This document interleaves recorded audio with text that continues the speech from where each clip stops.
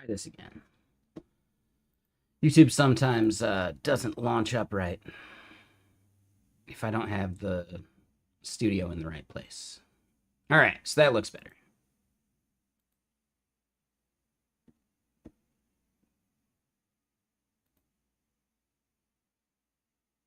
That's actually working now. Cool. Pop out chat. Copy the link.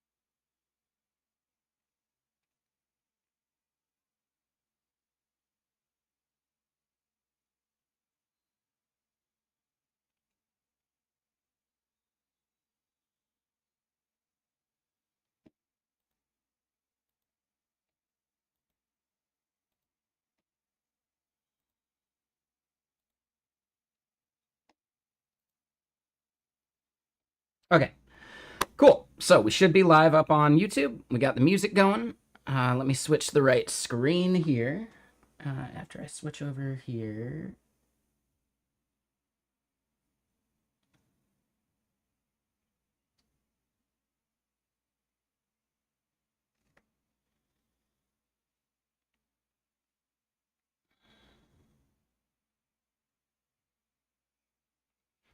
Okay, switching here.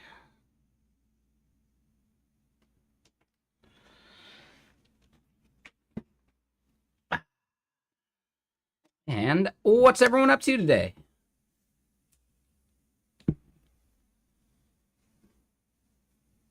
I got plenty of water.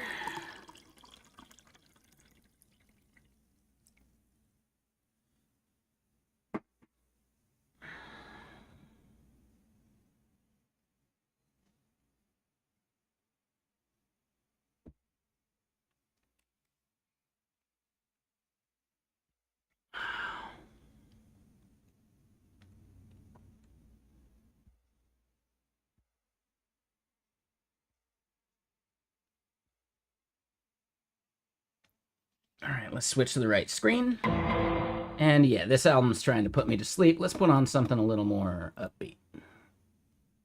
It is just a single track, but whatever. It's something for now while I look for something else. Oh, we haven't heard these albums in ages. Yeah.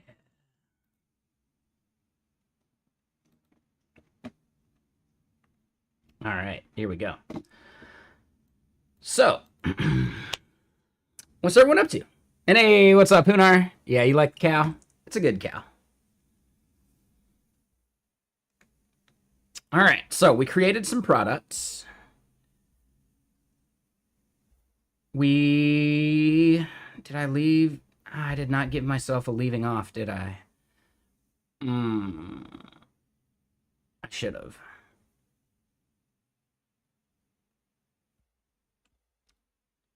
All right, so yeah, that's right. So we had to bring down the database. We needed to add yearly and monthly product IDs.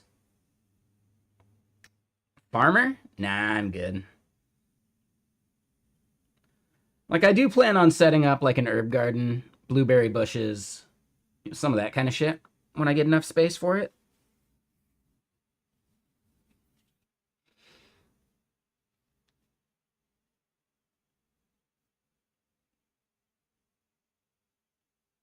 Honestly, I should do that on my patio. I could have blueberry bushes out there. Be kind of bulky. Like, I don't know. Yeah, I want to get like a proper bit of land for the blueberry bushes. But yeah, herb garden stuff I definitely want to do.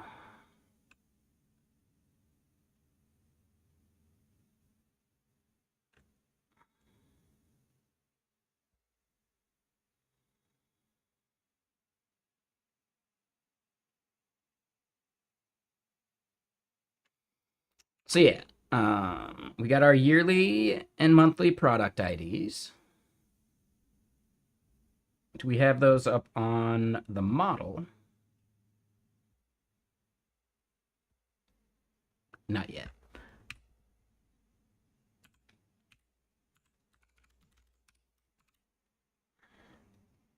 All right, so now we got those two IDs in there. We need to update our seating.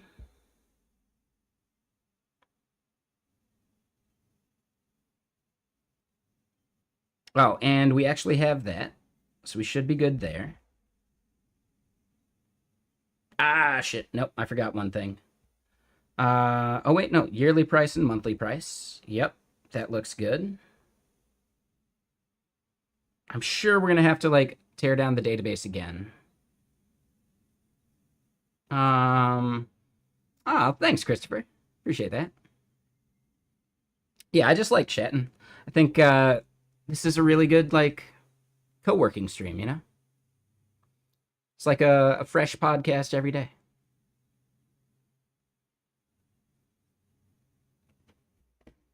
With way less focus. But okay, so Hunar, you got 2 raspberry, 2 cherry, 2 apple, 2 pear, 1 almond, and a vegetable patch in your backyard. I normally do, Christopher. Like, you know, I do got to admit, sometimes I can be a jerk. Usually it involves some whiskey. Usually it involves, you know, someone else at least meeting me halfway. Like they're also being a jerk, but I should be less of a jerk. I admit that. So, I try and keep it chill.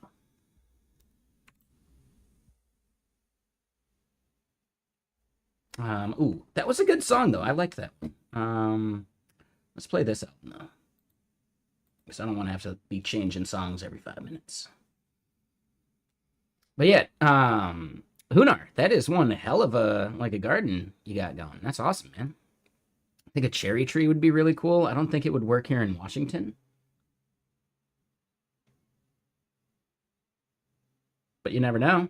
I mean, they grow Rainier cherries around here, so why not?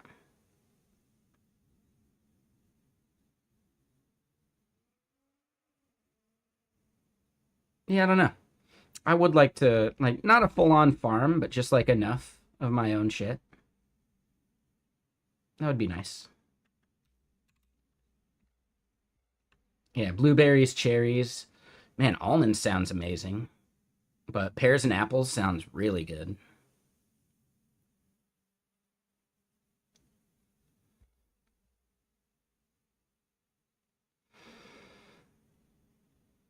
I think I'd prefer to do it for stuff that doesn't last as long, you know? Like when you buy it at the store, you got like 3 days to eat it. I'd rather have that stuff and just like pluck what I want as I want it. So then apples make less sense because you can just buy apples and they keep for a long time.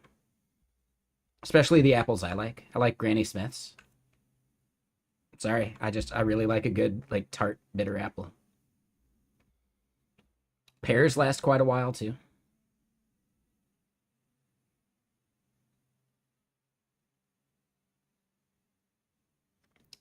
Oh, interesting, Hunar. So the seeds survived your compost box, and they started growing in your vegetable patch. That's funny. But okay, so billing tiers we've got set here. Monthly, yearly. Yep, this part's broken now.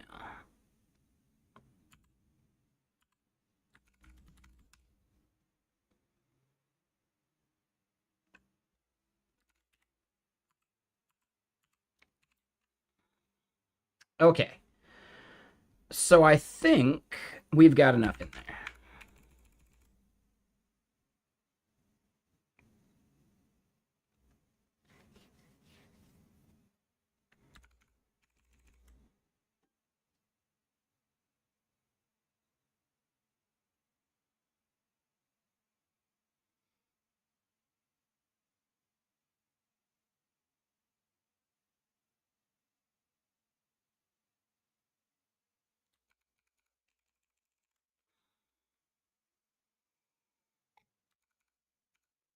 think we're ready to reset. But I have to do /. Wait, did I not create a script for that?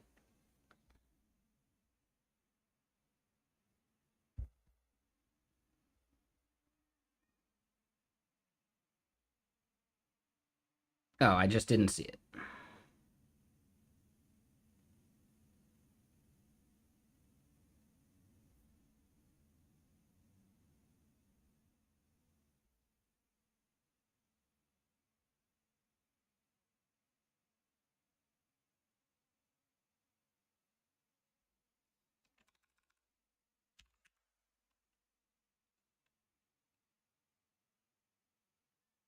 Oh, okay.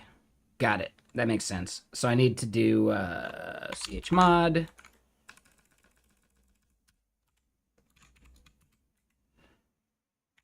Yeah, I didn't realize that // actually filtered for things that were executable. That's kind of cool. I did not know that.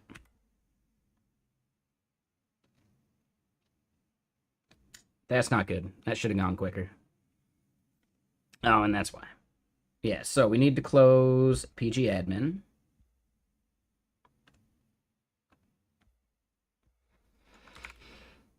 Four other sessions using the database? Really?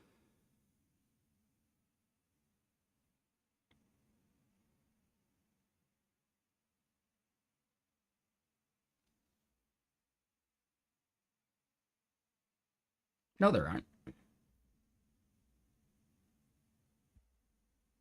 Oh, yeah, there are.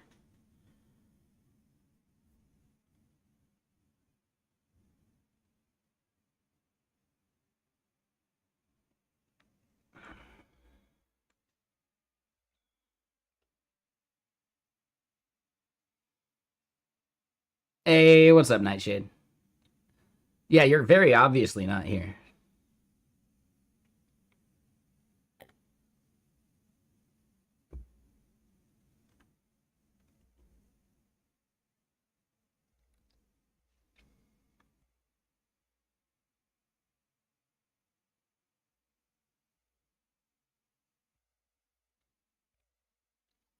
All right, so I should be able to do this now. There we go. All right, but we get an error. Stripe monthly ID is not it. Damn. Yeah, I messed that up. Monthly product ID. Yeah. I done did broke it.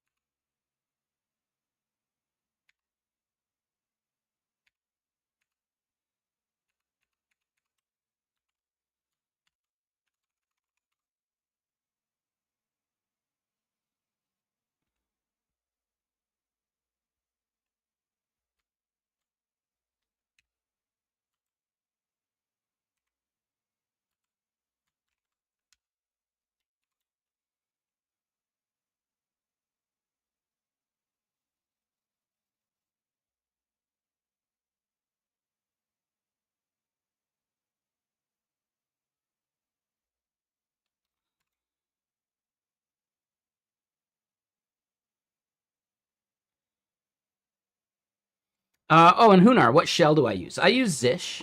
Oh my Zish. The terminal emulator is Ghosty. And you know what? Yeah, we should change up the shader. All right, it's no longer 4th of July. We don't need the fireworks. So, let's look at some shaders.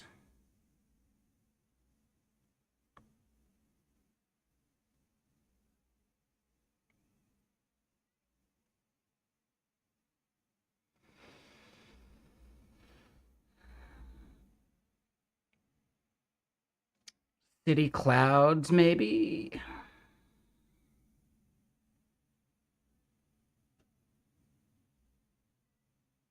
Ooh, the DVD one? Let's do DVD.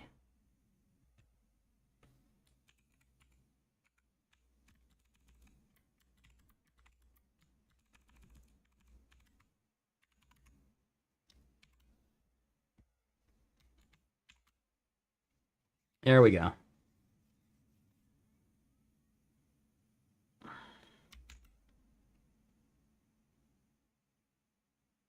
Will it hit the corner? We may never know.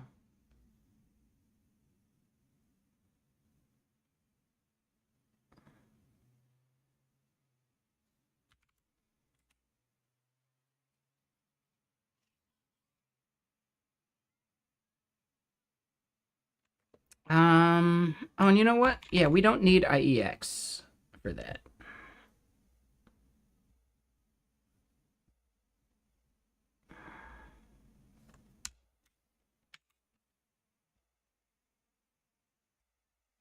So let's just double check that.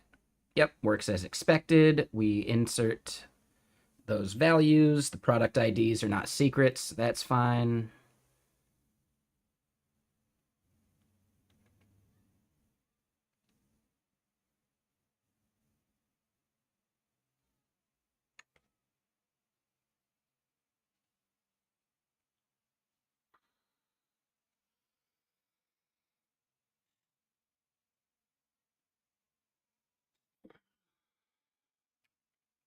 I'm thinking eventually we'll just have like a billing tier.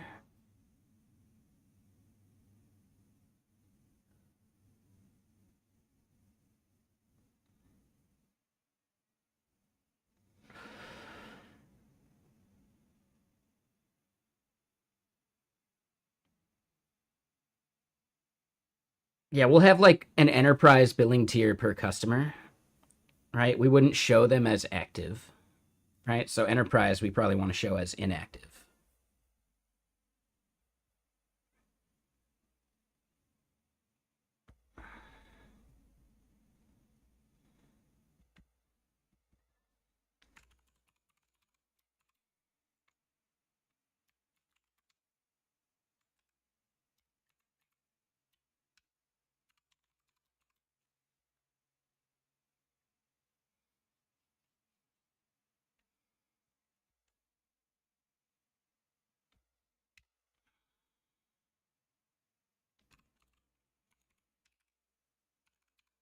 I messed this one up.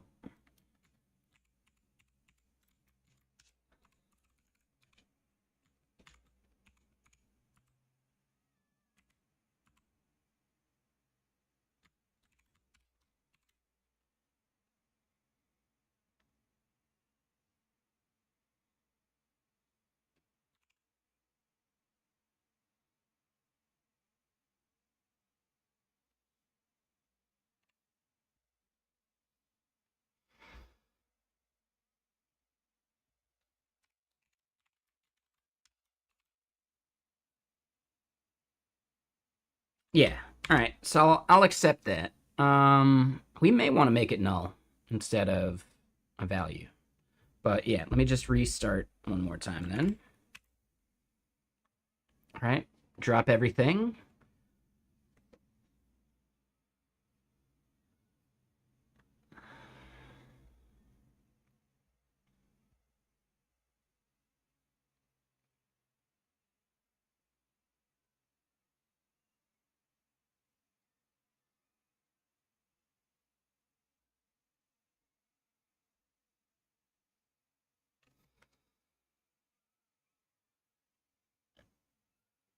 All right. So now that we have the plans actually scaffolded in the DB,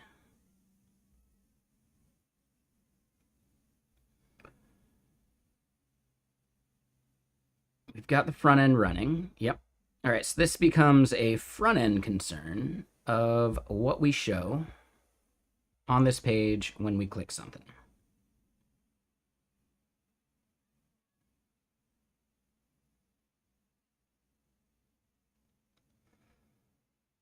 So these select buttons do nothing. So that's the part we need to wire up.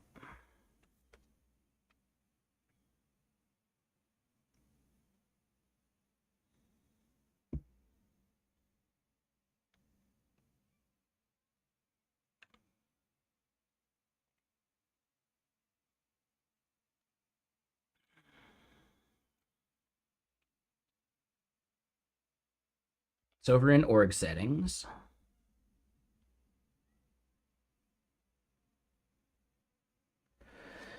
And hold on. So they're actually going to stay buttons.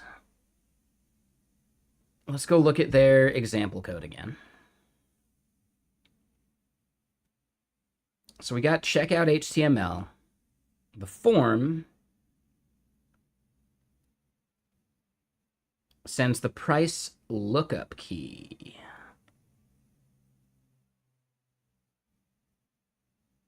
So does that mean I need to give these price lookup keys?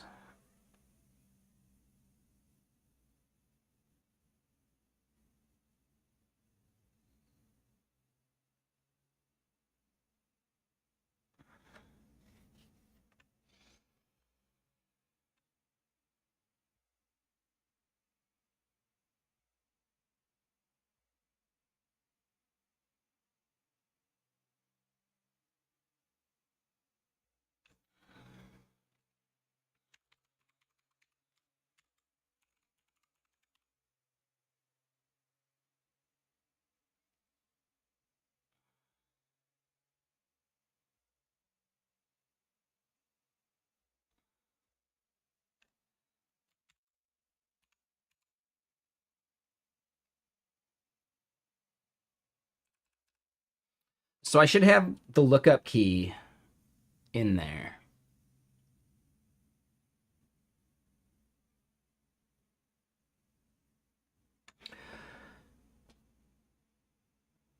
Let's look this up.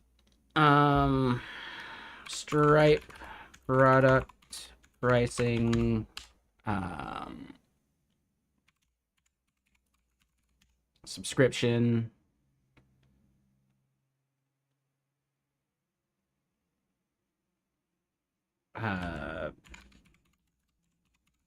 best practices.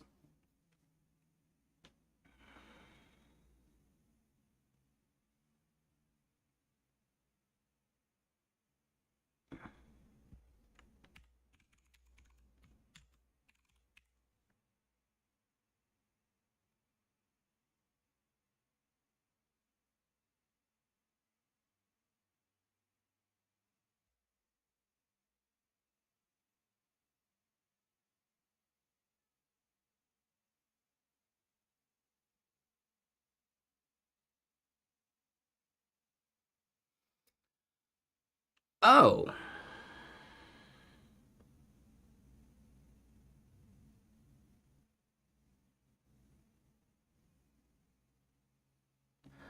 So I should just be using lookup key.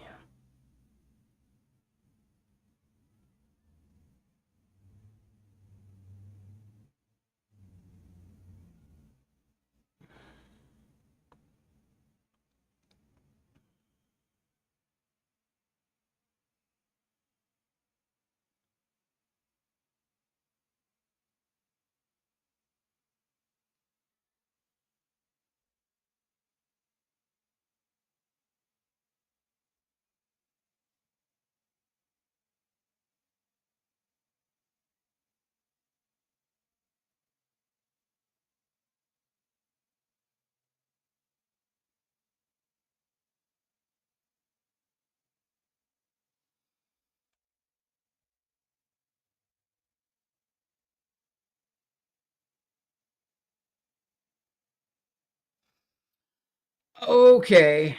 Nope, I see it now. All right. So yeah. Cancel. Cancel. Yeah. So the prices are things that we can actually just set internally. So I don't need a monthly and a yearly. And I don't need to track product or price ID.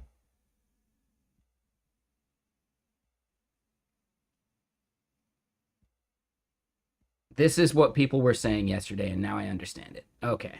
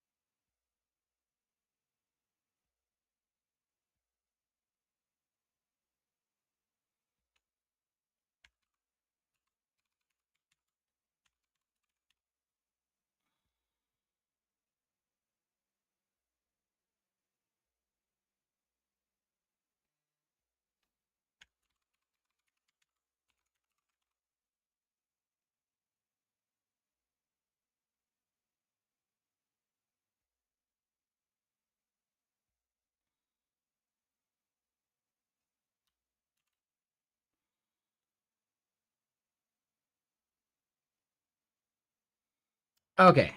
I like it. All right. Now I see what they were saying. Yeah. It took me a second to get it.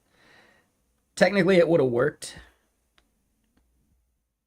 but it's just cleaner if we do these as prices, not products.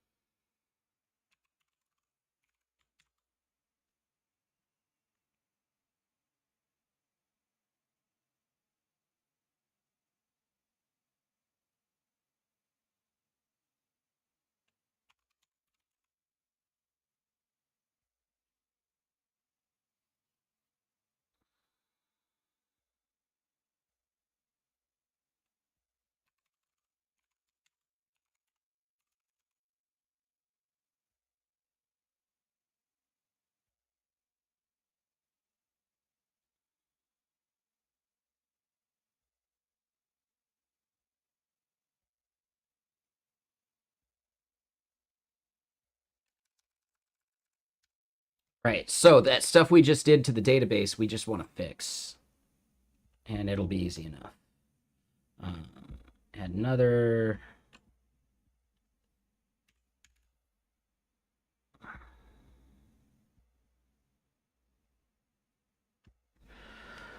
This one is a unicorn yearly.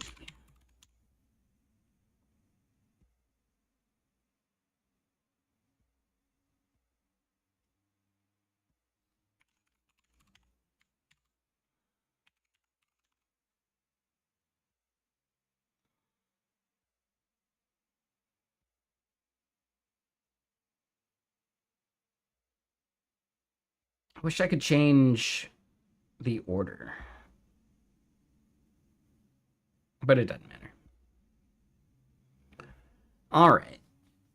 So then, yeah, if we go back to the back end, we don't actually need this. It's always going to be these values. So instead of product ID, Stripe monthly lookup key.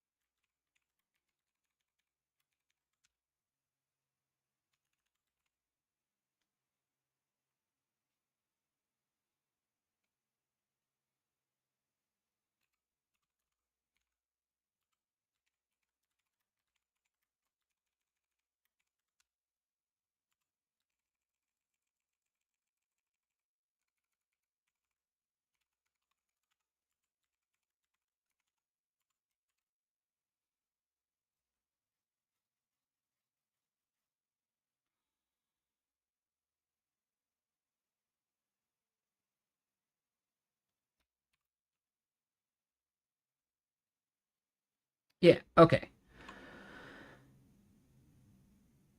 So that fixes that. Let me just do this real quick. Toasty!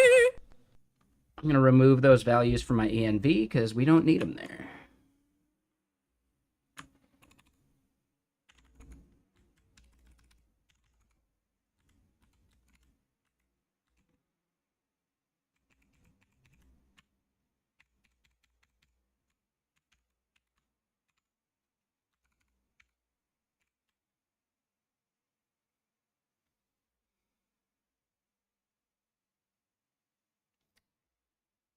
Okay.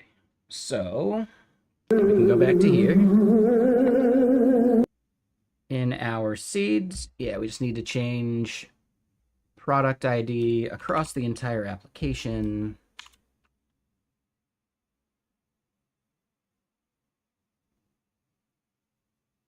To lookup key.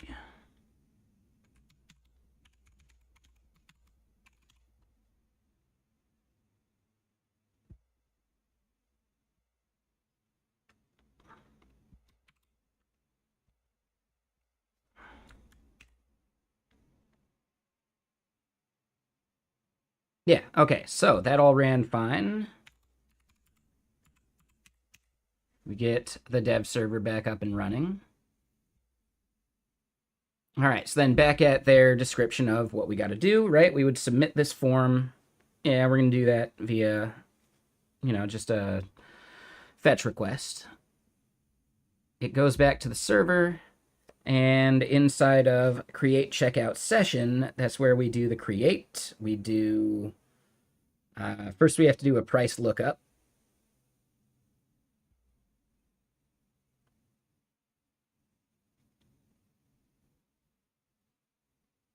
Okay.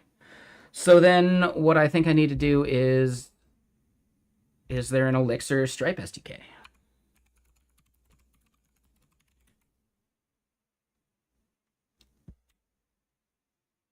Stripety stripe.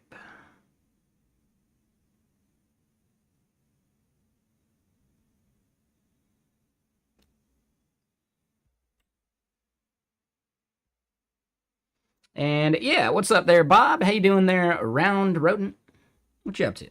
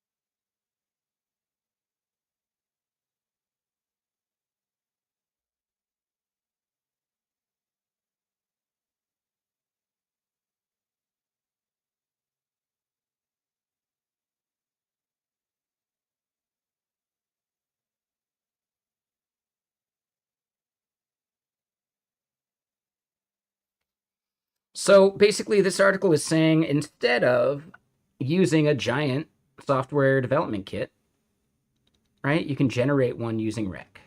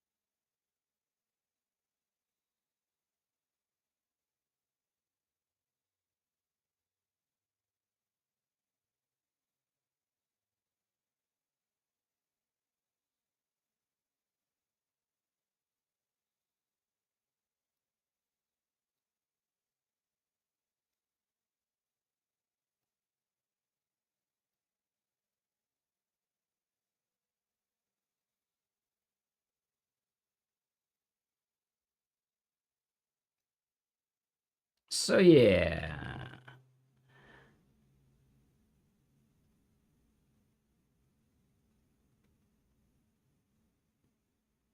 The webhook stuff looks easy enough. I don't know. I think I still want to use Stripedy Stripe.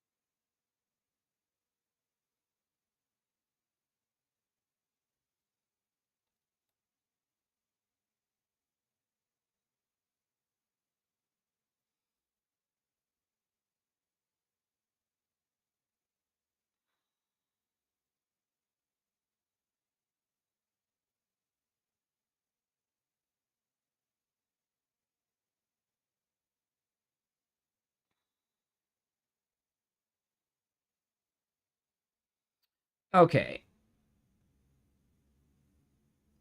Have I ever tried my hand at game dev?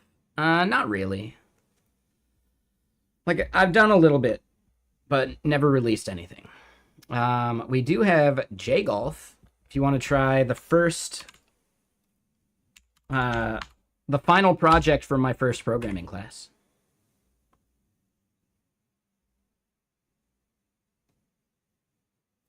Keep in mind, it's not like the first time I ever did programming. It was just the first time I had a class.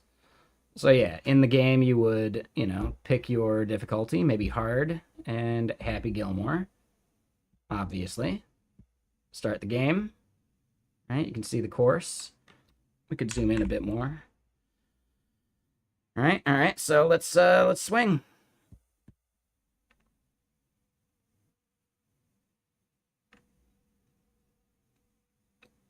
So technically, yes, I have tried my hand at game dev. Very, very lightly. At one point, we were making J-Golf 2.0, which would have bouncing and, like faux physics and all sorts of stuff in it. That was fun. We did that on stream a little bit. But I want to be self-sufficient. I want to have businesses I can run that make some money, and then I can afford to, pursue passion projects like game dev.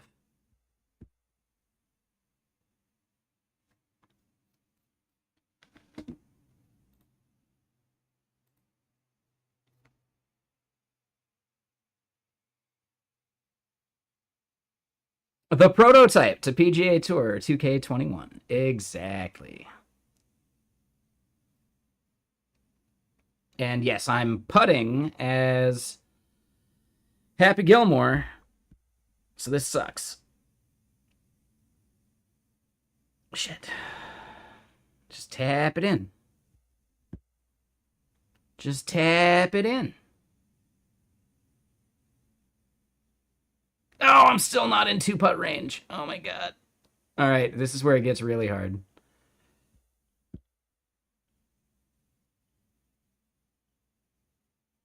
All right, he should be able to two-putt that one. All right.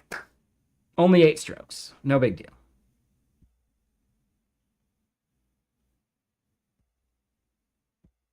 Game dev is its own special beast, round rodent.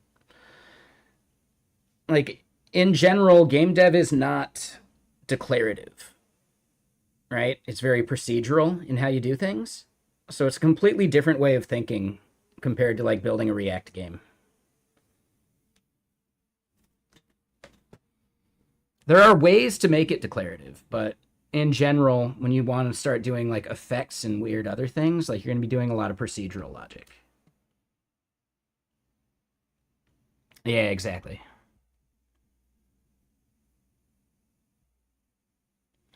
One thing that's important to remember, though, is the game that you see is just a visualization of the underlying systems, right? So you don't necessarily have to have the visual be exact to what's calculated. I don't know how I can make this like a better example of it, but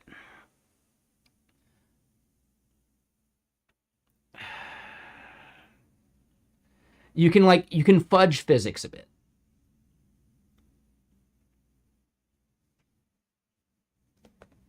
I think that's the best way of phrasing that.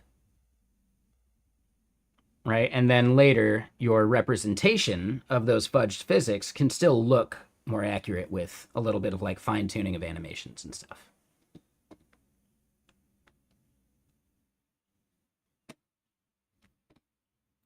Thank you for the follow, Wololo. Appreciate you. Welcome. But yeah, what's up, Brainless? What you up to, Mr. Sir? So I got a quick question for Brainless here, because they are the resident Elixir expert.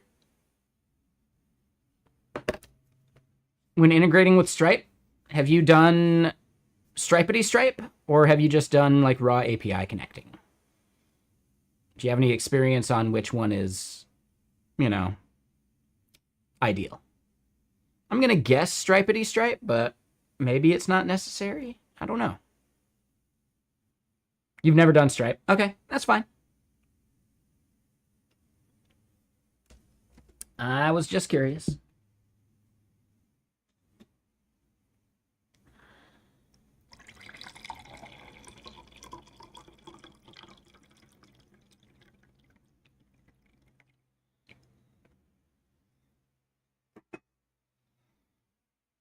And hey, what's up, Taco Bandit?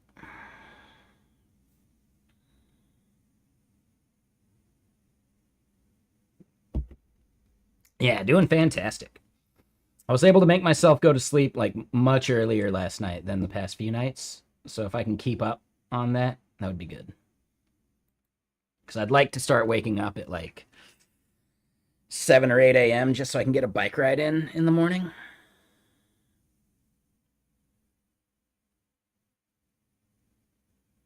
Spinning up a Stripe Express server to handle payments? Why the fuck would I do that? Hell no.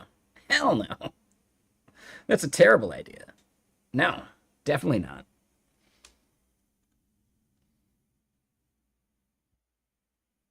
No, that sounds like the worst idea I could think of. Why would I want to complicate my deployment strategy? Just to save a little bit on the Stripe integration. I don't even think you save that much. No, hell no. Hell no. Sorry. Nope.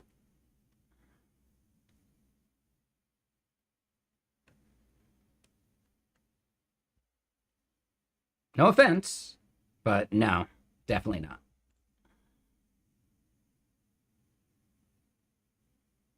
not. There's only one SDK to consider, and that's Stripety Stripe. So we'll just do that.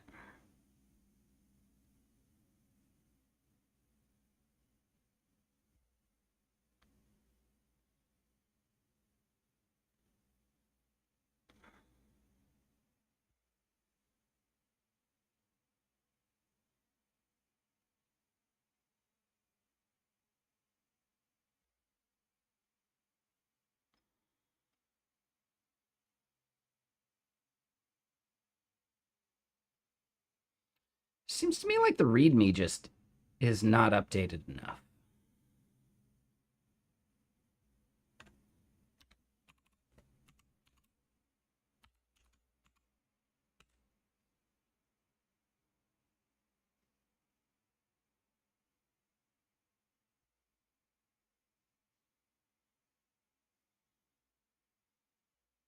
Yeah, that looks way better. Yeah, exactly.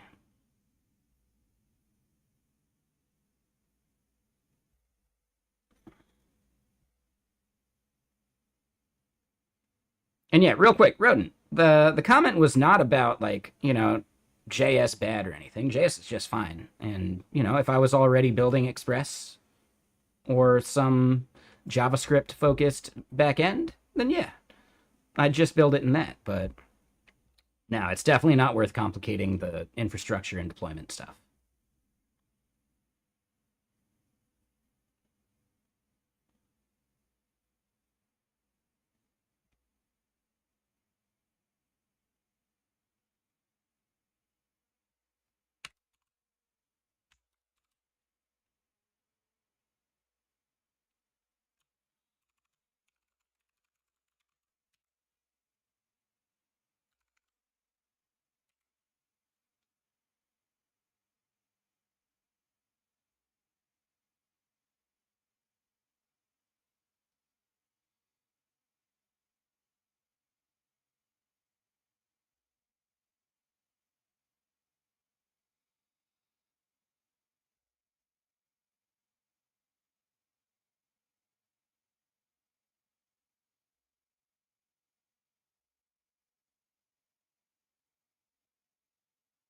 All right, so yeah, it's probably stripe.checkout.session.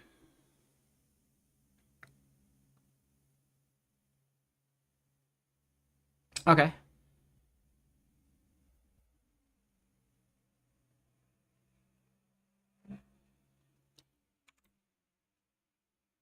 So our next step then, we need to expose some endpoints.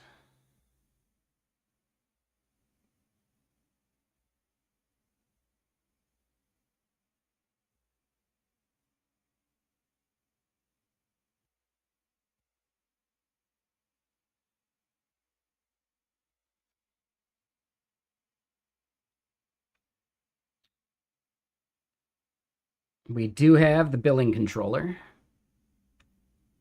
All right, so yeah, getting the billing tiers. I'm okay with that.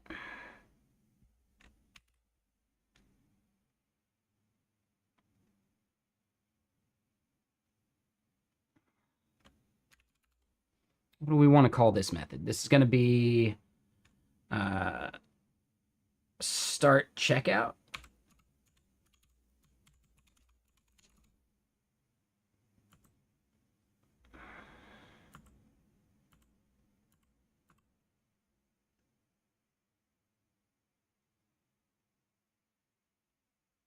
Wow. It just nailed it.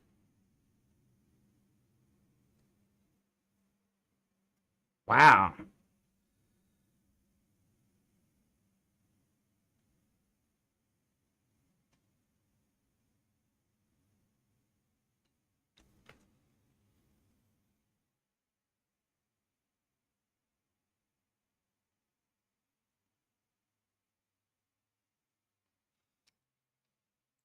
Yeah, billing JSON needs some stuff. Sure. And yeah, I don't think data makes any sense. Right? We're not going to be sharing that.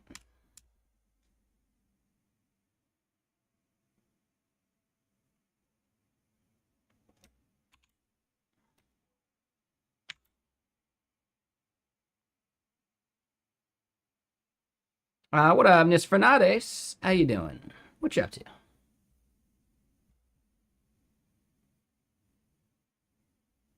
And damn, round rodent. I didn't bum you out. I was just responding emphatically. Wow, they straight up just left. eh, you know, maybe we don't need those kind of suggestions here in the future anyway.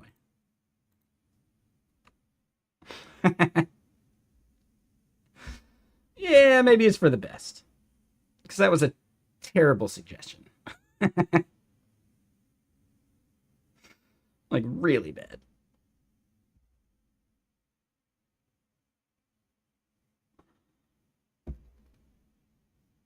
Like, really bad suggestion.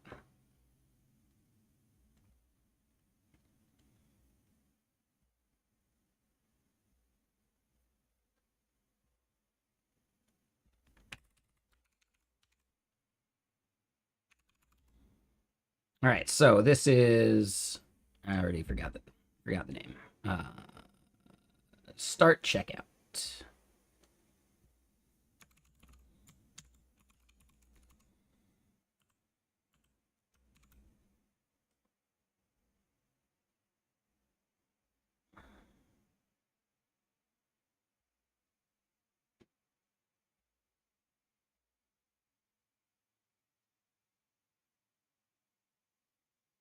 All right, so one thing that's going wrong here is we are not doing the fetch. And yeah, let me get the back end up front.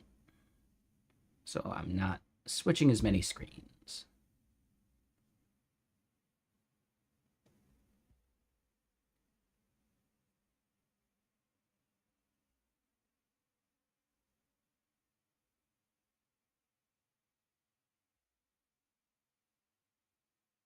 All right, so the part that we need to do is we need to do price list lookup keys.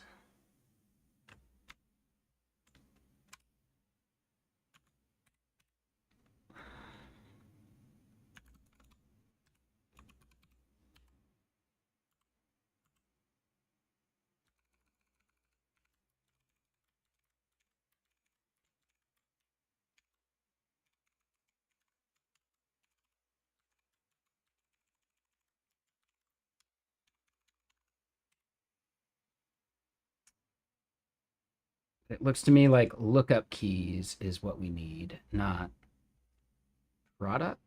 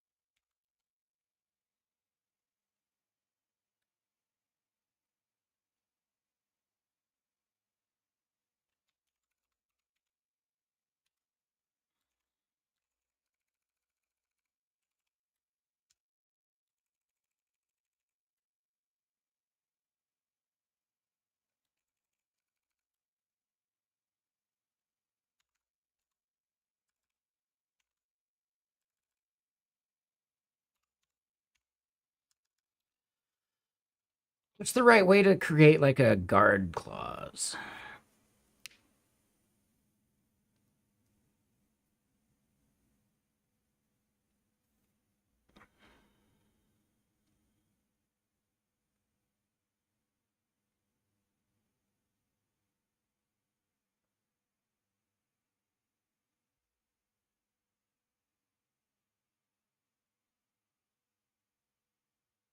Def guard.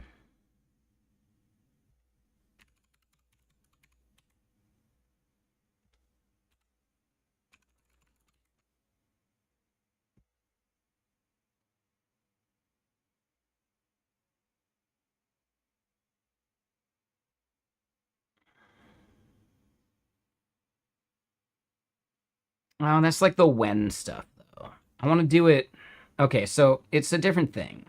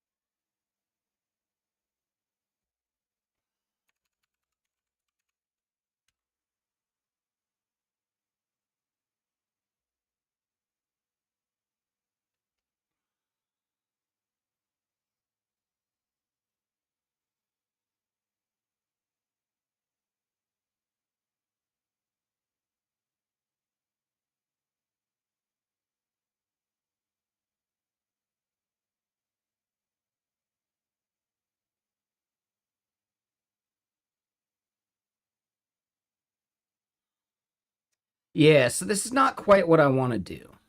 Um, yeah, I guess guard clause is maybe the wrong thing. What I want to do is I want to early return if we don't get a price here. And it seems to me like the only way to really do that is to do a case and then like a nested case. Yeah. Multi-clause. I just want to do like an early return, like if this fails.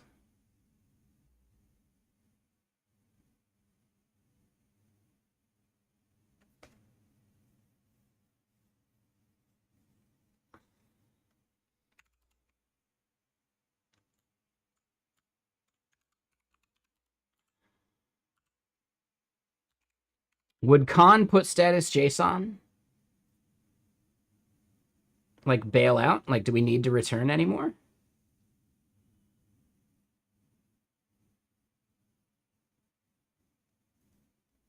Or do I want to wrap this as in an else?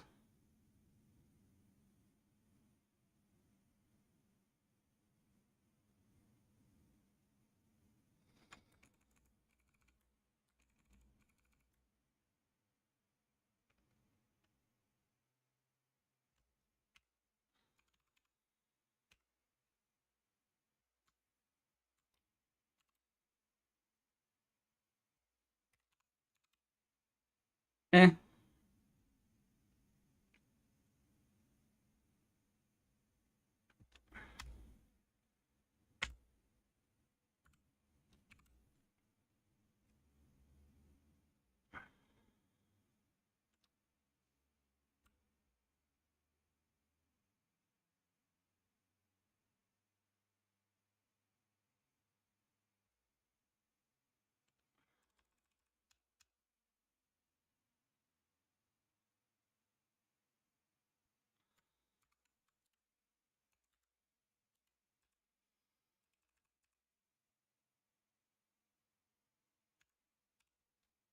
So, okay. Price list actually does the okay error thing.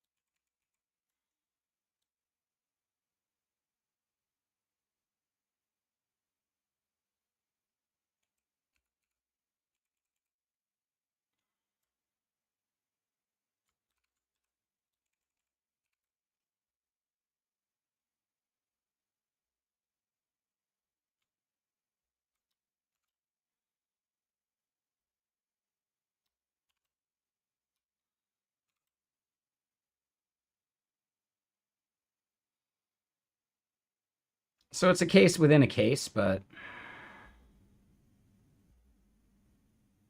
whatever.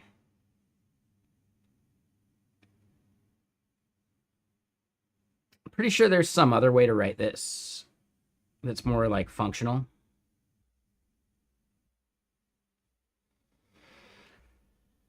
Like, it reminds me of some stuff that I've seen like Dylan Mulroy do with OCaml before. I feel like the same syntax should be possible with Elixir, but maybe not.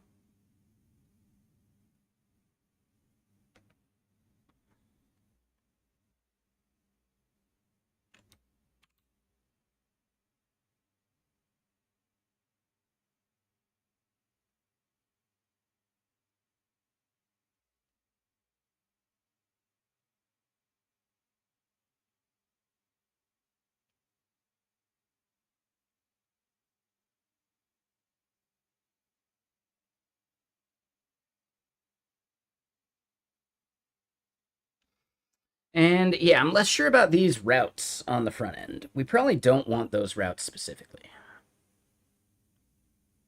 Hey, Lana, what's up?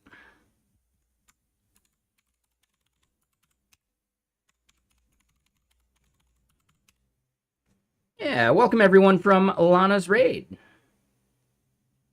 I should do a 3-minute ad, totally. It did just start. Damn it. An ad did just start. It's only 30 seconds, though.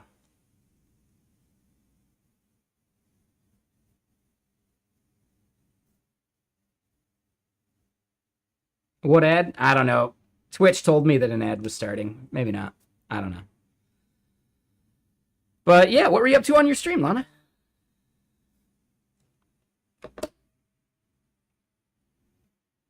It's going well. Yeah, we're integrating Stripe into this Blue Sky listening tool.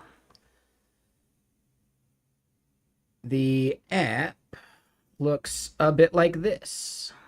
So it's pretty fun, you know, styling and all that. But yeah, our goal is to wire up these, like, you know, select plan buttons. It's partially Blue Sky. It's more like we're going to add listening for other things too. And thank you, Invoke Reversing.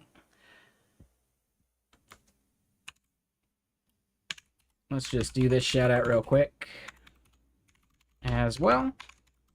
Might have to wait. Gotta wait to do that. But yeah, so basically the idea is we can listen to Blue Sky at first and listen for events, right? Like keywords of people mentioning something. So I work at a company called GitKraken. We might want to listen for someone mentioning GitLens, right? But maybe they didn't tag us. So we wouldn't get any notification of that unless we have something like listening for every message on Blue Sky. And we can do that because Blue Sky makes it really easy using the thing called the Firehose, which I may have closed. Nope, here it is. So Blue Sky is a totally open protocol, or technically ATProto, the protocol behind it. We're not even caching because who cares? We only care about the message when it comes in, and then we just throw it off. So it's not a search. No, all we're doing is we are listening for every message that comes through the Firehose. Exactly, Pandart. Yep, I'm almost positive that's a reference. Yeah. I'm almost positive that's the reference they're making. He found the marble in the pool of oatmeal.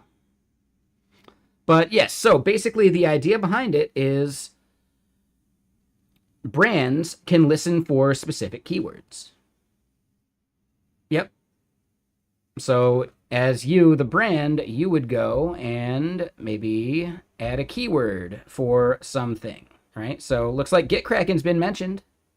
Oh, but database might be down right now because I am in the middle of doing stuff. Oh, I'm in the middle of doing too much stuff.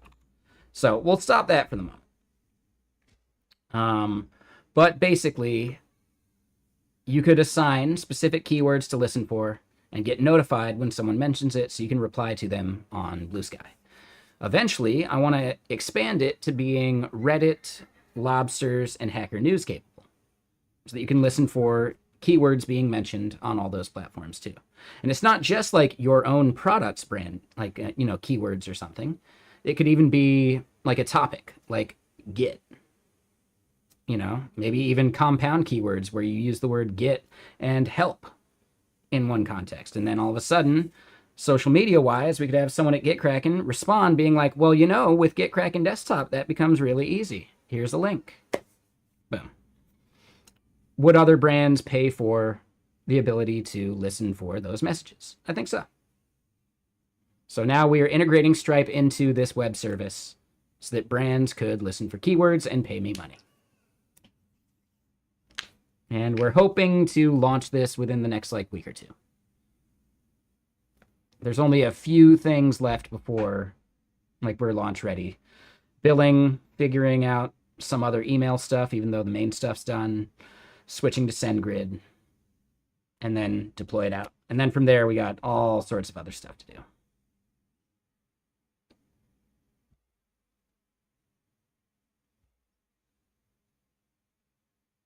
So yeah, Lana was working on, she said, and I missed it, did some work on the character controller today.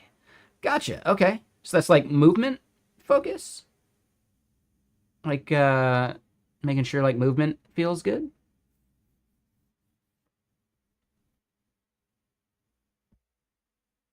And yeah, welcome everyone from the raids. I appreciate you. Thank you all for hanging out. This service that I'm building, right, Messijo here, you know, if you caught the UHF reference, do you know the Messijo reference?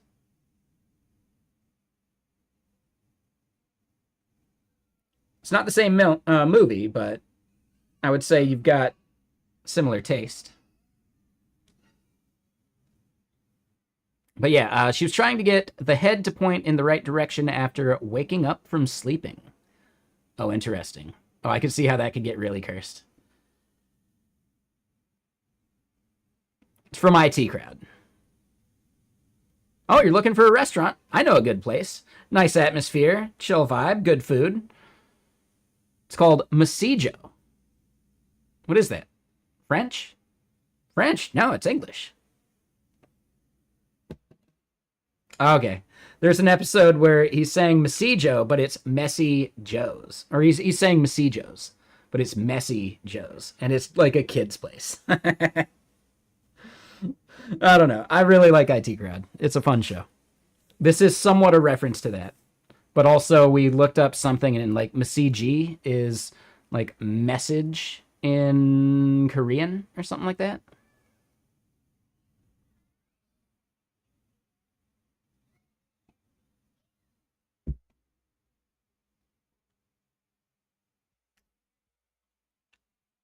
Yeah, we are going to be running into a bunch of like SEO problems because of Messi. But I think eventually we'll be good.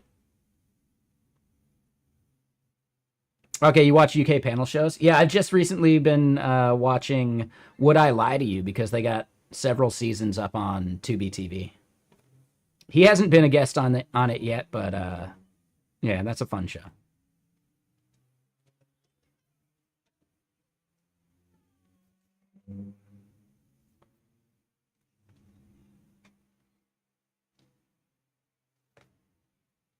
You didn't even get it? I mean, in the show, they show you, right? It shows the sign Messy Joe's.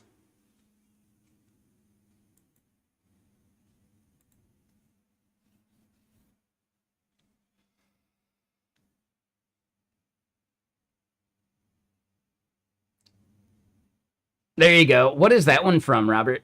I forget that one. I forget that reference.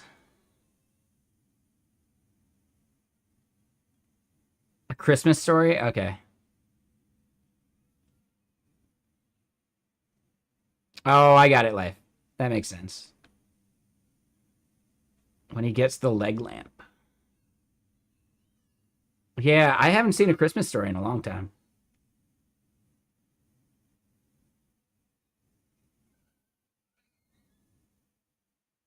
Yeah, I don't know, Robert. Yeah, I need to watch it again. Hasn't been on Taskmaster. I haven't seen Taskmaster yet. But yeah, Would I Lie to You is a fun one.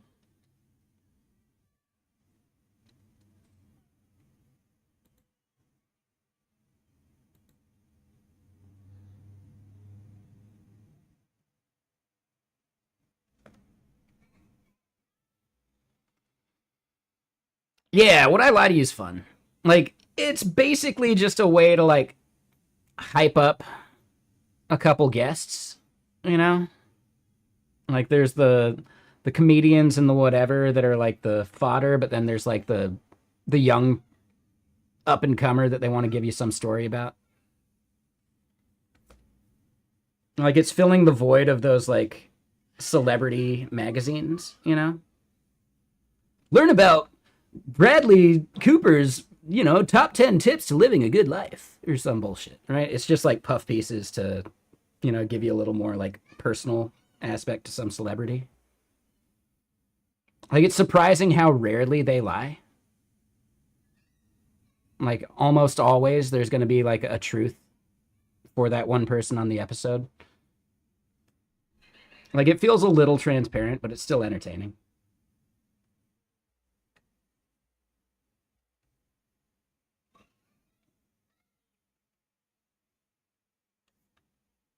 Like you watch enough episodes and you can pick up a pattern.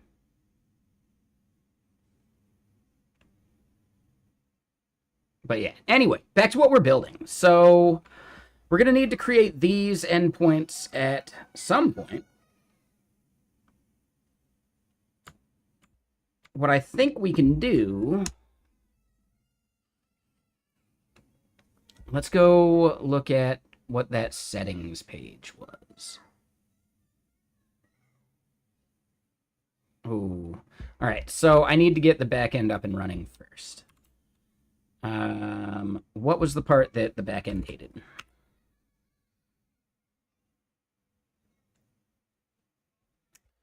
Maybe it wasn't so bad. Maybe it was just an expired token.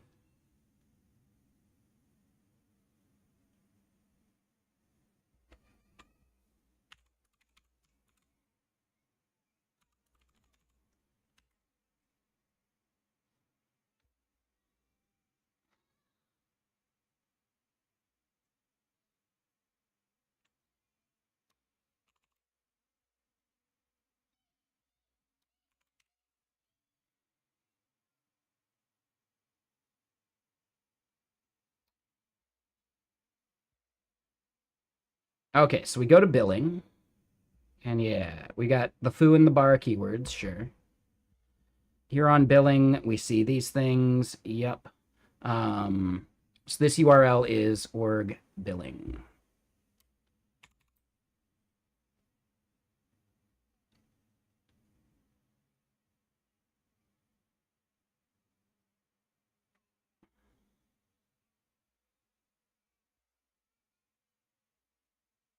All right, so the place we want to go when successful would be something like that.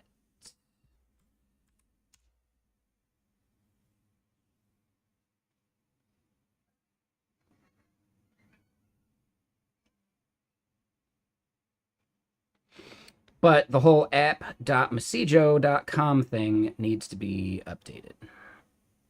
So that needs to be interpolated from an env var.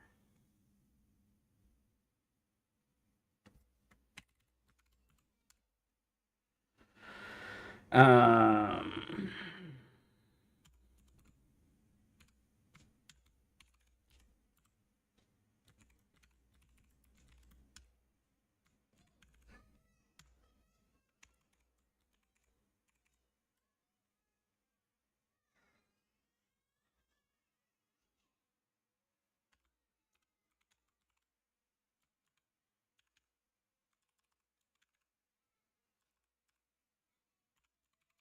there it is. Base URL.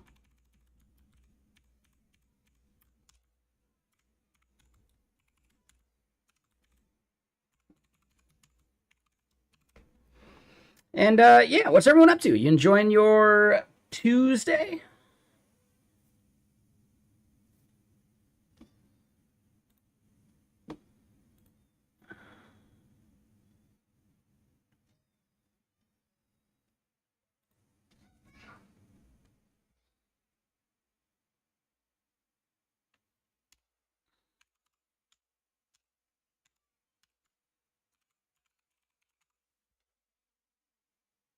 And I'm missing something. We want settings.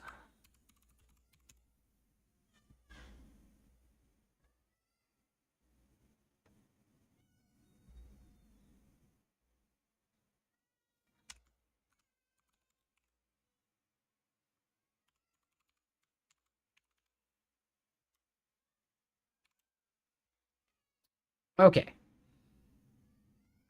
Ooh, and I think this song tries to put us to sleep. So yeah, we'll skip to the next album.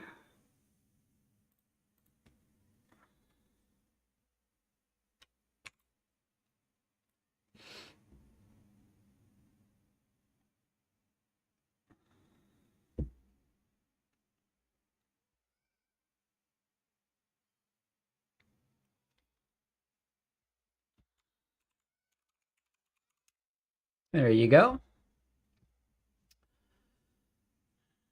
All right, so then, yeah, billing, let's just say success,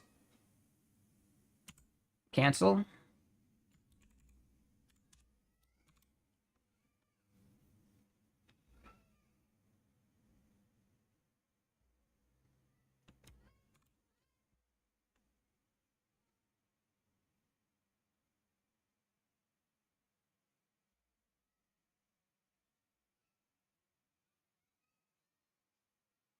Wait, what do you mean?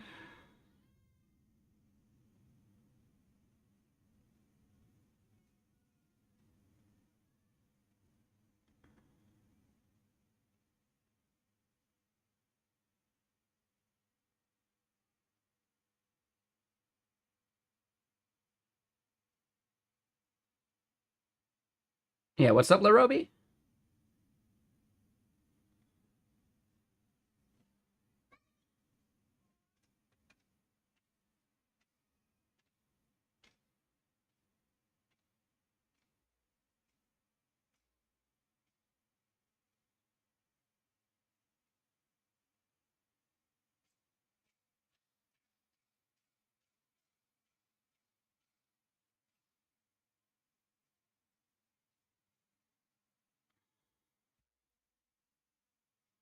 No, it's actually there.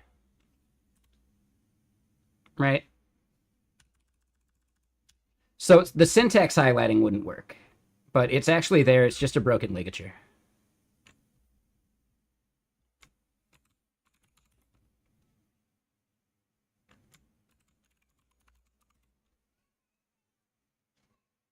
So yeah, there's a link to the currently playing song, and then there's a link to my Bandcamp playlist, which has most of what I'm playing pretty much all the time. Oh, it's fine, Shamila. Like, every stream does it different. Yeah, don't worry about that. But yeah, Larobi, it's just a broken ligature. If I hit a space, you know, it's actually there.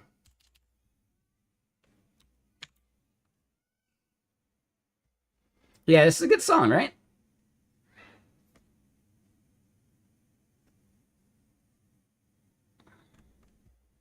Yeah, we've got a few broken ligatures, which are kind of annoying.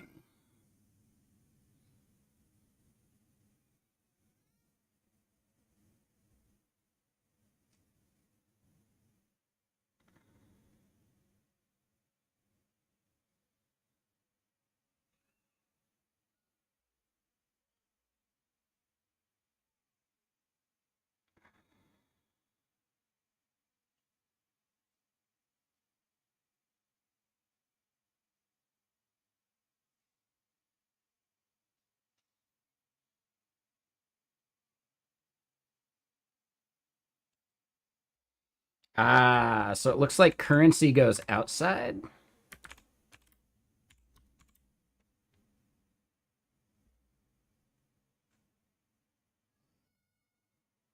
That looks like that's what that bug was. Nice. Let me just double check what they recommend in here. Mode is subscription. Oh, looks like we didn't nail it.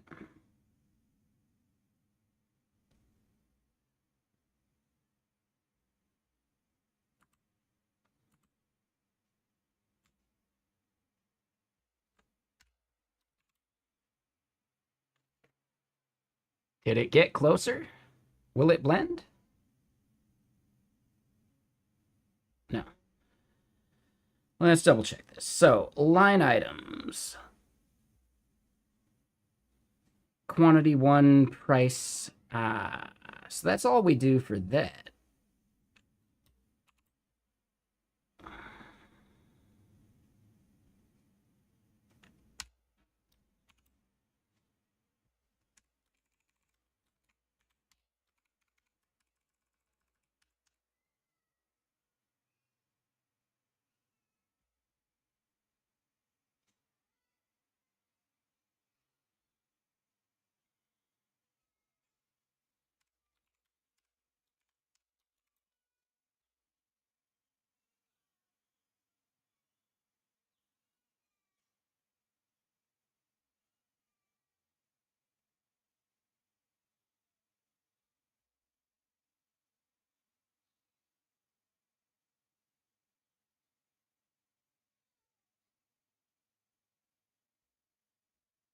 Wonder if their docs are out of date.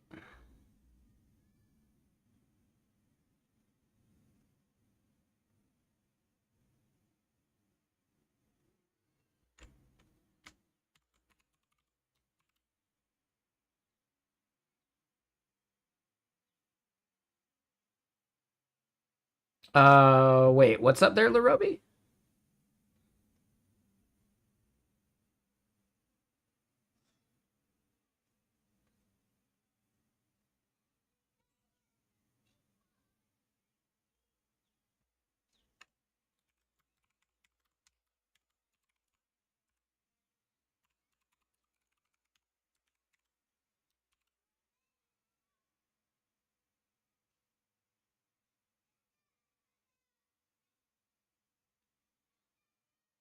Okay, looks like we might have fixed it.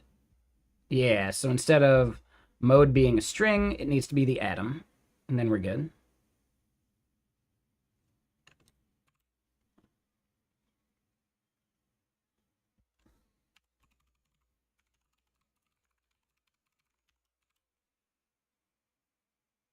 Okay, so we end up creating this endpoint.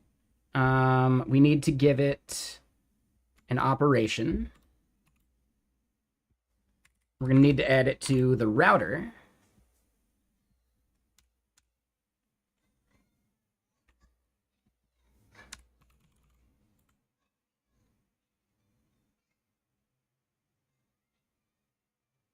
Oh, this is not Elixir syntax. This is Ruby.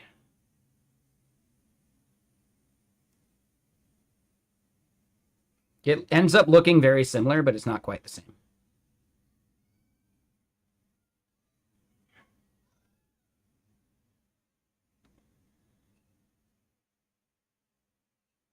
Yes, this is basically like Ruby's try-catch.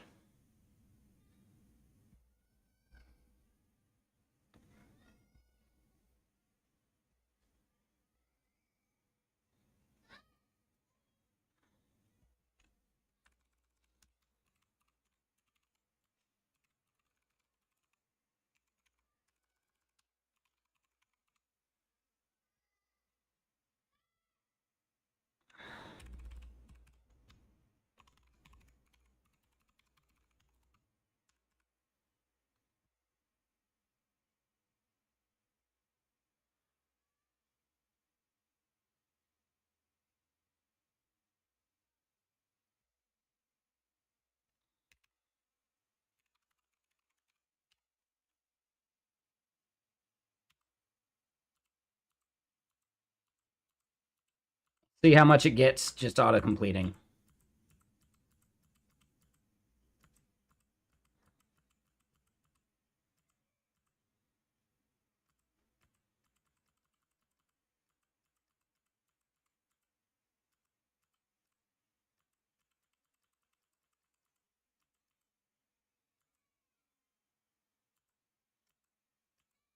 This seems like way too much.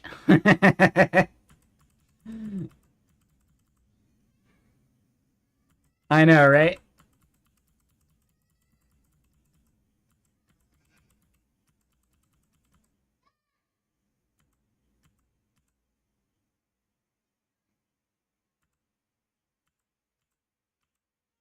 I feel like it's just repeating itself. Dude, yeah, Clippy's getting dizzy.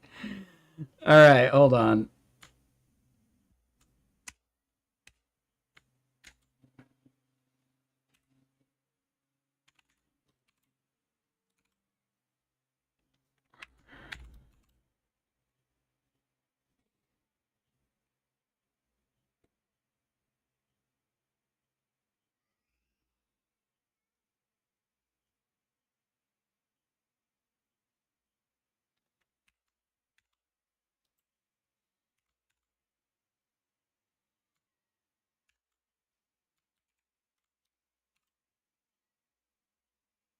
We're using Super Maven.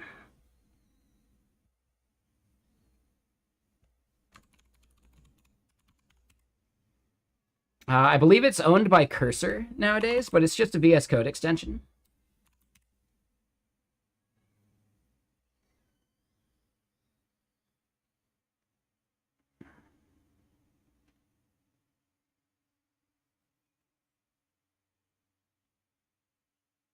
Yeah, right.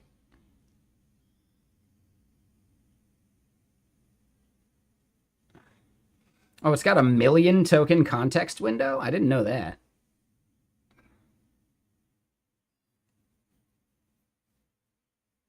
Yeah, I'm just on the free tier, too.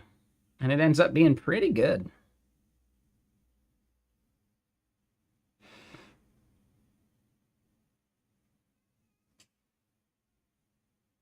Okay.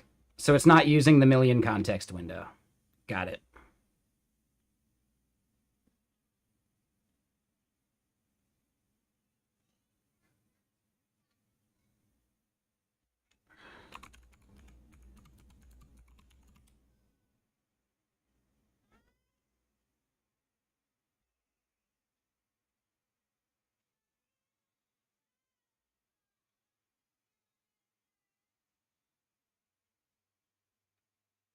So the free tier is somewhat limited. But yeah, they don't brag about their context window size.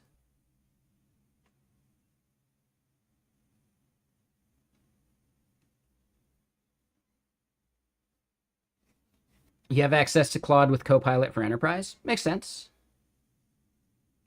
Yeah, I mean, the thing about Super Maven is I'm pretty sure you can wire it up to other models.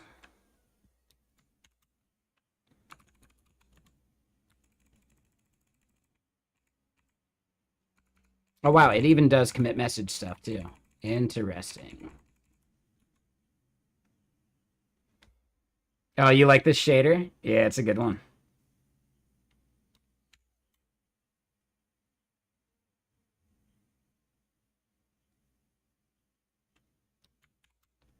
Here we go. Yeah, this one actually gets wonky due to memory leaking way quicker. That's the way it should look.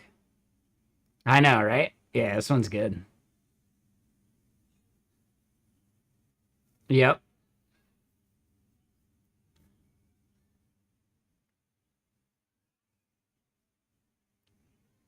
Oh! Oh, I thought I was going to hit the corner.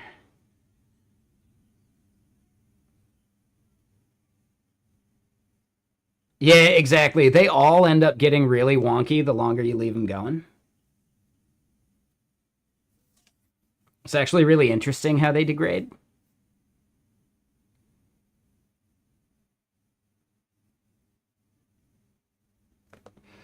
Are there any other shaders we should check out?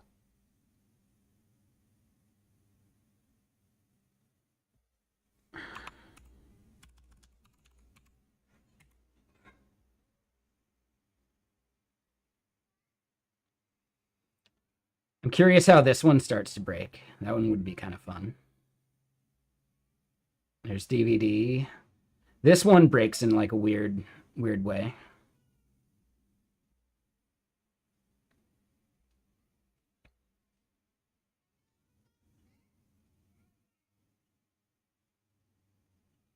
Yeah, exactly, right? Yep. Yeah, this one breaks in a really funky way.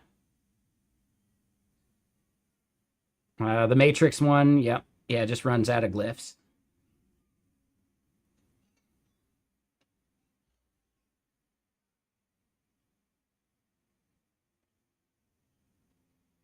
This one just like doubles up the raindrops. I'd be curious how the ocean one changes. But yeah, like, this is just good old fashioned fun. That's the whole point of Ghosty, right? They could not add a single other feature, and I would still say it's my terminal emulator of choice.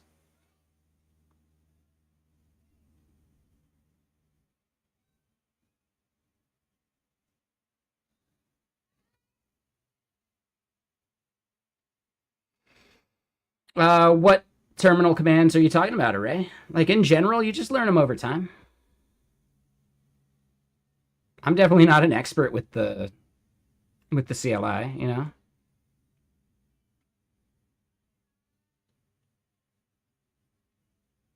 It just ends up being like, things that if you use them often enough, you get used to it. Ooh. All right, the ice pack in my beanie is now room temperature.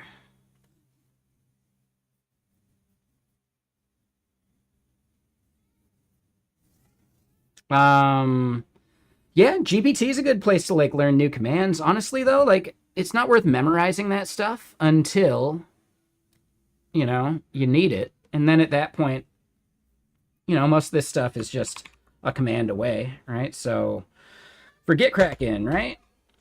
GK help, right? And then man pages or help commands really help you like figure out the nuts and bolts. TLDR.sh. Oh, I don't know that one.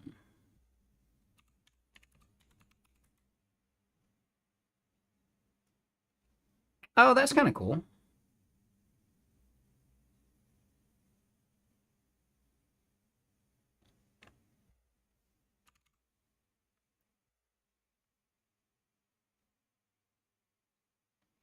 Oh, this is nifty. Yes, yeah. Dude, FFmpeg is tricky. Here's the thing, it's still not perfect. Like, we've had to use GPT for FFmpeg stuff, but even then, I had to go back and actually figure it out. Right? Like, it just kept hallucinating stuff, and when I'd tell it what was wrong, it'd be like, oh, let me fix that for you, and it just added an extra comma. No, FFmpeg is for video encoding and decoding. So if you want to convert from one format to another, or programmatically slice and dice video files and all that stuff, yeah. Auto bleep. Here we go. There is... Wrong place.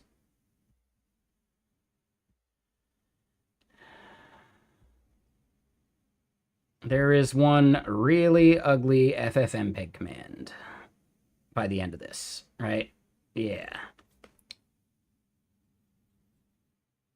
So yeah, we had to figure out the FFmpeg command for this on our own. Like, we were able to get a little bit of help, but then we just had to start reading the docs to figure it out better.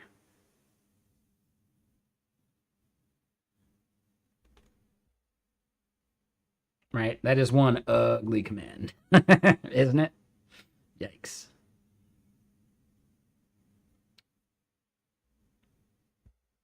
But yeah, this was fun to make. That was a good couple days, just nice and easy.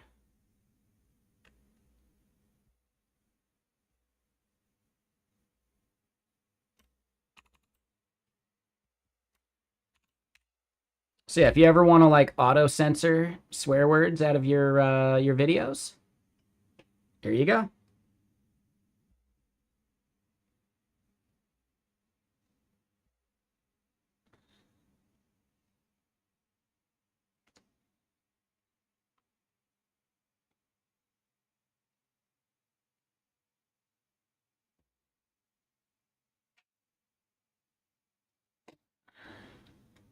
Yeah, it was fun.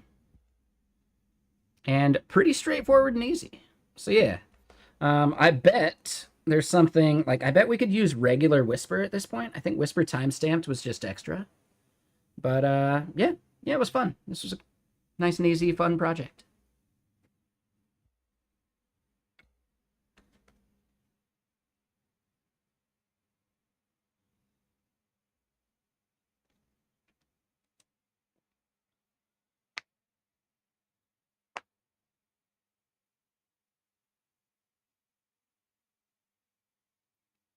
Interesting. Yeah, FFmpeg is magic. It's really cool. Yeah, this TLDR thing, though, I like that. I'm going to have to remember that. In fact, we're going to drag it to the archive. There you go.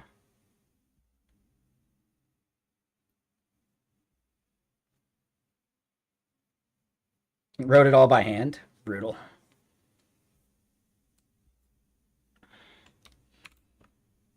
That's brutal. All right, so start checkout response.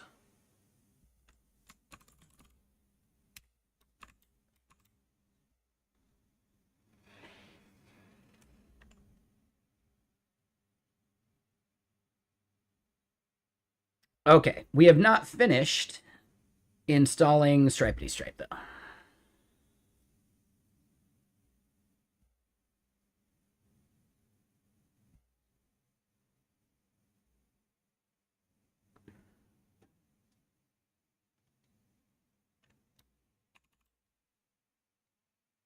All right, so in our config,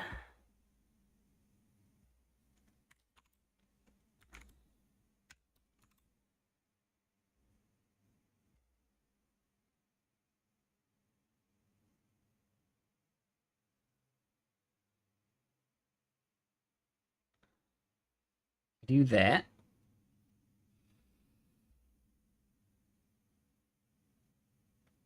We need to add Stripety Stripe to our applications.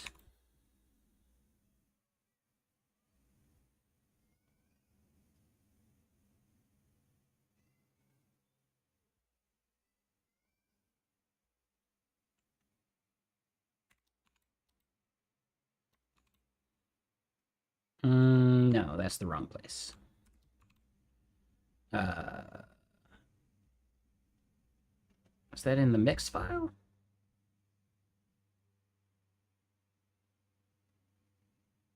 Extra applications, I believe. Yeah. We do see it's in applications, actually.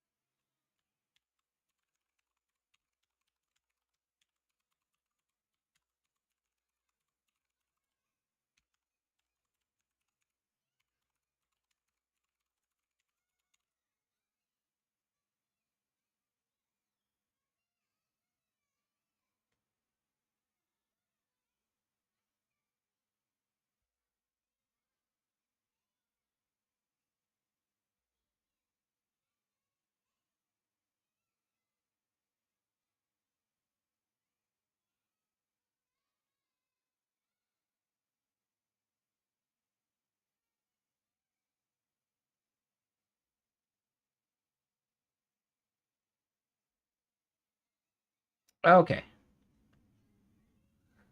So I think that's correct. We did want it in applications. Oh, not necessary if using Elixir 1.4. Oh, okay, never mind.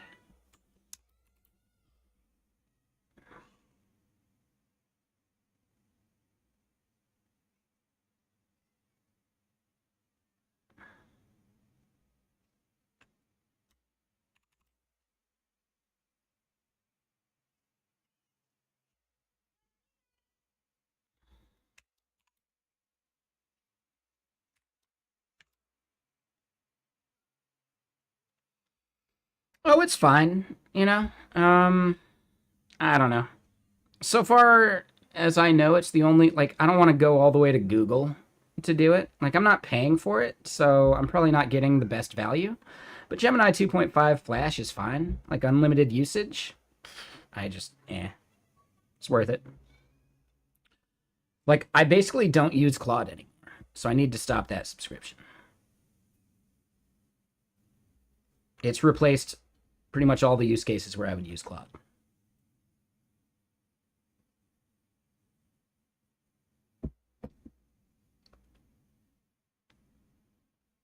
You know, I really like the ability theoretically to switch between models, but I don't know. I don't do it that much.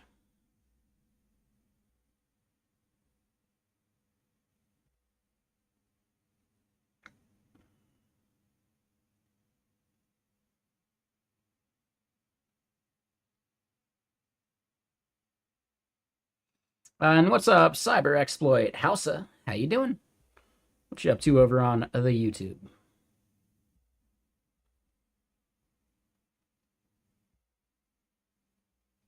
All right, let's close some of these tabs that we don't need real quick. All right, so I believe we've got Stripety Stripe configured, so we should be able to bring up the dev server.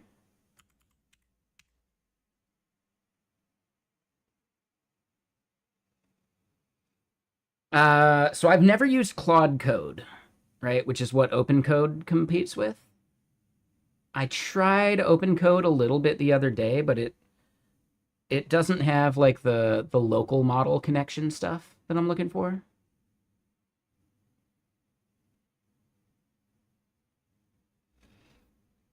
You think they'll have their own model at some point?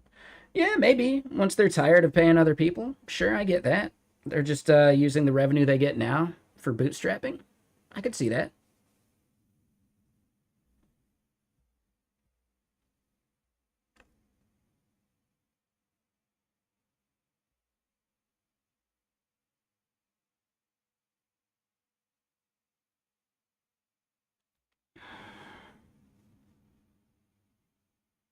Whole REST services in a good structured way. Yeah, I'll take your word for it.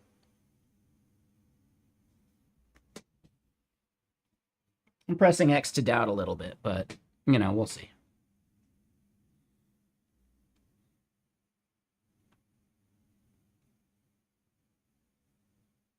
Sounds about right, 8. Yeah.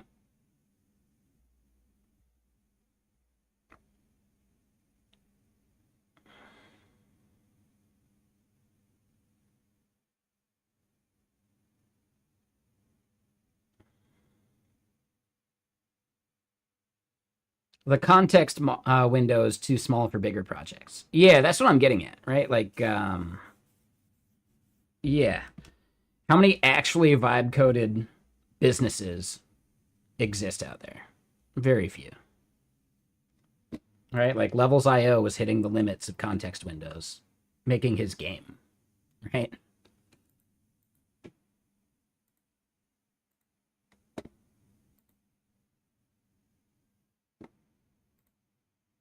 I think in general, to make vibe coding work better, you have to break your application down into like smaller things, though.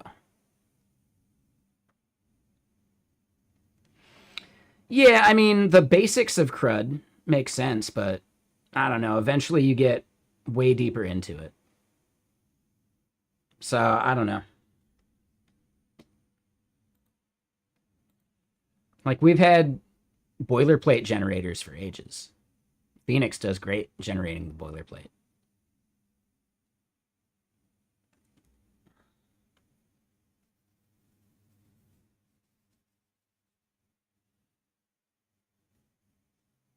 I guess. All right. All right, so we are launched. We need to get the front end hitting those endpoints. Oh, hold on, wait. I need to rebuild the SDK.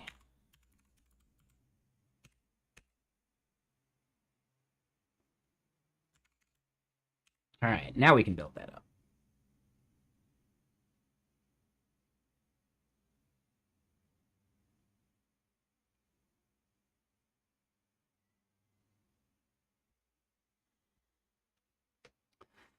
Yeah, I mean, I really do think vibe coding lends itself towards microservices.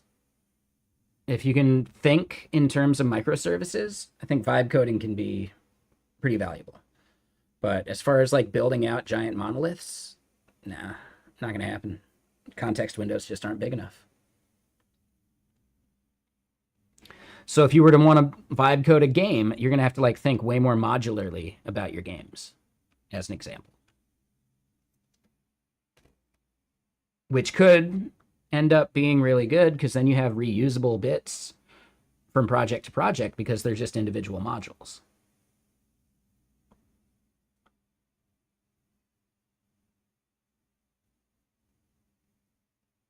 A flat tech stack?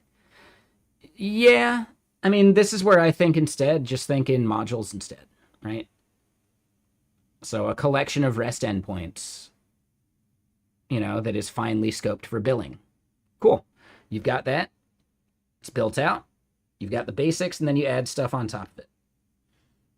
If you can start thinking that way, I think you could really, like, do significant app dev.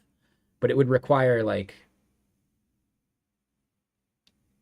yeah, just really, really, like, understanding the separation of concerns between your modules, which requires a lot of thinking up front that I don't think LLMs are going to be able to do for you. Yeah, like you'd have to put in all of this early planning work. How many people actually do that, though, right? Like at companies. There's a little bit of planning, but it's usually like figuring it out as you go. And that's how these giant, messy monoliths come to exist anyway.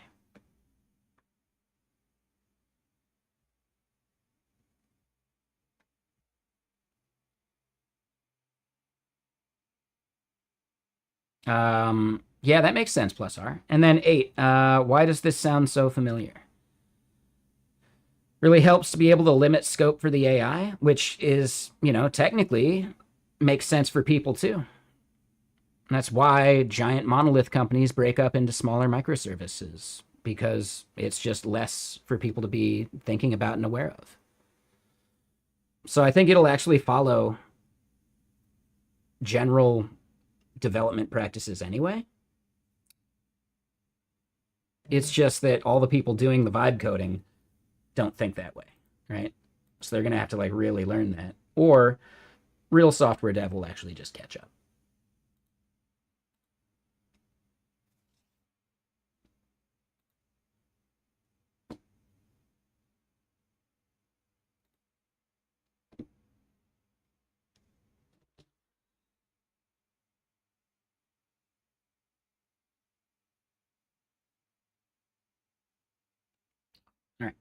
All right.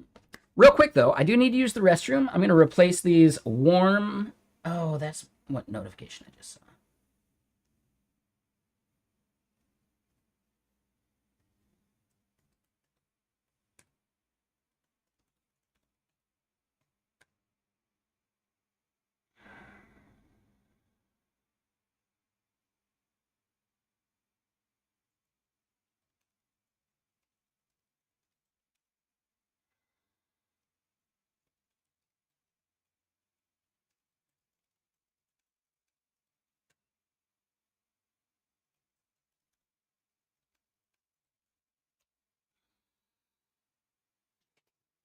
Okay, sorry. So, you are low key vibe coding right now. Like low key as in on the down low, or low key as in like bit chaotic? Maybe both. But real quick, let me replace these ice packs. They are warm, and it is a warm one here in Seattle today. In this room, it is 30.5 degrees Celsius, which is about like 86 degrees or something, which is just too warm for me. But I'll be right back. Let me get another album going, though. I've got plenty of water. I do need to use the restroom, and 4 o'clock, I'd say we could start in on a whiskey. I see no problem with that.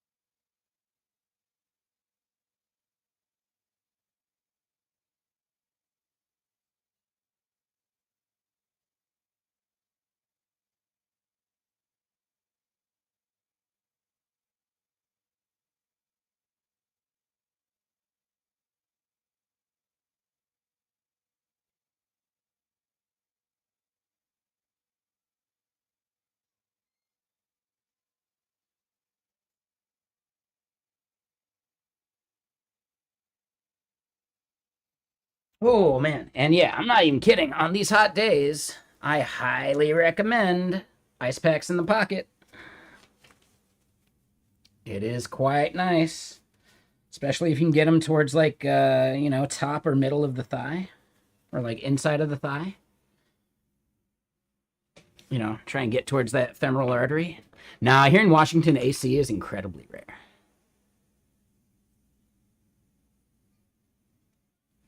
Like, so much so that you can charge an extra, like, $1,500 on rent per month if you offer, like, full AC. Maybe not 15, like an extra grand, easily.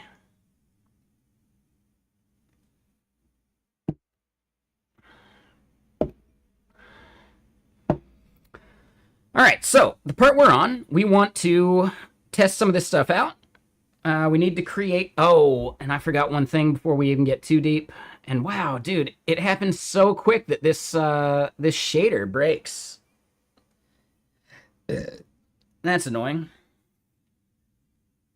But yeah, the one thing I forgot is we forgot to add the router endpoint for the backend. So we'll go do that.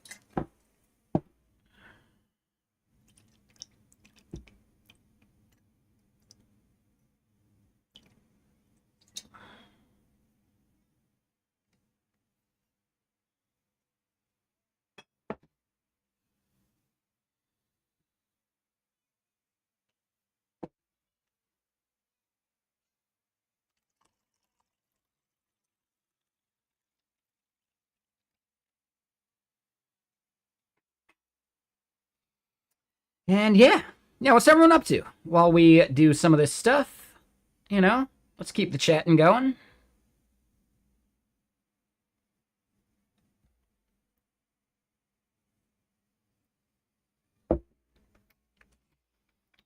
And hold on. Sorry. Yeah, this was comments about your vibe coding, right? One second. Yeah, I missed a bunch of stuff, actually. Hold on. So, low key as in you shouldn't be doing it, but still are? Bit of both? Ooh, okay.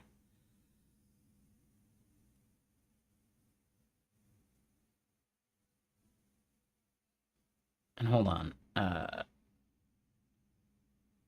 Wasn't helpful for you when you didn't know the domain problem at all, but you keep hearing about people making a lot of stuff without a clue, so not sure what to think. Yeah. Like, it's really good at getting people part of the way there. And then eventually they hit that, like, trough of despair. And yeah, what's up, Condi?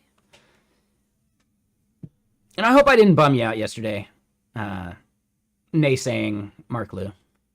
You know, don't let that affect you. If you're a fan, keep being a fan.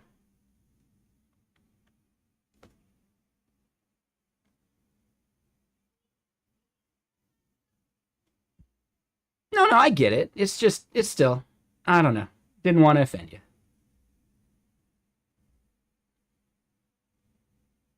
Maybe it was just timing, but it did seem like you got quiet yesterday after that. So I apologize for that. Doesn't change my opinion of him, but I don't want to change your opinion. And what's up, Frank? How you doing? No, that's fine. I just wanted to make sure. I totally get it. Time zones and all that stuff. But just wanted to be sure. All right, so then plus our, you witnessed it firsthand, someone with not much coding knowledge pumping a 7,000 line of code app in 1 month, but they were definitely locked into their LLM vendor and the new memory context they added, because otherwise they said it wouldn't be able to make meaningful changes anymore without breaking stuff. Yep. Totally agree. Yeah, the context windows. That is the limiting factor of the value of these things. And yeah, cool. Thanks, Condi. Appreciate it. If it gets shit done, it works and it's secure. That's all that really matters. But you definitely got to know what to ask for in order to get to that stage in the first place. I agree. Yeah, the big thing there, RPalm, is just you got to be really careful if you work with any like personally identifiable information or things like that, right? As long as you're careful about that, no concerns. If you're at a company that does deal with that, they should actually have their own internal models that you can pipe that shit through. Very few companies are doing that at that level.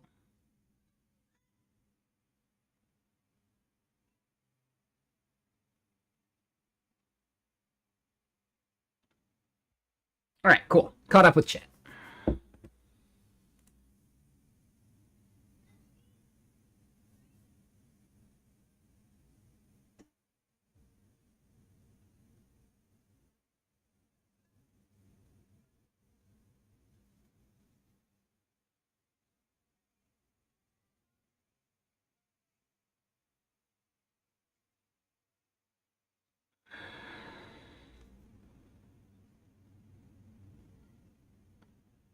You bought a Claude Code Pro subscription. You got tired of babysitting Cursor. Okay. Interesting. Yeah, that's the problem I have with Cursor and Windsurf and like all those tools. They really don't make it easy for you to like self-host your model. And I think that's the problem. Like that's a huge problem in my opinion. Like no matter what, even if you do a local model with Cursor, it still goes through Cursor's servers. From what I've read. So yeah, I put in a bunch of work the other day figuring out, well, what's the best local model to get, how to set that stuff up, and what tools could I actually even use it with. Yeah, got really annoying. But we got there. I think we figured it out.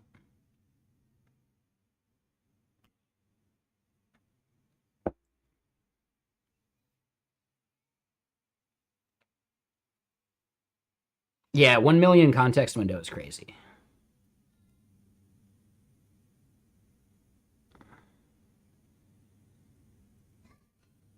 That makes sense.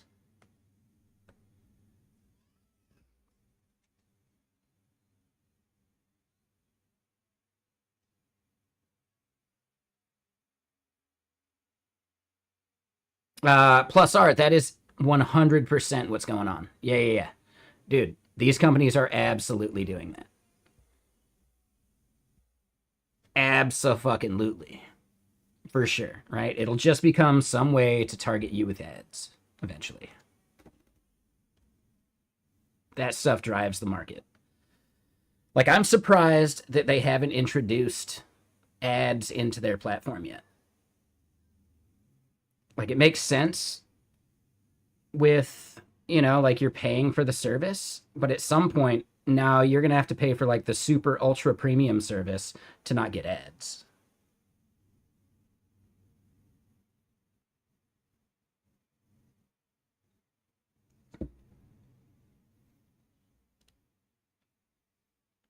Yep. Yeah, they're able to get a whole bunch of data on people, and I'm just curious like how they're going to use that in the future. Oh, thanks, Aubrey. You're the first person I know of that's actually told me that they've added me to those categories. Let's hype it up. Come on, guys.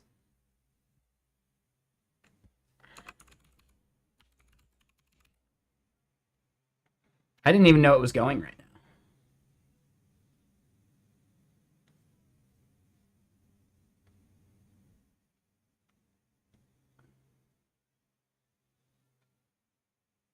And this is the one, right?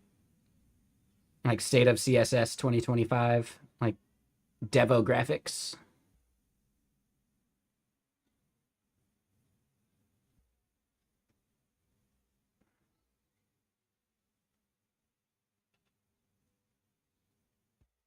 Yeah, okay, that's the one.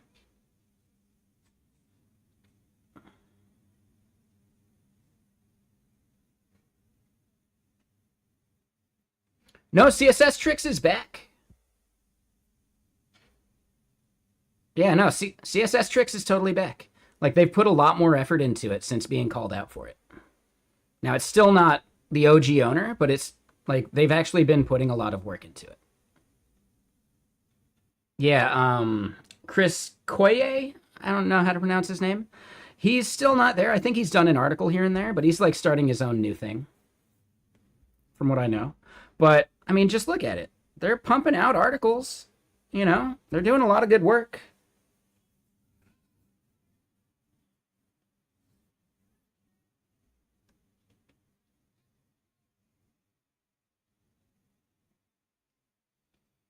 Yeah, they got called out hard for basically buying it and killing it.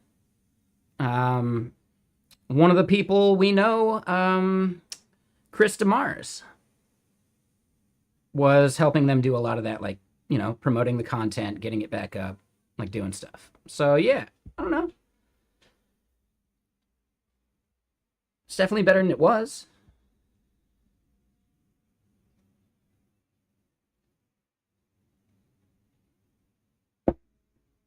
Yeah, like a lot of stuff, man. I think they're doing all right.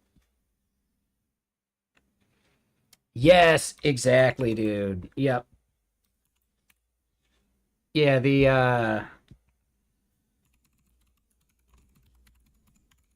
right, CSS Tricks Flexbox layout guide. This one's still just as good as it ever was. Yep. Yeah. And that was like before DigitalOcean bought them.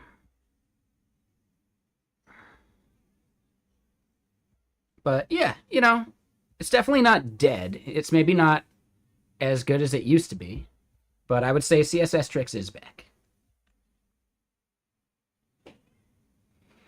All right, hold on. We got to pick a different shader. Let's do one of the goofy ones.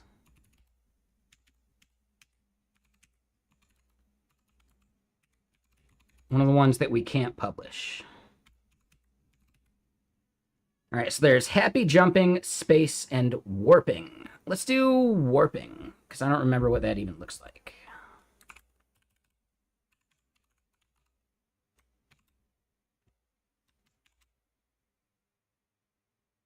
Oh, that one's broken. Okay, well, how about space?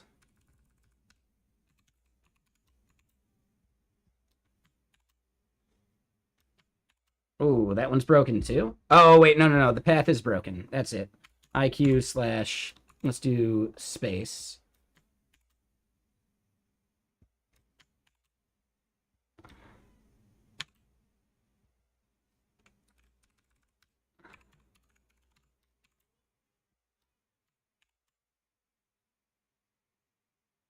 Okay, now that one's kind of fun.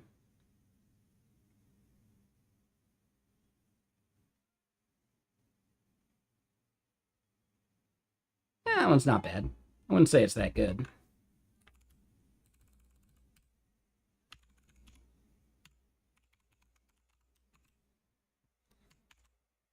Yeah, here we go. This one's way better. All right, so the next step is we need to add the route that we care about here.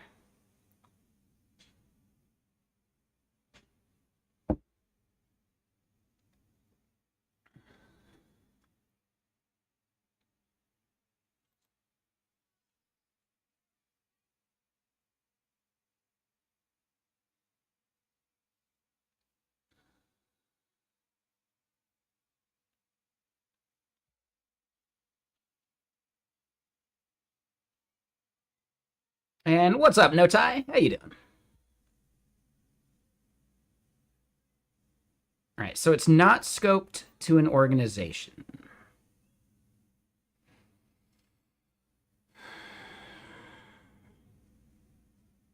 Actually, it is scoped to an organization.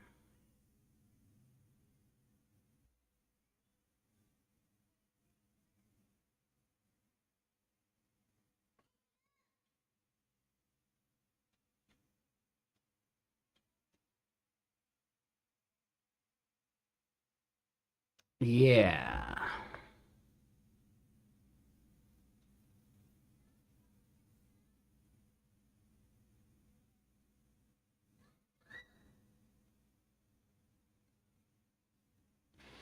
Yeah, so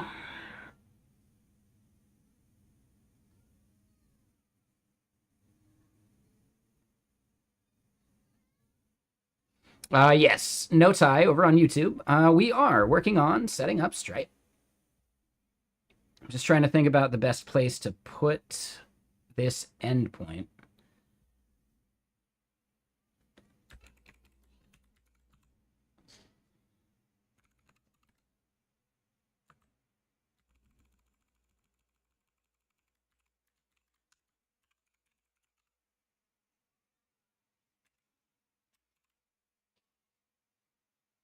Yeah, so billing controller. That's the part we care about there. Then in billing controller, I'm forgetting some permissions.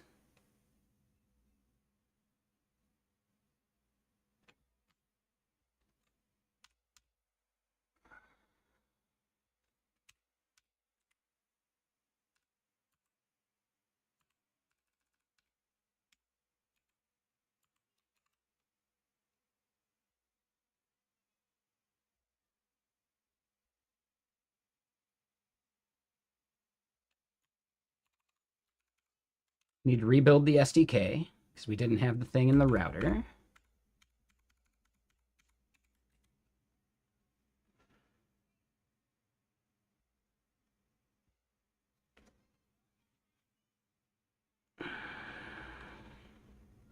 All right, so then here in the front end, we need to create the method on the service. It's going to be on... Ooh.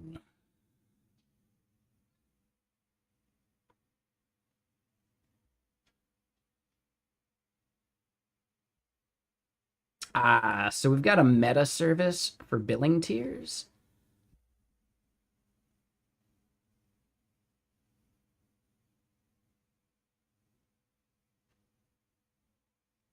We're going to create a billing service.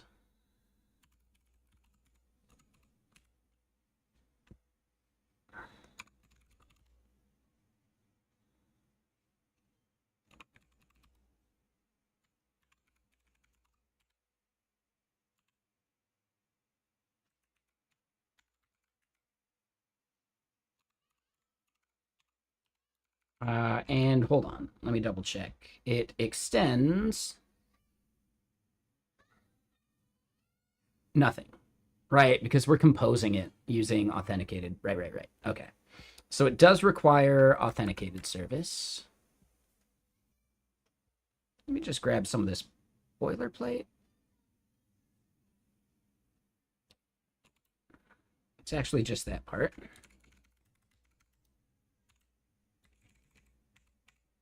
All right, so then static, this is start checkout.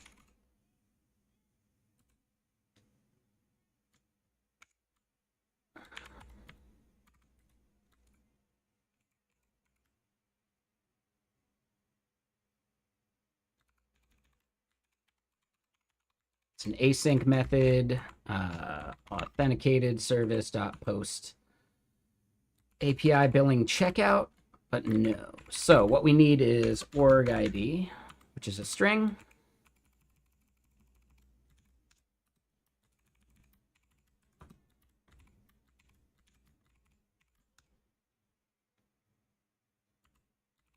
And what was the name of the route? Start underscore checkout.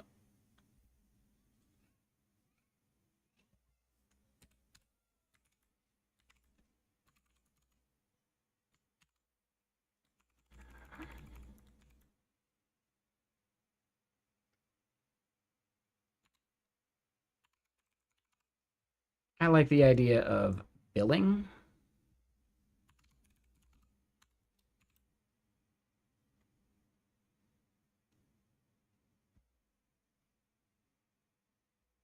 Because we may have, yeah, we're going to have at least one other billing endpoint, I think. We're going to have a few. So yeah, billing, start checkout. Yeah. All right, so then post, the response here is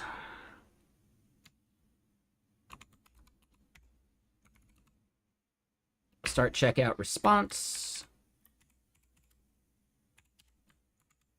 Props we are passing that, and then here this is lookup key, which is a string.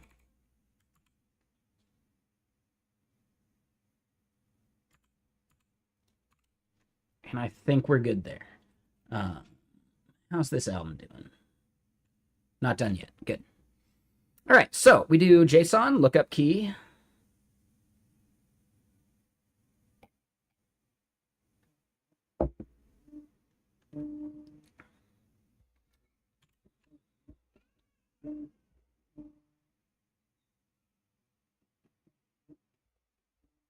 Let me double check that endpoint.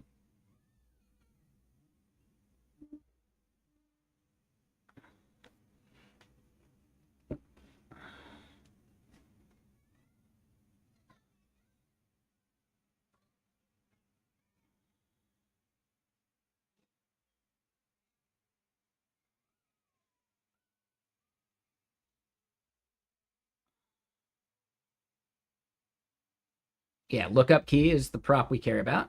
Yep. We check that the user has admin permission.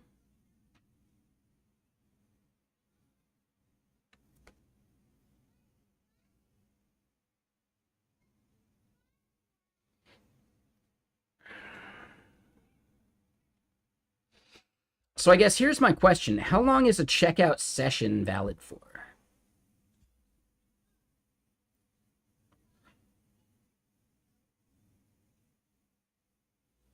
Yeah, let me look at their docs here. So,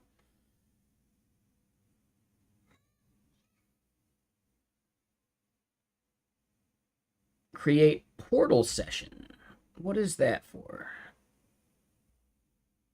We see success HTML.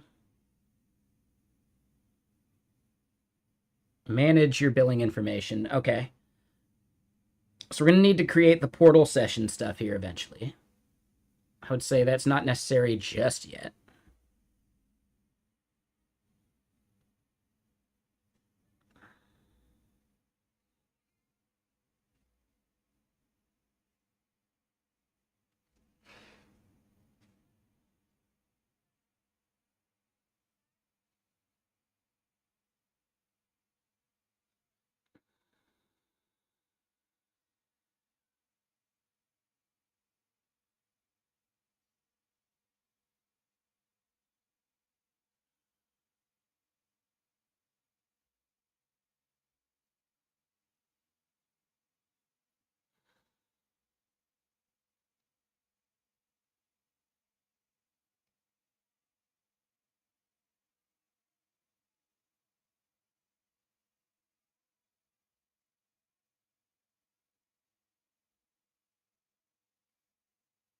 Okay, so then the webhook thing. We need to register this with Stripe.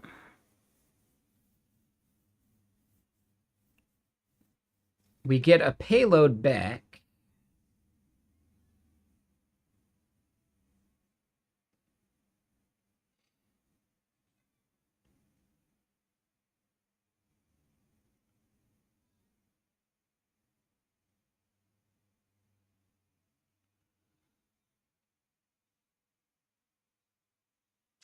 Payment portal's hard to set up. I haven't done one for a long time. They're not really that hard.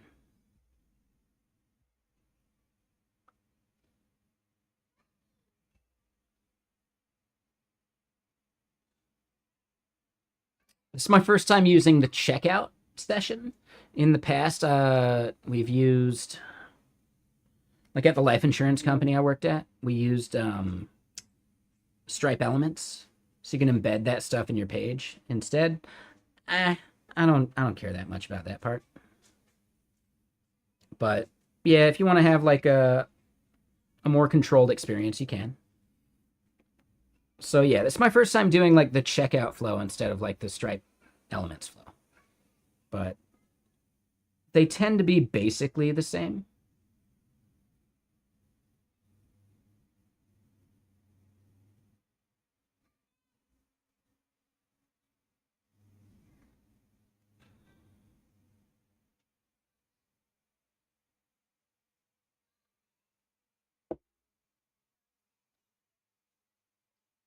All right, so based on these events, right? Subscription created, etc.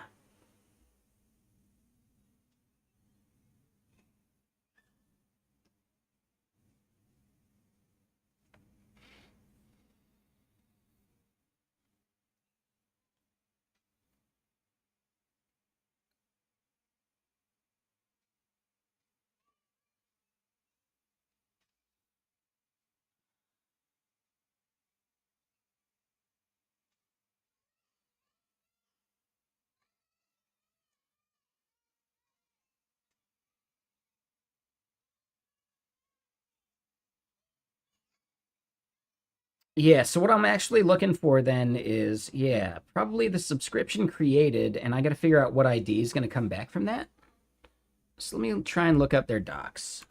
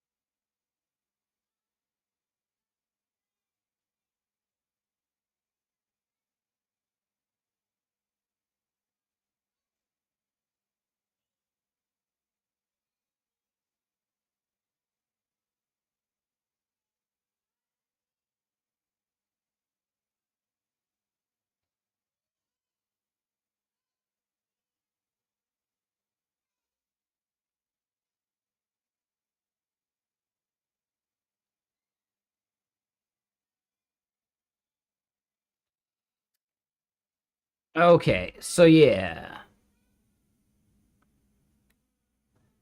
We're gonna need to start like storing event IDs and then removing them, right? So same with like checkout session IDs.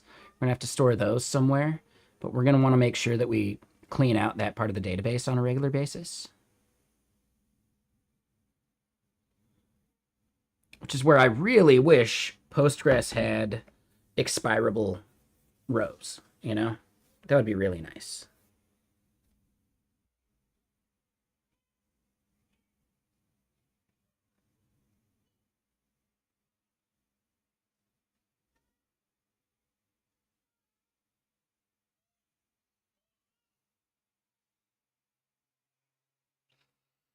It's going to be unique per organization, but technically user as well. But we're going to store it at like the org level, right? So like org ID is going to be the foreign key we associate them with, just to make sure no one's like hijacking things.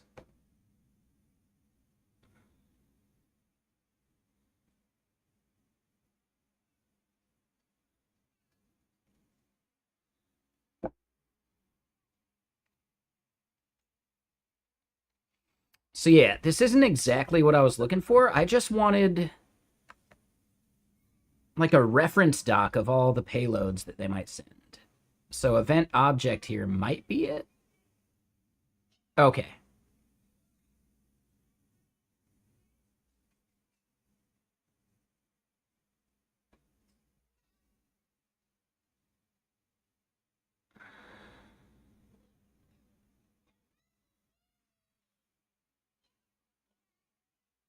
Here we go. Types of events.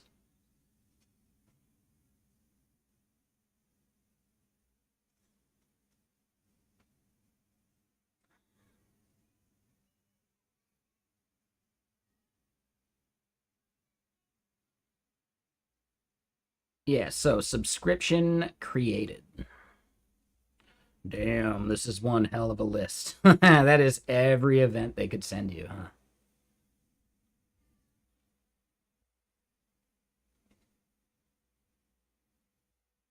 Here we go. I don't think it's subscription scheduled.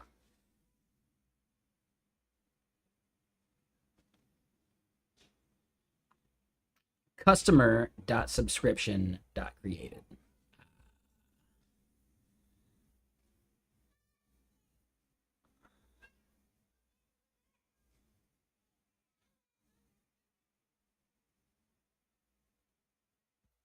All right, so it comes back with a subscription object. And what is on that subscription object?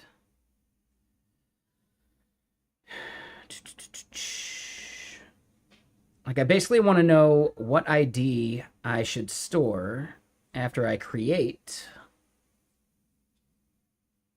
a checkout ID.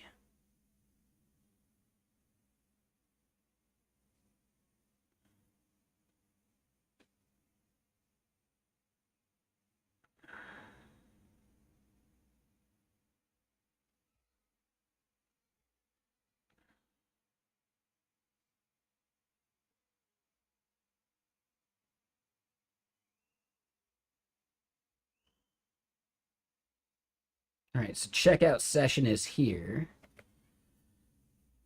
It comes back with an ID.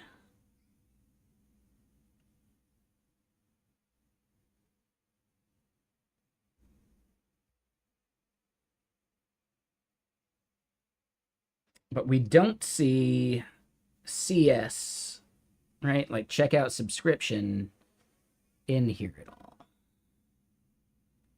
We see the customer.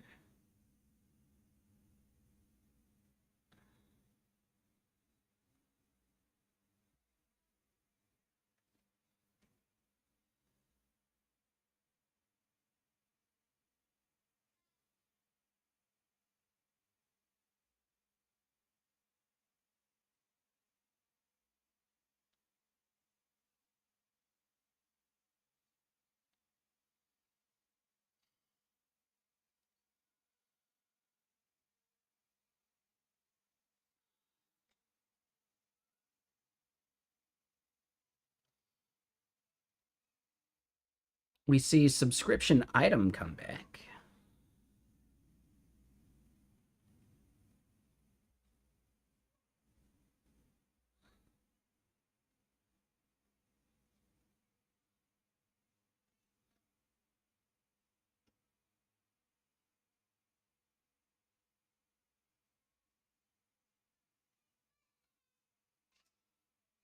What other IDs come back with this? Nothing.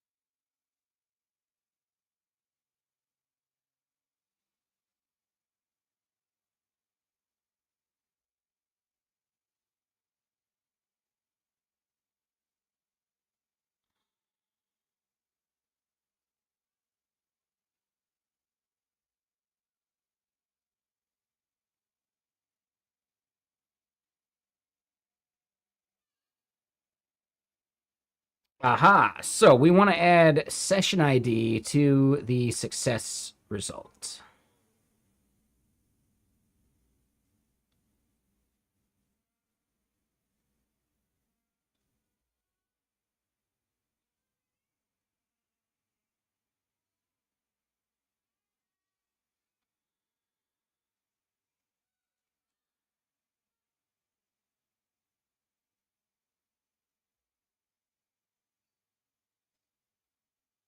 So interestingly, it would come back with this ID.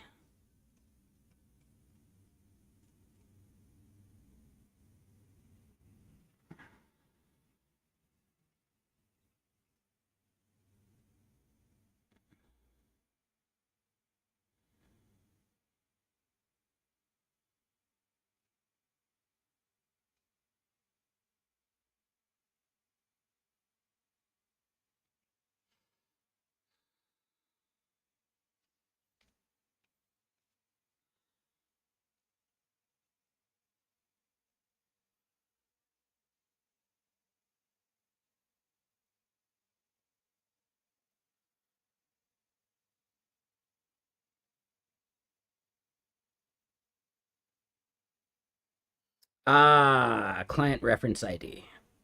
That's the value we'd be looking for. Okay.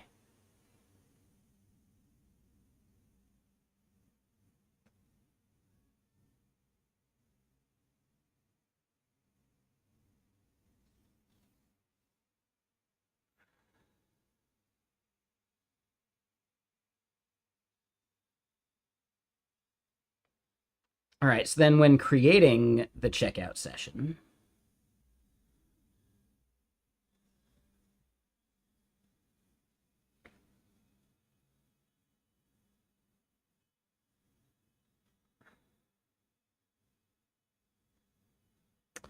yeah, all right, so that's a step that I'm missing.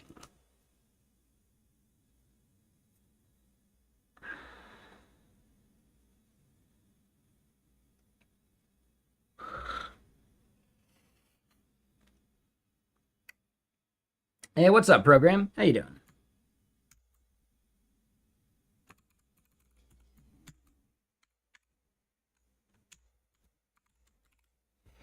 All right, so what did they want us to call that ID?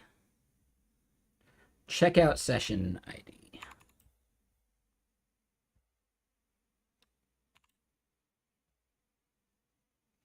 I'm doing well. Yeah, we're chilling. We are implementing billing. Yeah. This feels good, right? It'd be nice to get this thing up and hopefully start making some money off it. But yeah, we're doing billing right now.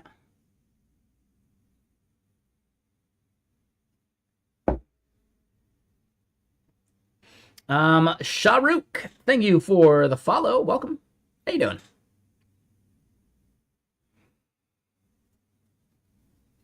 All right. Ice pack in the beanie. Pretty warm. Pretty warm.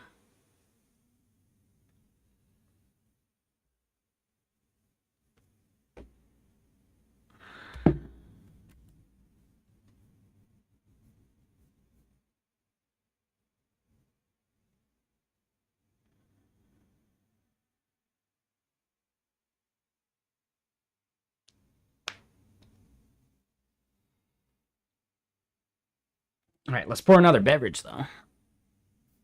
I got chicken thawing for dinner tonight.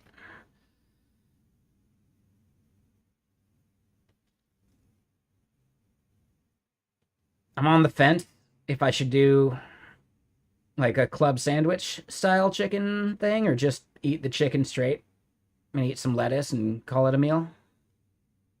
I don't necessarily need the carbs. And I'll probably be consuming the carbs tomorrow anyway. All right, tomorrow's Seattle JS. So I'll be going out to Seattle. So yeah, you know. Probably just some straight up chicken tonight. Salad greens. Call that a meal.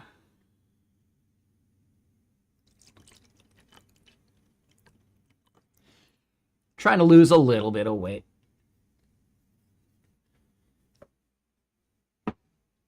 I ended up losing 10 pounds, and then birthday and 4th of July happened, and I basically put those same 10 pounds back on. Not quite, but so close.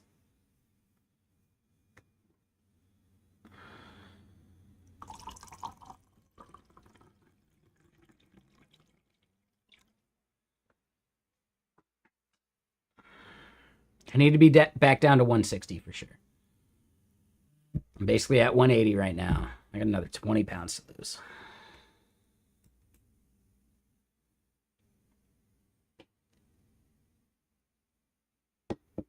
White Claw when you found out you were celiac. So that means like no whiskey, no beer. All right, that's like the gluten thing. Can we get more music going? Yeah, no wheat, barley, or rye. Okay. Damn, you just saying the word barley made me want to hear that song by Traffic, but we'll put it off. John Barleycorn or whatever. You enjoy 0.0 beer? Like, so beer without any alcohol? I get it. Yeah. That's the whole point of beer, but whatever, I get it. Now, if you got hooked on the taste of beer, I could see non-alcoholic being a good thing.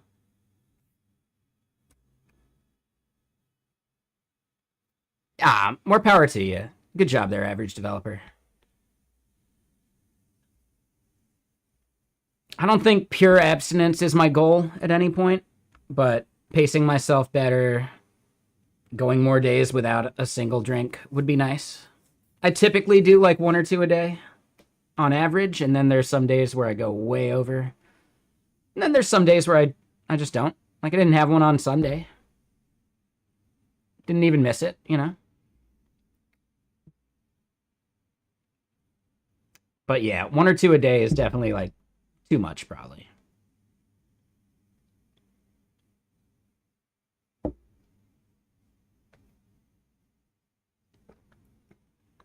There you go. Oh, that's interesting.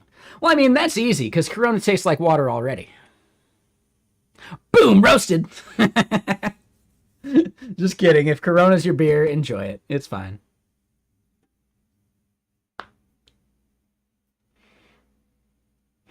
That's Tecate. Tomato, tomato. No, I get you. Yeah, I didn't drink that much when I was like young, like high school. I didn't start drinking until I was like 21, basically.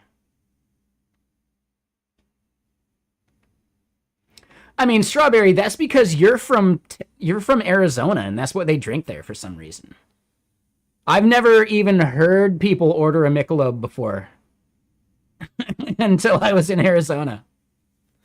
That's the craziest damn thing I've ever heard. Like, I've never once heard someone actually order a Michelob at a bar here in Washington, Oregon, and other places I've been. But bam, you go to fucking Arizona at Patty's. Hey, can I get a Michelob Ultra? Can I get a Michelob Ultra? It's like all you hear. It's fucking crazy. And they sell a shit ton of like White Claws and stuff too. Like, it's just crazy to me. Margaritas are delicious. No, that's healthier. Yeah, just the smoking weed thing. That used to be me, actually. I used to not drink much at all, and I just smoked a shitload of weed. And then I moved into a place where I couldn't smoke any weed, or I shouldn't smoke any weed, and I compensated with alcohol.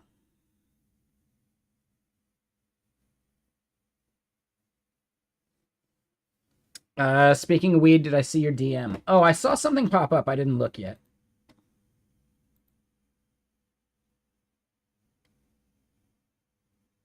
What's this, Okay,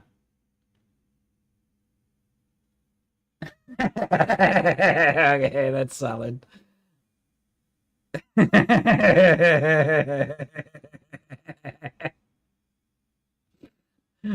that's good. All right, hold on. We'll share it. I'm not a fan of Instagram, but nah, that's a good one. That's a good one. I was basically Tally for a long time. No, you're a Towel. I can do the voice. Want to get high? Washcloth?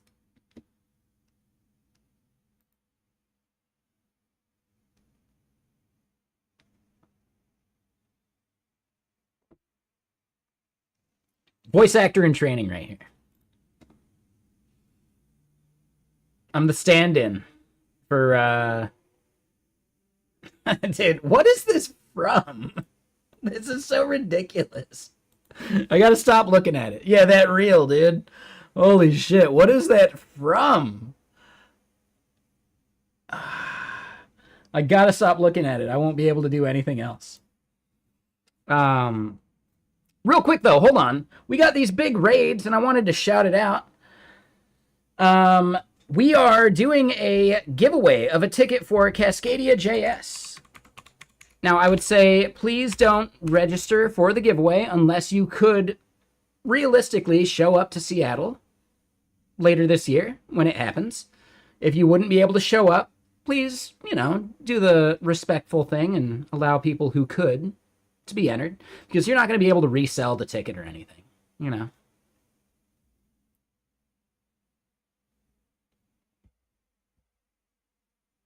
Yeah, just throwing it out there, like, totally an option. Just letting you know. Yeah, for sure. I'm giving just a lightning talk, but I'm pumped on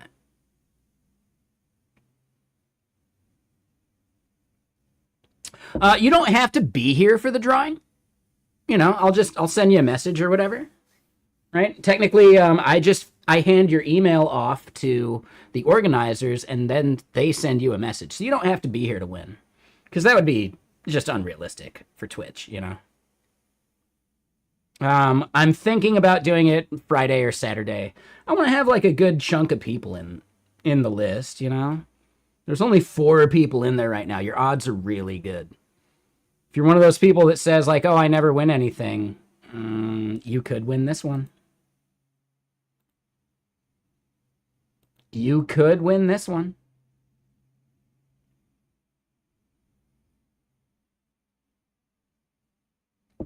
You're going to San Diego this weekend? Yeah, no worries.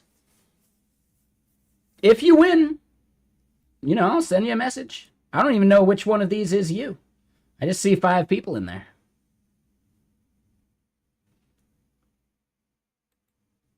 And I'm not going to dox any names. And you don't have to say which one's you. Yeah, Norway's a bit far. You'd sign up for a sticker giveaway from the event, though? That's not a bad idea.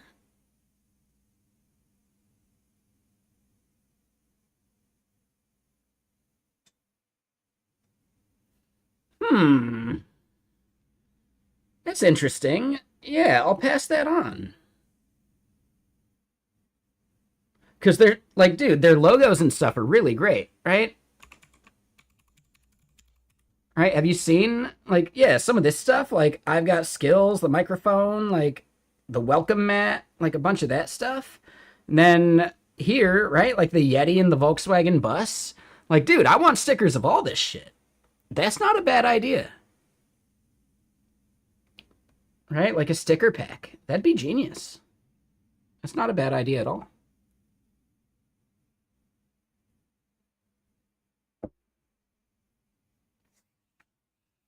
And oh man, yeah, you guys are from Norway? That's one of the places I would heavily consider moving to.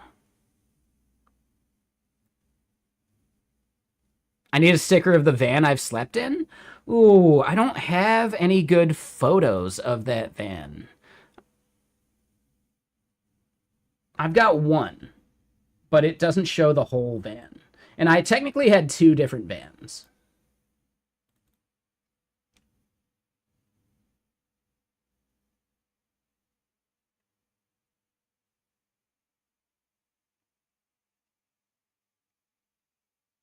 Yeah, I should have taken better photos back then.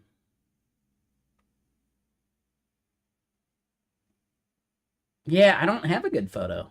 Yeah. Um,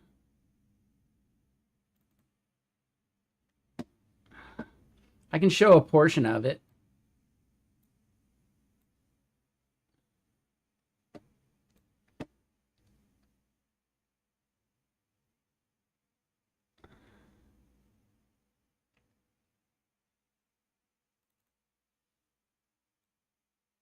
All right, hold on. Let me just show this real quick before we get back to things. Uh, Here we go. So yeah, this first one. Oh, wrong way. How do I go back? Nope, not that one. Sorry, let me get the other photo back up.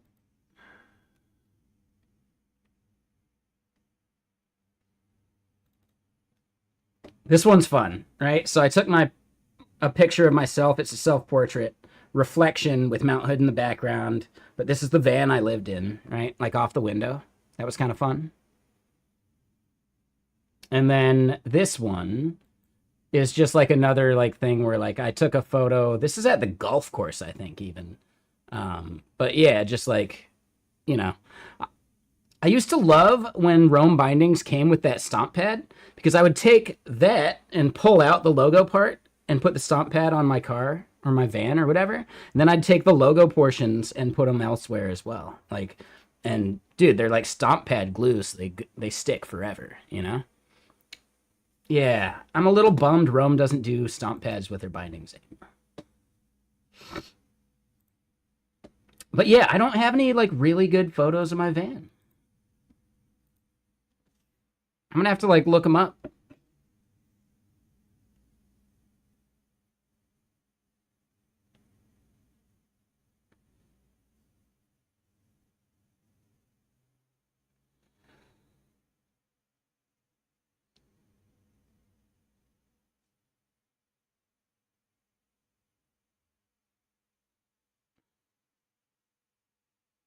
Dude, some of these fucking like bullshit messages. Come to party together. Who the fuck are you? It's definitely spam.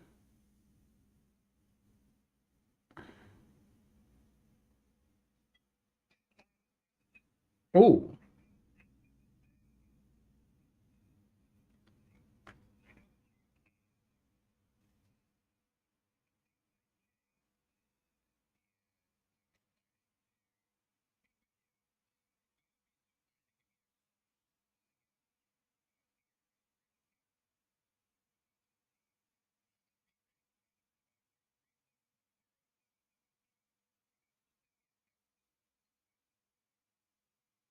Okay, so that one's actually legit. Okay.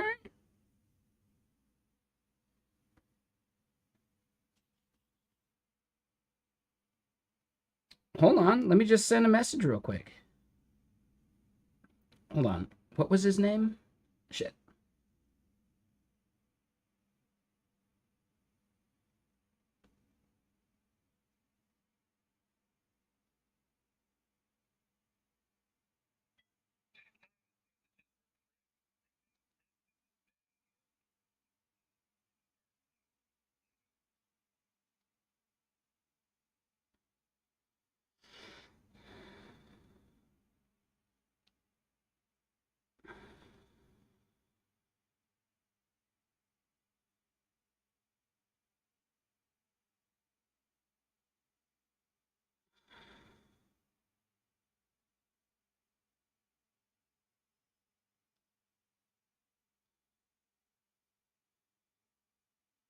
Hold on. Let me just reply to this real quick. No. This was an important one. Not that last one, but this one. This one's important.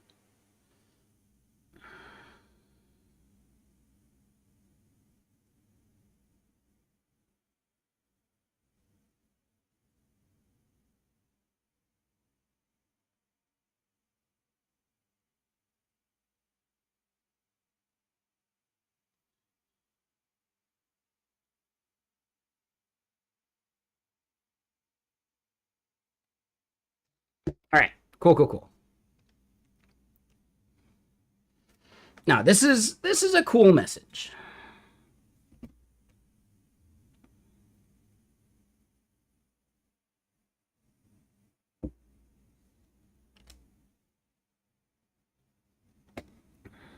That was a cool message.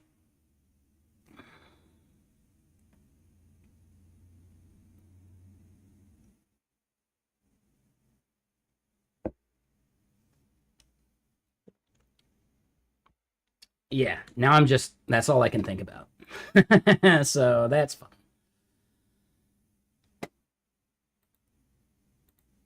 Anyway, let's keep going. So album's good. Yeah, let's keep doing this stuff. Yeah. Once it's on their platform, it's their data. It's not your data anymore.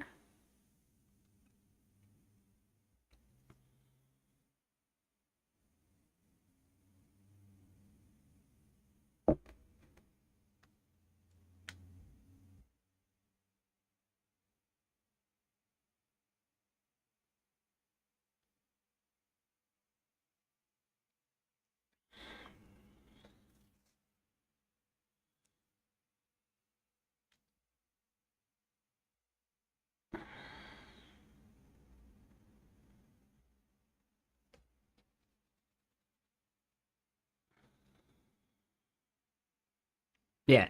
God. Now it's all I can think about. That was a good message.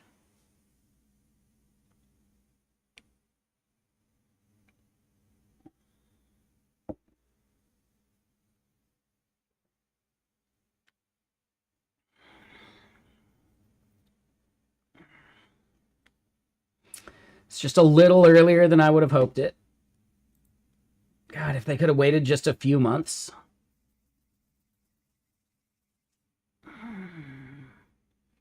We'll see. Nothing set in stone. But yeah, how you doing, Krasner? Mr. Sir. Yeah, what are you up to?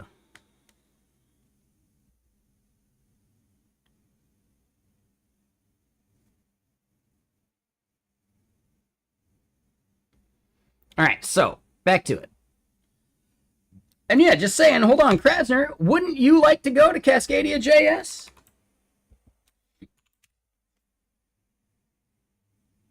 Wouldn't you like a free ticket?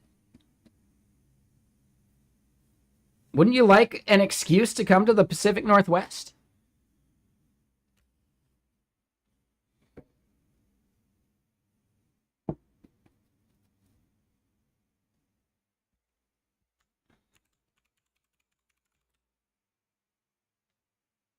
Oh, hold on. Well, then sign up for the giveaway. Right now, there's 5 people in there, so your odds are good, man.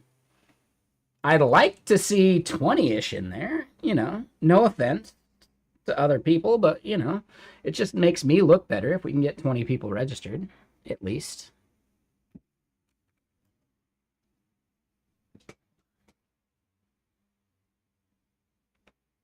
And Cascadia JS is such a good event.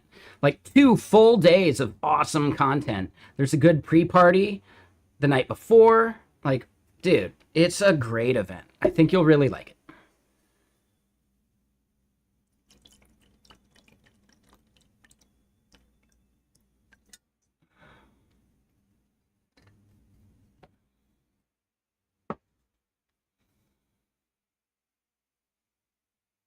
What are my thoughts on Web3? I like the idea of the technology. I don't like a lot of the implementations of technology. I fully believe in like the idea of digital ownership, right? Like smart contracts and all that stuff. I think that's amazing. I just think there were too many fucking bullshit artists glomming onto it that gave it a bad rep. Or a bad rep. Whatever, right? Just like the like crypto bros, NFT bros, like all that shit. Like, dude, AI bros these days, they're all insufferable. But behind every insufferable asshole is still something valuable, right? Otherwise, they wouldn't be as fanatic as they are. Yeah, and exactly, Krasner, for sure. I think there's massive value in the technology. We just need, like, the fucking snake oil salesman to find their next grift. And then the technology can actually grow into something useful.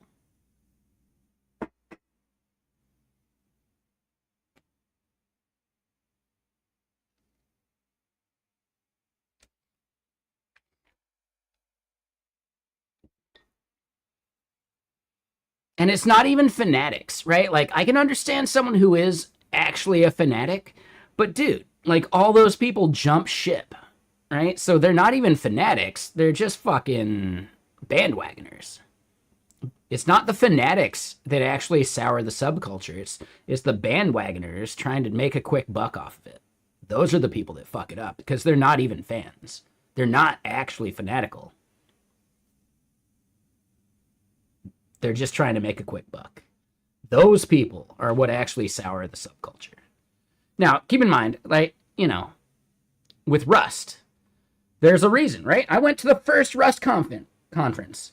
They had to actually out loud at the conference say, stop telling people to rewrite it in Rust. You're giving us a bad name. You're making us look bad.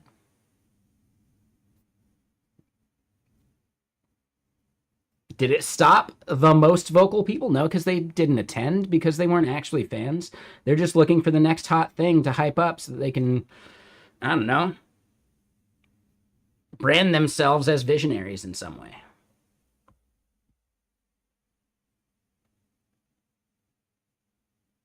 Right? Like, I went to the first RustConf. It was fucking awesome. Technically, I didn't see much of the conference because I was way too hungover. But it was just, you know, talks. You can see the talks online. I got to hang out with some really fucking smart people the night before.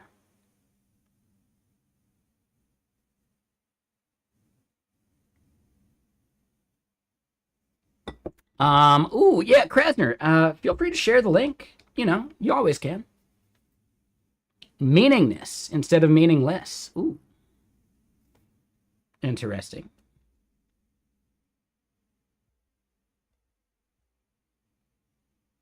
But all right, so, you know, just to keep things moving, we can keep chatting about all this stuff. I don't mind the random questions.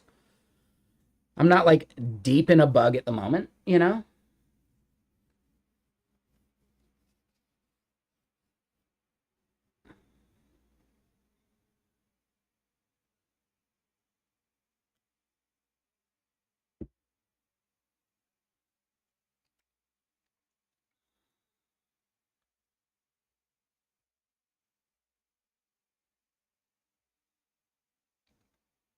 But yeah, feel free. Oh, there we go.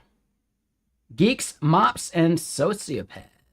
Maybe save for the news crawl. Yeah, just to do like a proper reaction. I mean, I'm still gonna pop it open and we're gonna look at it. In subculture evolution. Yeah, this almost like strikes me as similar to what like Kurt Vonnegut wrote about mooks and midriffs. Right? So if you think we live in this totally vapid society and it's brand new and no one's ever been as superficial as we are, no, dude. Kurt Vonnegut was writing about mooks and midriffs back in the fucking 50s and 60s. Right? The fucking really superficial, very shallow part of society has always existed. Back in the 50s and 60s, they were mooks and midriffs, right? The fucking jocks and the fucking, you know, showing their belly, right? Because whatever, right? In general, society has always been superficial. It feels like society is getting more superficial as we stop caring about that. Right? Like as we get older and we stop being as superficial, the superficial people stand out to us more. But does that mean that we weren't? No. Hell no. Come on, man. I'd like to think I'm not superficial at all and I never have been. Wrong. Just wrong. It's impossible. Everybody has a degree of superficiality, of shallowness, of, you know, form over function. How much does that dictate your decisions and your personality? Well, that's, you know, there's varying degrees of it, but it's always been the case. When we're younger, we're way more superficial. As we get older, we realize what matters more. In general, there are some people that never move beyond that.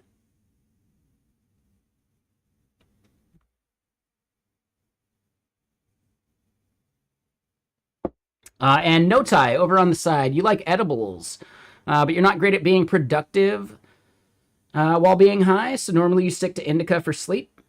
I get that. I can't smoke weed before sleep. It just keeps me up thinking. Yeah, I need to not smoke weed 3 hours before bed kind of thing. Like, you know, food, same thing. Both of those two things really mess with my sleep cycle.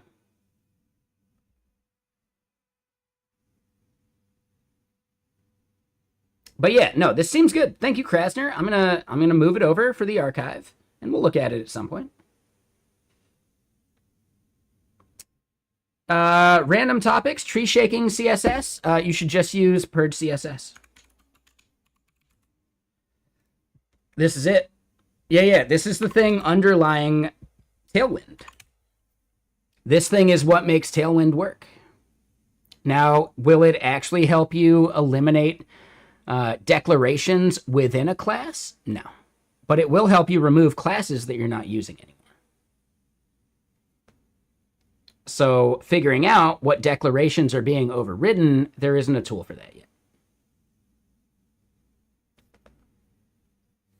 I'd love it if someone could figure out that tool, right? Re-implement the entire like CSS engine at build time and figure out what props exist and don't exist and purge that shit. Like, oh my God, that would be huge. That'd be a really, really cool dev tool.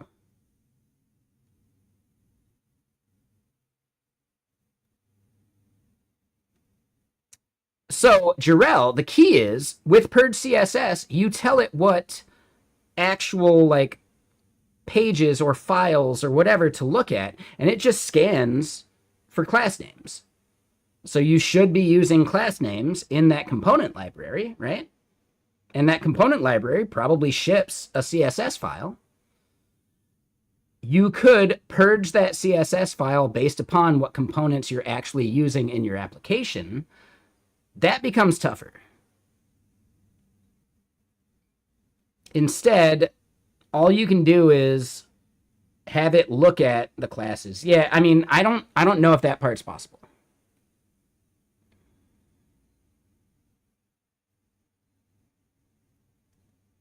Yeah, that part's way tougher. So I don't think there's a solution to the problem you have right now.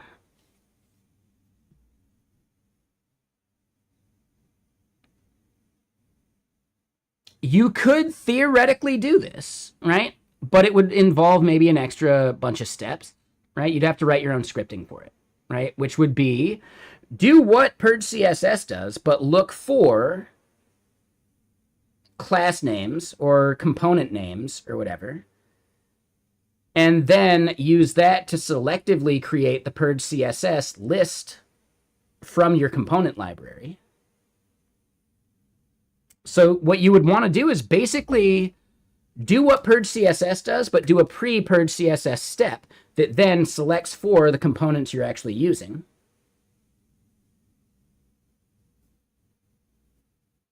And then that could work. In general, the component library should be producing only the CSS you need and use, right? Like each component should have its own CSS file, and then you're good. But it depends on the library and the framework and like all that shit. So that's like a bunch of extra that might not be solved for you, but you could theoretically set up a similar step. But if I'm thinking about Angular, right? Angular has a CSS file per component you're bringing in. So at that point, the component needed it. So you just bring in that CSS for that component. But Angular is already tree shaking the components you're not using because you're not bringing in a global CSS file, right? There's a CSS file per component. Not all frameworks have that, though, right? Not all component libraries for all frameworks have that. But in Angular, if you're building Angular components, in general, you have a CSS file per component, and if you're using that component, it gets brought in. If not, it doesn't. I believe a bunch of React libraries work that way, but you'd have to look at their source code to be sure. Tailwind is built on top of purge CSS. Array of Hope. Like, Tailwind would not exist without purge CSS.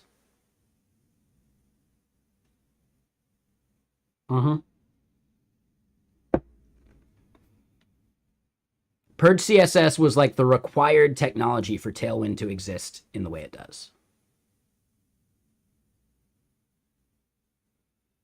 Well, that's fine, Jarrell. So it's a custom React component library. I would just look at the source code. Are they doing CSS modules for each component? If they're doing CSS modules per component, then if you don't import the component, you don't import the CSS, and you're good. So I would look at the source code of that component library. You might not need to worry about what they're doing. Because if they're doing CSS modules, each component still manages its own CSS.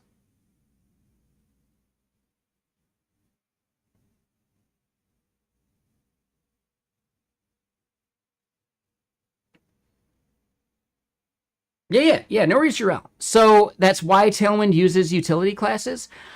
I think that was phrased just slightly weird in a way that I wouldn't necessarily say it's a correct question, right? Tailwind is utility classes. Those utility classes are only valuable and useful because of purge CSS. If you were to bring in all of tailwind.css, that's 5 megabytes of bullshit, right? They're able to reduce that 5 megabytes of bullshit based upon only what you use via Tailwind because of purge CSS. A big part of why the utility classes are very finely scoped to a single declaration. Yeah, it's 5 megabytes, like, pre-gzip, right? Like un-gzipped, it's 5 megabytes. After gzip's involved, maybe less, right? Like definitely less. Probably like 1 meg, 800K, maybe only 500K, who knows? But yeah, Tailwind is massive. It's 5 megabytes of bullshit. It's every single CSS declaration you could think of. And then permutations of those, right? Based upon like values, right? Like border -2 versus border -0. Like that kind of shit. So yeah, Tailwind is fucking massive. And I would bet that the way they build it is actually more programmatic. So they're not manipulating a single 5 megabyte CSS file. No, they're doing like programmatic building of each like class with the numbers. I'd be curious. Like, I bet Tailwind's open source, isn't it? So we could look at how they're doing some of that. how they're actually like programmatically building that 5 megabyte file. That'd be kind of cool. And probably just some good fun reading on like how dev tools work. And yeah, it is open source. So yeah, you can figure that out. And I think that's cool. But yeah, just in general, the idea of utility classes is, you use Tailwind's utility classes, you give it a folder to look for all these classes in, and if it doesn't find those classes, it removes it from the final CSS file. Now, it may actually be doing that in a different order to where it's generating the CSS file instead. I think that's maybe something they've done with the latest versions of Tailwind, right? Maybe 3 and 4. Yeah, exactly. But Tailwind 1 and 2 were just like, yeah, here's the file, let's pare it down. And maybe not. Maybe it's the opposite order. But I do remember using Tailwind in dev with maybe version 2 and seeing this full like 5 megabyte file in my like dev tools, right? In the network tab.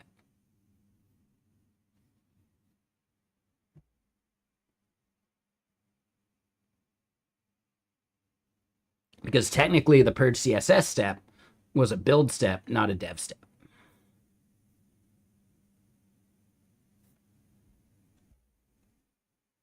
So yeah, I would just simply say, Jarrell, like, yeah, look into the source code. And if they're doing CSS modules, you're in a really good place. If they're not doing CSS modules, it becomes trickier. Like, how do the CSS files get imported? If it's an import statement, oh, it's built with nunjucks.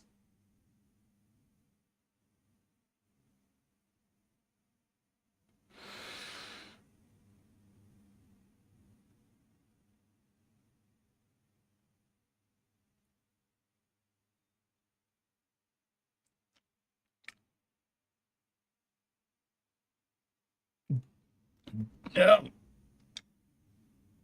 Gulp. Yikes. Like, oh my god, dude. Yeah, so Jarrell, what I would actually look at is maybe modernizing that.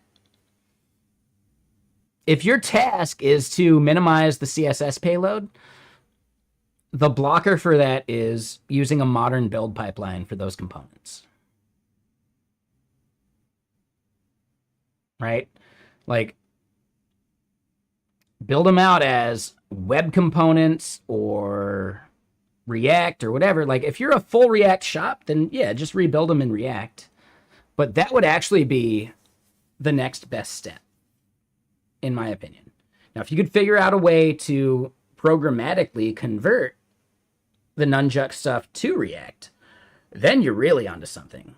Because then the team maintaining it can still like update it. But here's the question to ask. Is it worth that effort? Is there a team actually maintaining this thing? Or is that thing basically abandonware? Like, are there people actively updating the component library?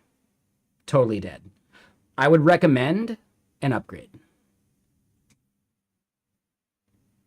If your task is really to reduce the payload, yeah, upgrade it to React.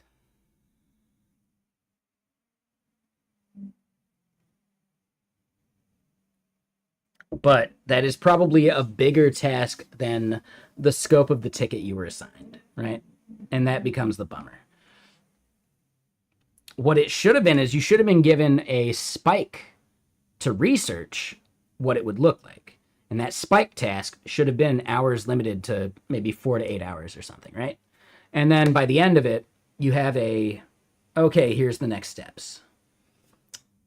If your company isn't doing the idea of research spikes, they should. Because they shouldn't assign a task that has too many unknowns. And someone during estimation should have been like, now, there's too many unknowns, we can't estimate this task. We need a spike.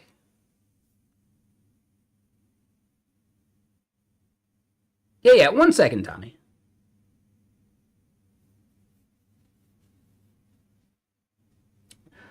This is one of the things that I think really does separate junior, mid-level, and senior devs. Not their capability of coding things, but instead their understanding of how planning works and knowns and unknowns and all that stuff. you know, if you're not really thinking about the planning, you're not really that much of a senior, right? You might have the title senior, but if you're not really thinking about, well, hold on, we can't guarantee this ticket will be finished within X amount of hours because we don't know how many hours it could possibly take because we need to do some research. Give me 4 hours of research for this sprint. There is a huge difference between senior and senior. What I actually point out is there are people with the title of senior who are still mid-level. And that happens all the time. It's called title inflation because a company would more than be willing to give you the title of senior without giving you the pay bump that should accompany that, right? Companies will hand out the title of senior willy-nilly. They don't give a shit. They don't fucking care. Like, dude, who gives a shit? Yeah, you're a senior. You're a senior. Everybody's a senior, as long as we don't have to pay you more. So yeah, title inflation is a massive thing. And it's why you may go from being senior at one company to mid-level at another. That doesn't matter. Don't worry about your title. Worry about your compensation. If you're getting a pay bump, who gives a shit about the title?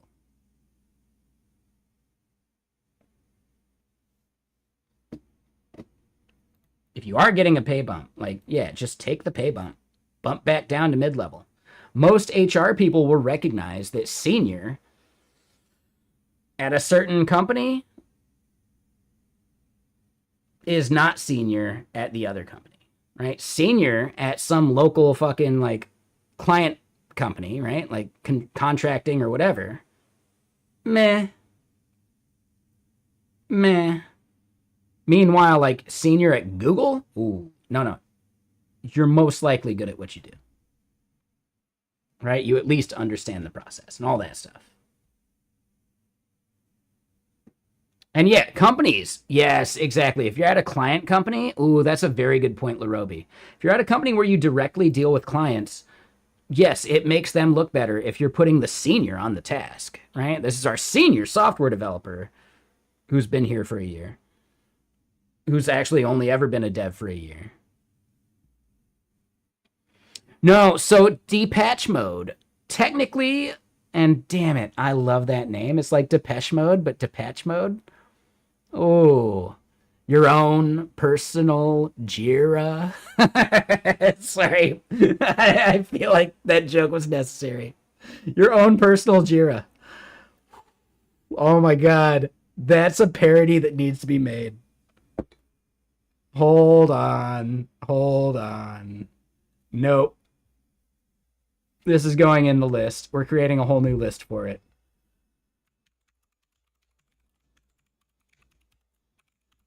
Potential parody songs.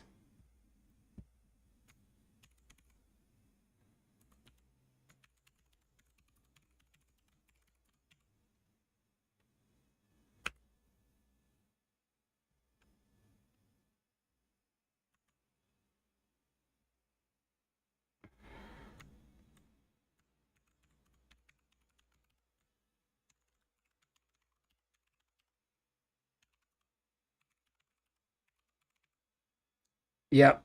Your own personal Jira. Fuck yeah, dude. Ah, hell yeah. Hold on, there was another one that we had recently. Now you need to put it in here. You created a status in Jira actually called Depatch Mode because you introduced the patching system. Oh, that's so good, dude. Oh, that's so good. When devs cry.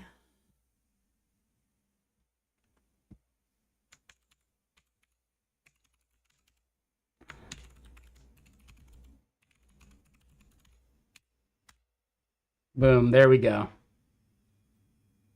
Yes, exactly, Ivan. Yeah, that's the parody. Your own personal Jira. It's a parody of your own personal Jesus. Yes, totally, dude. We could become the tech fucking Weird Al. We could totally become the tech Weird Al.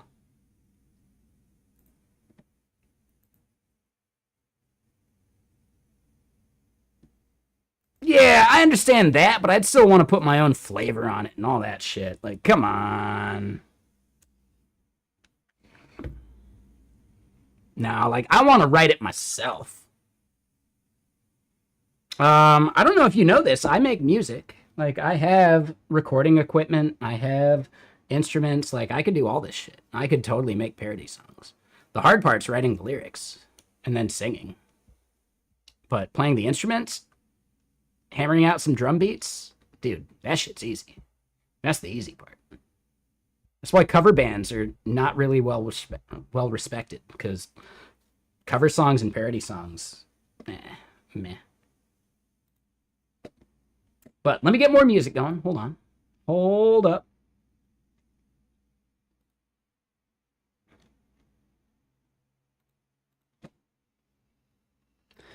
Am I going... Oh, I read that as, how am I going to make parody songs? Yes, I plan on maybe making some parody songs. I feel like that could be fun. Yeah, lyrics is the hardest part. Oh, well, hold on. All right, so I don't have... I have one song with me singing, which we won't play, but we can put on my stuff real quick. All right, my stuff without lyrics.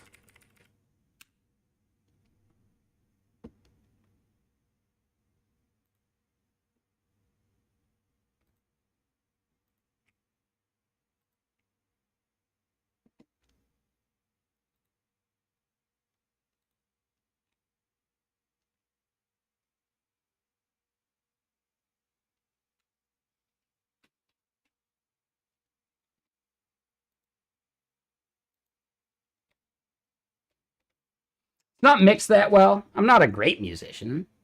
Obviously, I had to go into coding. But I do make music. All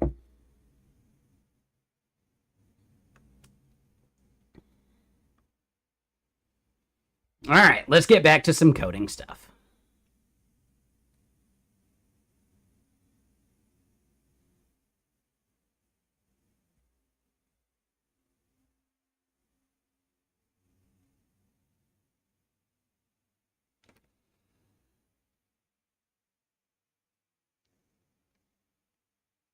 And man, yeah, I distracted myself so long, I forget what part we're at.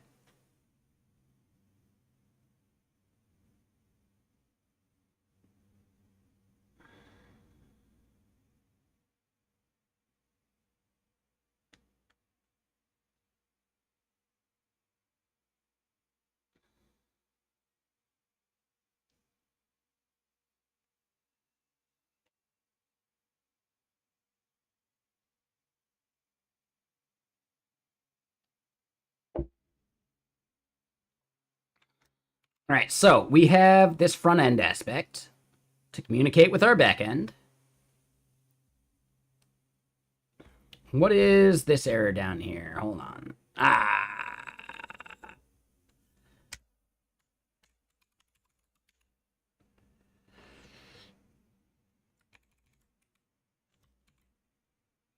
think that's what it'll be.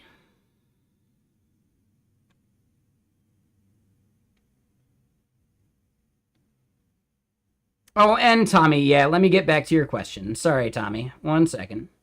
You look for music without lyrics. I mean, there's a lot of stuff out there, for sure. But yeah, Tommy, let me scroll up for it.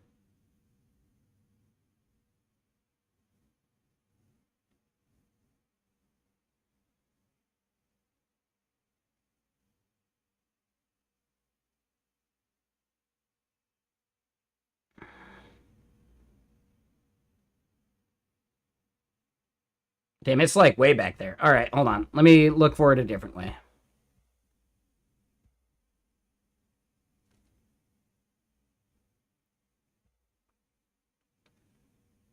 All right, you wrote a good backend for your SFTP server, but not sure. Can someone look at it? Yeah, I don't know, man. Like, yeah, we have a Discord channel. You can post it there. I'm curious why you need a backend for an SFTP server, though.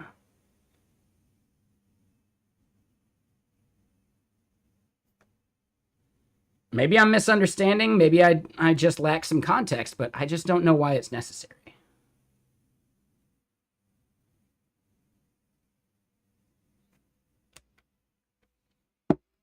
In general, Hesse.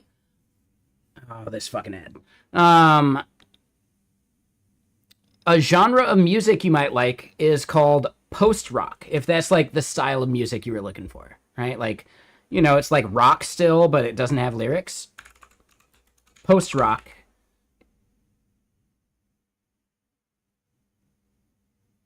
Right? This is maybe the best, like, genre to look at. Doesn't mean every single artist that names themselves post-rock is actually good, right? Like, Explosions in the Sky. They're technically post-rock, but they're a little too slow. Whereas Russian Circles might be right up your alley. It depends, you know? It depends on what you're looking for.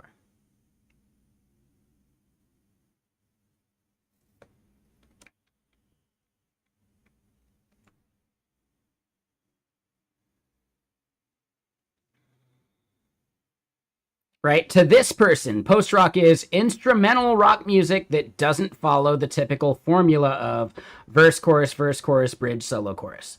Technically, verse, chorus, bridge, solo, chorus, which is like what the Beatles fucking created, right?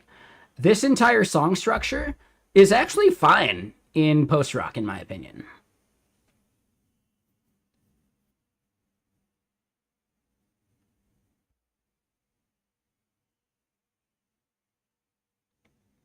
But yes, in general, post-rock is instrumental.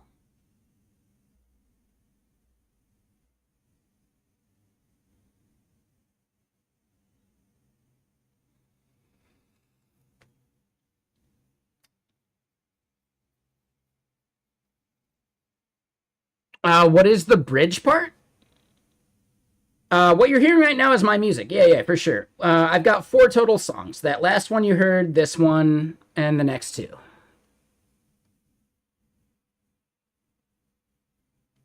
And what's up, Kenny? So what is the bridge part of a song? Typically it involves either a key change or a tempo change. Once you start listening for it, you'll recognize it in a shitload of songs, right? But in general, you got your verse, you got your chorus, then a verse, and then another chorus, and then from that chorus, you kick into the bridge, which is its own like separate thing. You're not playing like the same riff from the chorus or the verse. Now that's not necessarily true. Like you can do anything you want with a bridge. It just simply ends up being a different part of the song from the verses and the choruses.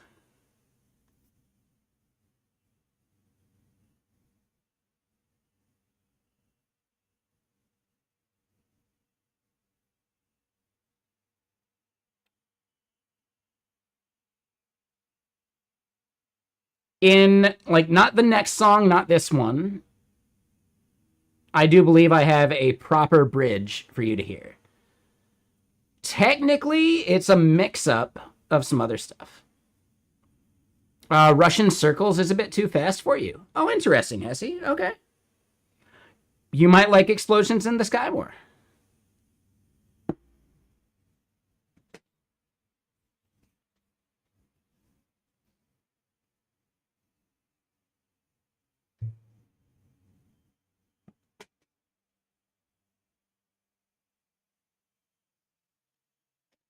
Yeah, this song doesn't necessarily follow the verse chorus thing.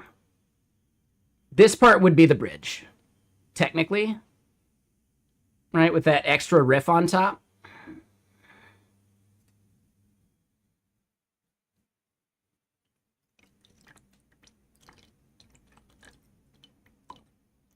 But man, once you hear like this pattern for songs, right? Verse, chorus, bridge, chorus, you'll never unhear it.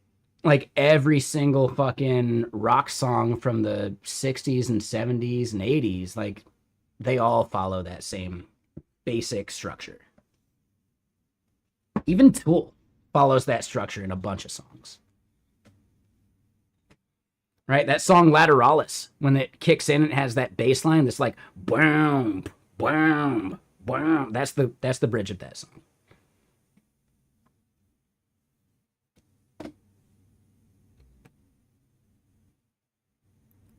Tool definitely does follow similar structure. They're not as cookie cutter. They may mix up verses and choruses. Okay, so Explosions in the Sky is too slow. Okay.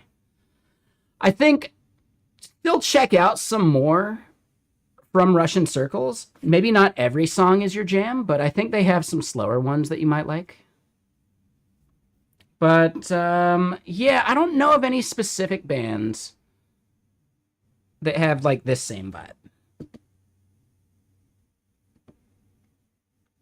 Like, I don't know. I've heard plenty of people say, "Oh yeah, this sounds like Tool," which makes me really happy. But there's nowhere, like, this is nowhere near as good as Tool. Like, come on. This is actually the first song I ever recorded. I might have had one before it, but this is basically the first song I recorded. Yeah, I'd say they're worth a shot. There are definitely some songs I think you'll really enjoy. But on a whole, yeah, they may have some that's too fast.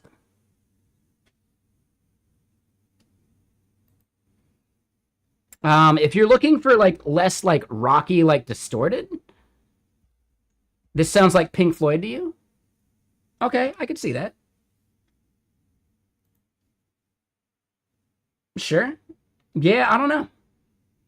A band you might want to look into if you're looking for like just like a chill vibe is maybe like Glass Beams. Oh, glass as in like, you know, spelled out properly. Glass Beams. And then Krungbin.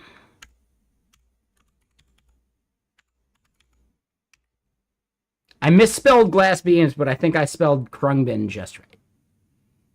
I would say check out those two bands as well. They are more like on the chill side and with more of like a like an Eastern kind of vibe, right? Like Indian and some of those like sounds. But I think you'll like those bands. So give them a shot. Maybe not, whatever.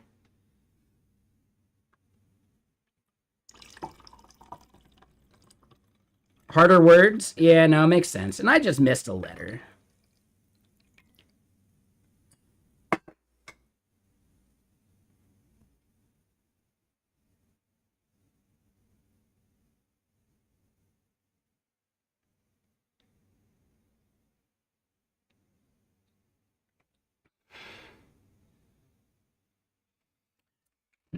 I appreciate the compliment. There's still so much wrong with it mixing wise.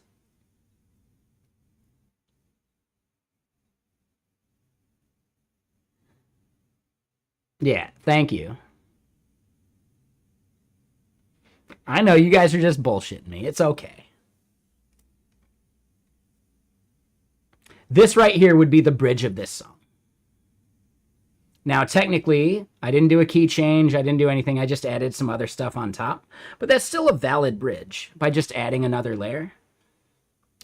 It's like the lazy bridge, though. In general, a bridge should do a key change or like a not necessarily like a timing change, but like the tempo should feel like it changed. And usually what that means is like you've got your chorus or your verse and then you do like a halftime version of it. No, Hesse. I was talking to Kenny and Larobi. Yeah, no, they gave me a massive compliment. I know you weren't. No, that's fine.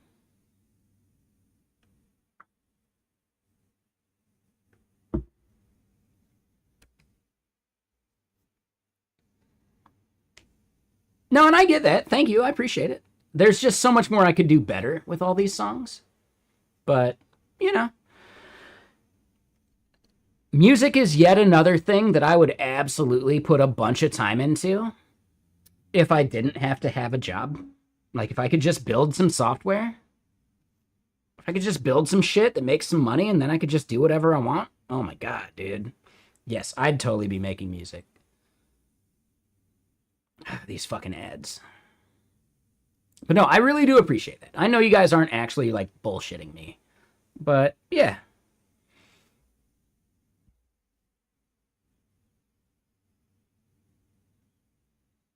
Hold on. Wait. Damn it. So hold on. Wait, were you making a reference, LaRoby, and I didn't catch it at first? Were you making a reference to The Long Kiss Goodnight? I'm always frank and earnest with women. In Chicago, I'm frank. In New York, I'm earnest.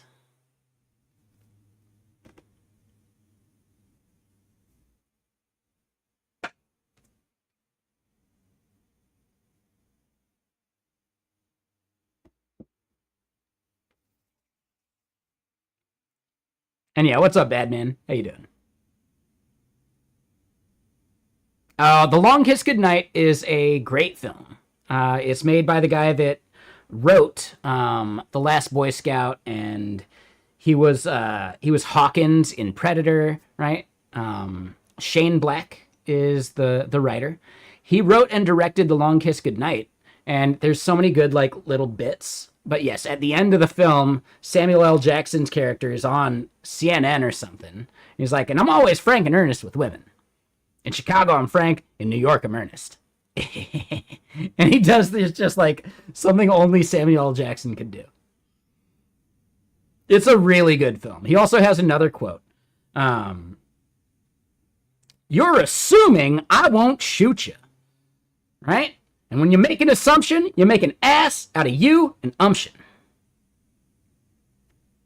The implied joke is nobody makes an ass out of Samuel L. Jackson. Right? The original quote is, when you assume you make an ass out of you and me. It's a fantastic film. I recommend everyone here watch The Long Kiss Goodnight at some point.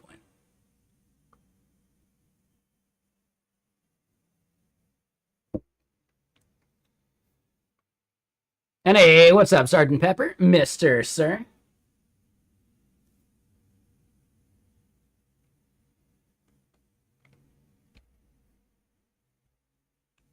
All right, let's keep building some stuff.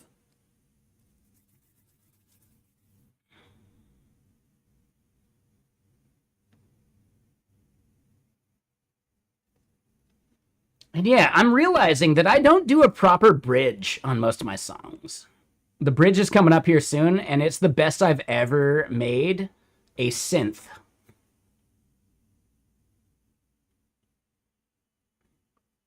So yeah, we do the chorus one more time, and then after that chorus, that's when the bridge kicks in.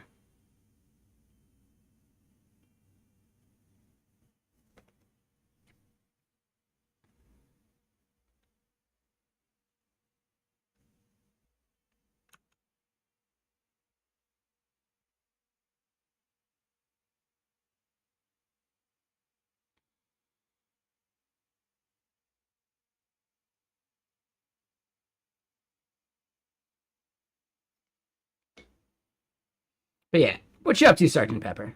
Hold on, here's where it kicks in. I love this part every time.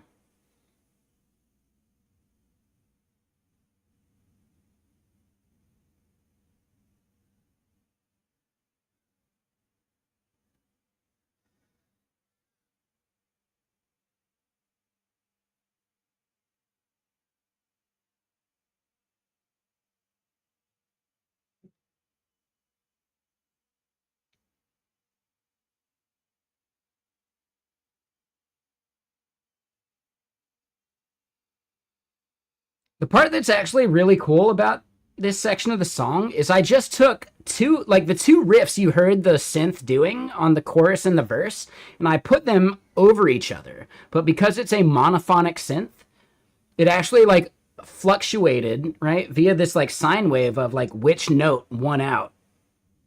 So it adds this like dynamism to these other things that were like pretty repetitive. Like, I didn't do it intentionally, but then I heard it and I was like, oh my God, I love this. So yeah, anyway, let's close that.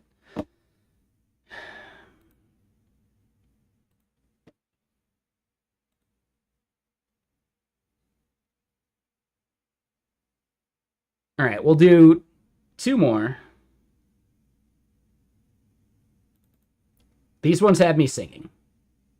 You're welcome to hate it.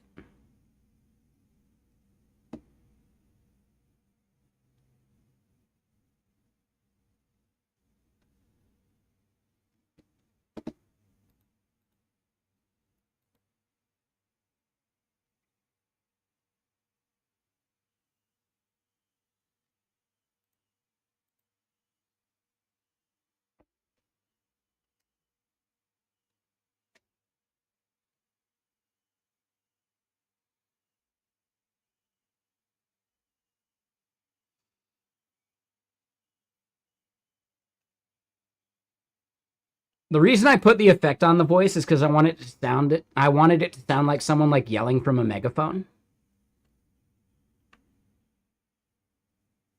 So now that you know that, it's probably like a little more okay.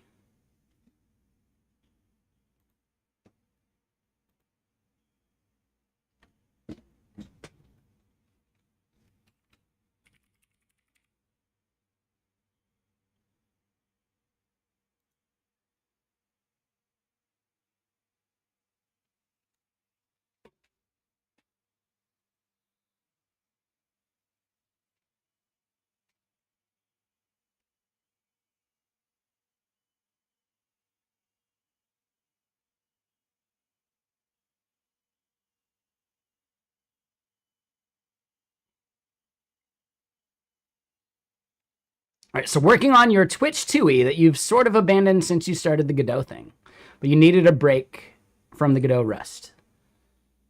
Ah, yeah, no, I get it. Sorry, so you're doing it offline so that you can still focus on the thing on stream. I get it. Yeah, that's something I worry about here on stream. Like, technically, I get better viewership when I start a new project. I should be switching up my title every day, but ain't nobody got time for that.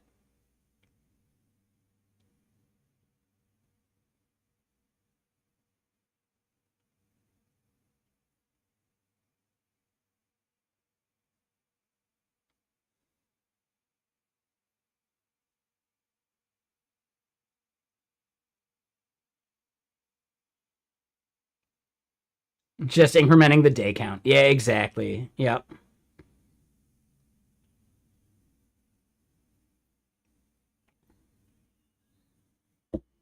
No, and I appreciate that, Hesse. I think a lot of people do the same. Like, a lot of the regulars, especially. What are you working on today? Even though the title's brand new, they don't actually look. And I shouldn't fault them for that.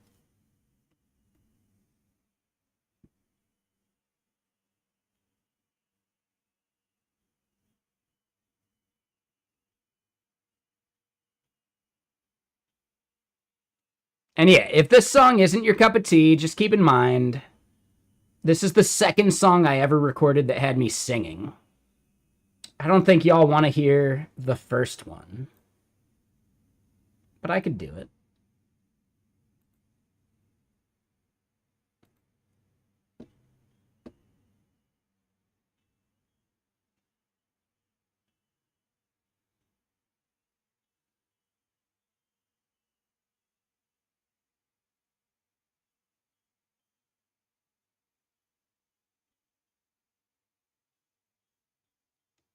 And also keep in mind, this is from 2007.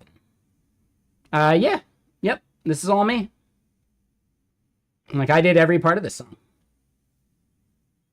The drums are technically Fruity Loops, right? Like, I sequence stuff in Fruity Loops, but yeah.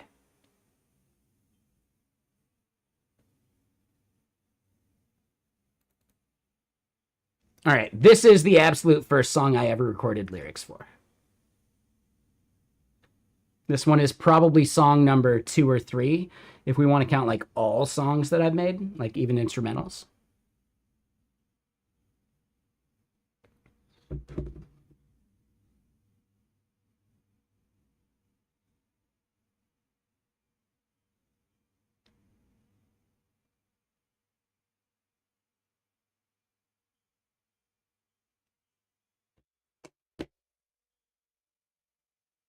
Oh, damn it. This one doesn't have the singing. Shit. No, that one doesn't even have the singing. Maybe this one? Sorry, my mistake. Yeah, there was a filter on the voice of that one. And also 2007. My voice has probably changed a little. Here we go. This is the one.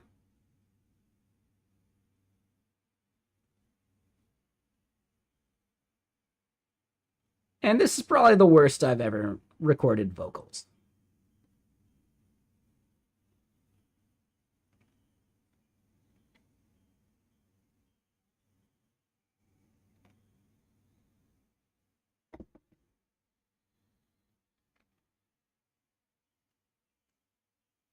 This one's very rough. Like, it's just so early. I got better.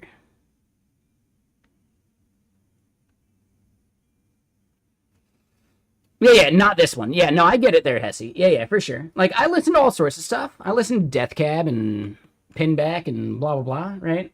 This is more Death Cab than anything. I get it.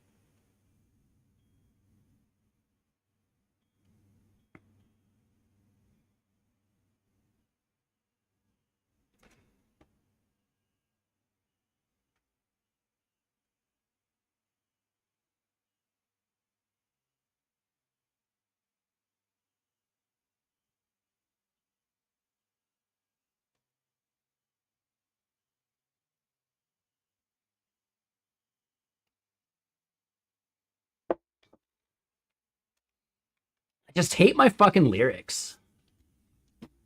That's the biggest problem.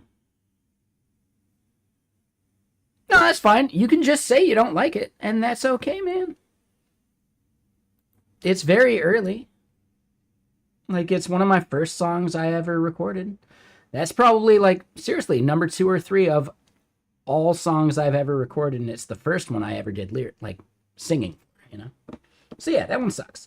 You're probably gonna hate this one even more, though.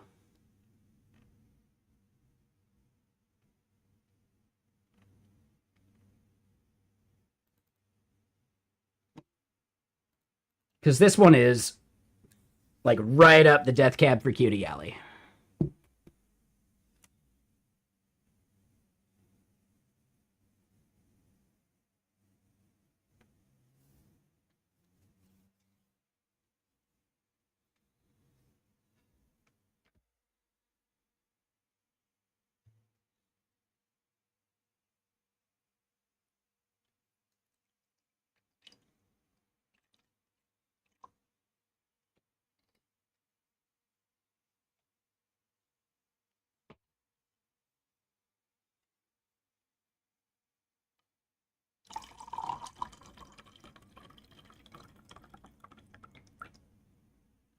And if you dislike it, that's okay.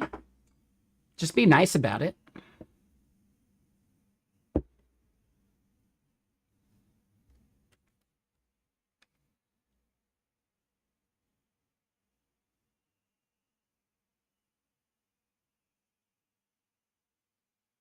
All right, so hold on. The person that said that one song didn't sound like me, A Ray of Hope. Does this one at least sound like me?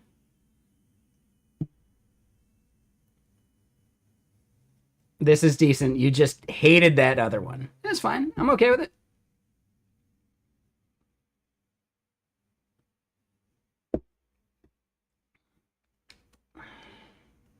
When was the last time I recorded any song? 2011.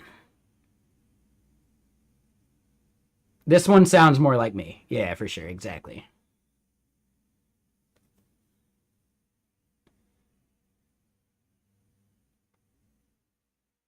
This is probably my best singing, too. Write a song on stream? Dude, no, that's not something you could prompt. I'm like, nah, no way in hell. I'm sorry, no way. Maybe over on gaming stream or something, but no, you can't prompt writing a song. Like, you just gotta feel it. Like, you can't just make someone do a thing. Right? I mean, technically you can do it, but that's how you get wham.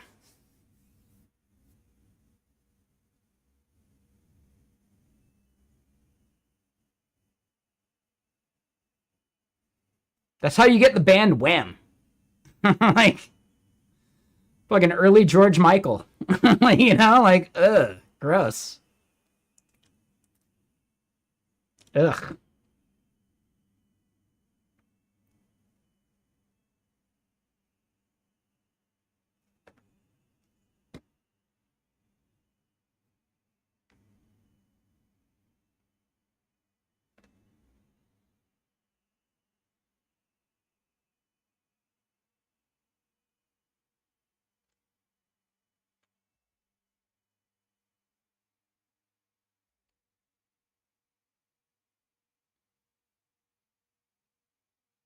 Hambone, thank you for that follow. Real Cammy, thank you for that follow as well. I missed those. I'm sorry.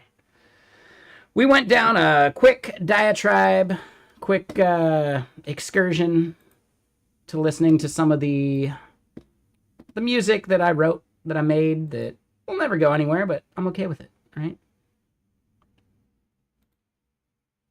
Sometimes the act of just making something is its own reward.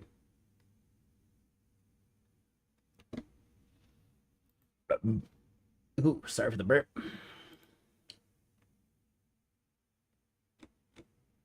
Yeah, no, thank you. I appreciate it. I share it like, I don't know, once every couple months. If you guys haven't heard it and this was your first time, well, yeah, there you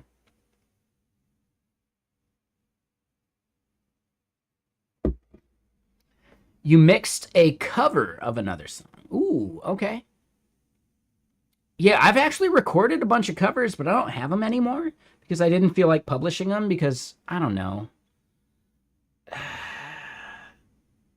I definitely have a stigma against cover bands. Right? Like, if you're a good musician, write your own music. But there's a difference between being able to perform and being able to write. And yeah, that's just like, I don't know. That's just me being a snob because I feel like I could write. But I'm wrong, you know. No, so there's some really good covers in the world, but like, dude, no cover band has ever made it. Right? You have to make it and then you can do a cover. Right? Like Cake covering At first I was afraid, I was petrified. Kept thinking how I couldn't live without you by my side. Yeah, that song, right? Dude, Cake could only do that song if they had, like, because they had already made it. You just can't do it. Right? Like, Tool has never done a cover song on an album, but they did do, oh shit. What was that one album that was like an anthology of a bunch of their previous shit? I don't remember it, but they have done covers live, like in concert, right? They've covered No Quarter, they've covered like a bunch of other songs. Primus has done a bunch of covers, but you couldn't do those early career. It has to happen after you've actually produced an album or two of legitimate content, you know? Alex Melton. I have not heard of them. No. But real quick, hold on. Let me go pee. Let me go pour some more water because I do need to water down this beverage a little more. Otherwise, we're going to the moon quicker than I wanted. So let me pour some more water. I'll be right back. I'm going to take these ice packs and get some fresh ones. And I will be right back. See you in a second.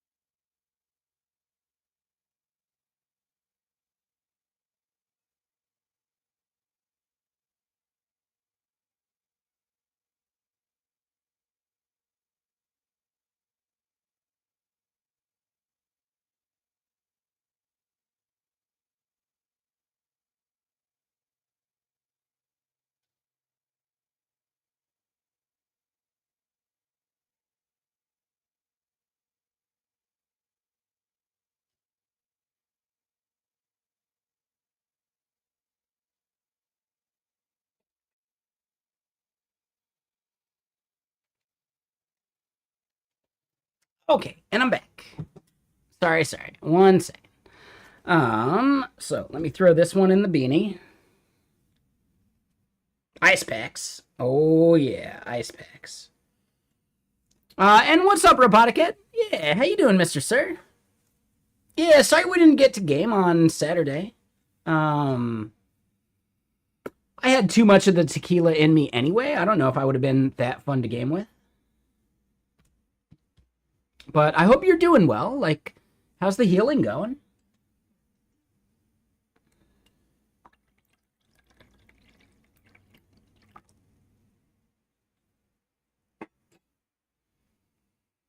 First day of no painkillers. How's that feeling? Like, did you just run out, or were you trying to, like, wean off?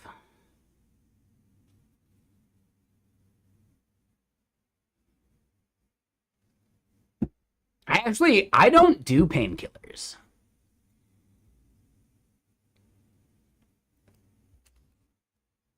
In many cases, I'd rather just experience the pain. And I say this as someone who's broken both collarbones, who dislocates their shoulder on a regular basis, who's had borderline compartment syndrome in their thighs, in both thighs, not at the same time. Like, I don't know. I will do ibuprofen every once in a while.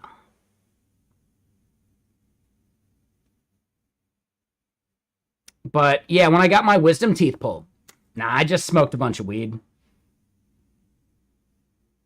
Now, technically, yeah, you don't want to, like, do bong tokes after getting your wisdom teeth pulled. But my dad let me use his vaporizer, and I just, like, you know, it's one of the vaporizers that has the tube coming off it with, like, the glass piece on the end, and I just, like, snooted it instead. So I'm just sitting there, like, vaporizing weed as my painkiller. So when I say I don't do painkillers, I don't do pharmaceutical painkillers. I smoke weed. That is my pain management mechanism.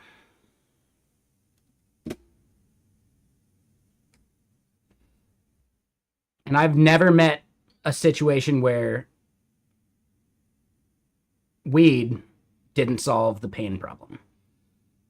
Like, you still feel the pain, but you're able to, like, get past it in some way that feels, like, really empowering, you know? One thing I worry about with painkillers is you don't know you're doing damage sometimes, right? Because the painkiller has turned off those, like, nerve receptors, and you might actually be doing damage to the thing you just had repaired. And you don't even know because the painkillers, right? I'd rather feel every bit.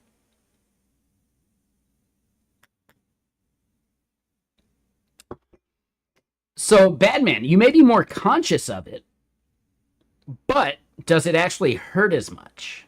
That's a different thing, right? Being aware is different from being in more pain.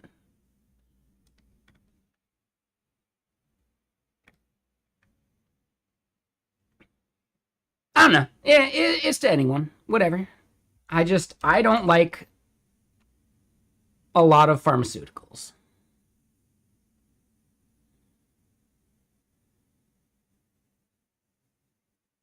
So instead, for you, it hurt. Regardless of the weed. It made the pain worse. Wow, yeah, that's crazy to me. Like, I'll take antibiotics or things that are required. If it's just a painkiller, though, I will assess how much pain I'm in. And I'll decide if I actually want to take a painkiller.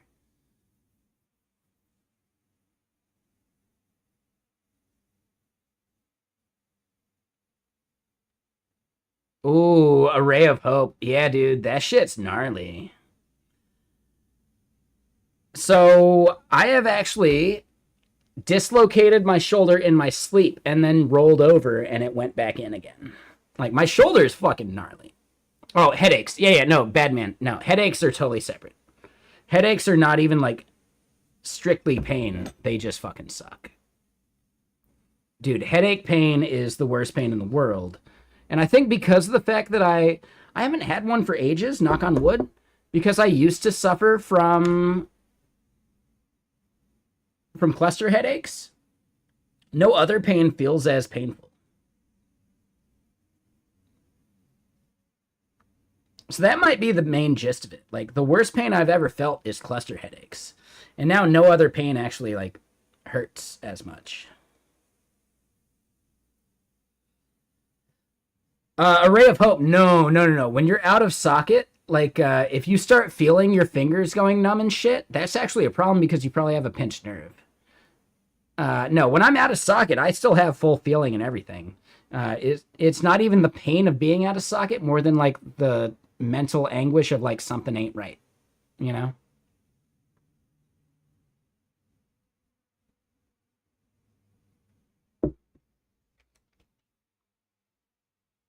Yeah. Dude, I haven't had a cluster headache in a while now.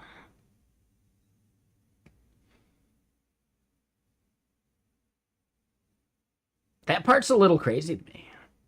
Because I used to get them heavy. They used to, like, hit me, like, right here and then migrate just up and down.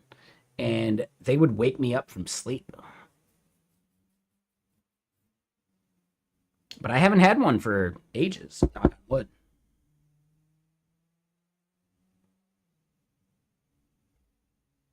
Like, hands down, worst pain I've ever felt.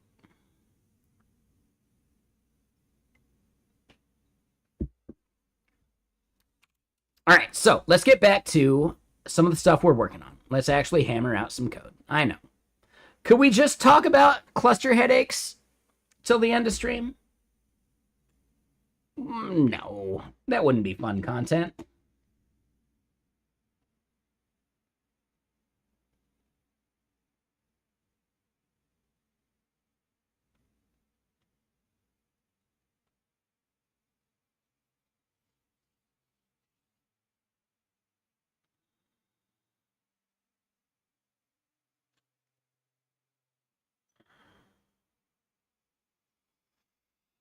Okay, hold on. Sorry. I just saw an email about a bunch of bullshit.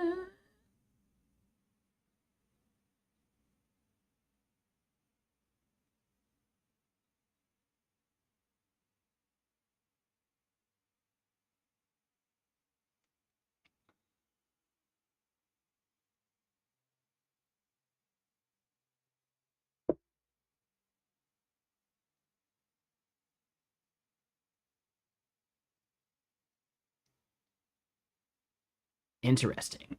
And hold on. You had a cousin who was studying biomedicine. She told you not to take antibiotics way back because we will get resistant to it in the future and they will do nothing when we actually need them. So the thing is, use antibiotics when your doctor prescribes it after, like, a surgery and things like that. But don't take antibiotics just because you feel ill. Right? So there are people in the world that overuse antibiotics. Oh, you're feeling sick and you just want to, like, fix it real quick. No. Those people are fucking it up for everyone. But after a surgery, yes, antibiotics. Absolutely. Take the antibiotics after surgery. Because that is way better than an infection, you know? But if you're just sick, dude, do not take antibiotics. Dude.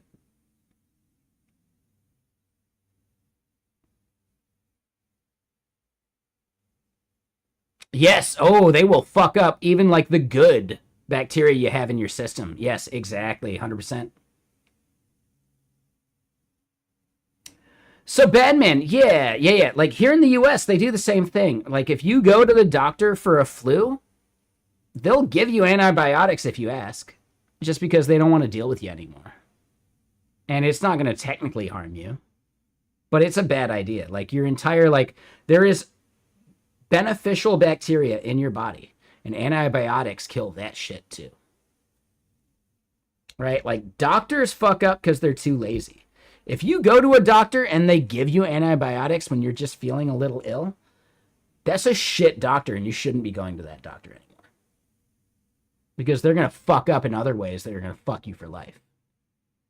Flu is not a bacteria, it's a virus. But there are people that go to the doctor when they are feeling fluish, and shit doctors just give them antibiotics as a placebo. shit doctors do that. You know what a good doctor does? They give you a placebo.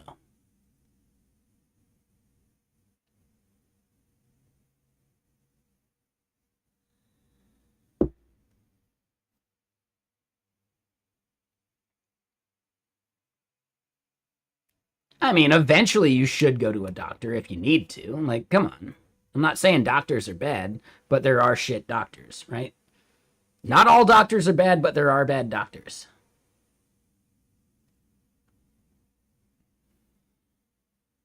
Not all snowboarders are bad, but there are instructors.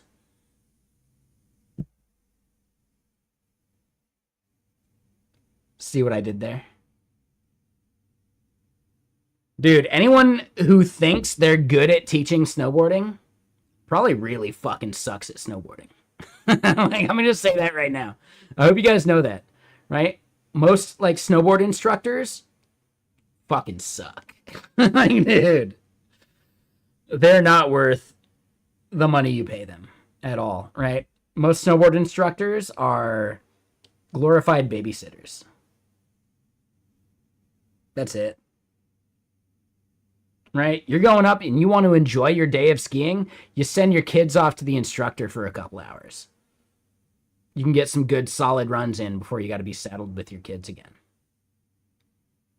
That's actually, like, dude, people don't want to admit it, but yes, instructors for adults, no, don't do that. Just learn how to fall with grace.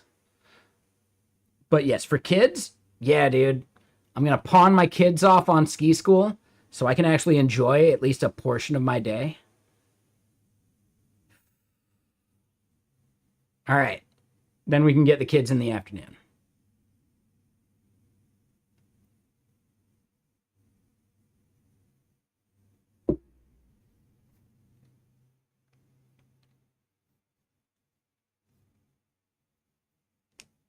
Hold on. This album's about to end. Let's put on another.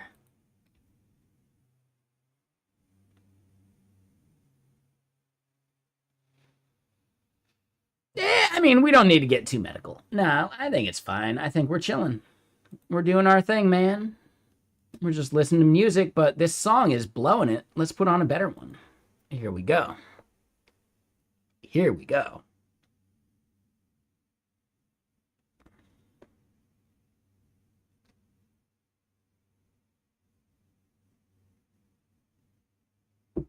Array of Hope. Well, what food are you eating? Come on, man. This is a foodie stream in disguise.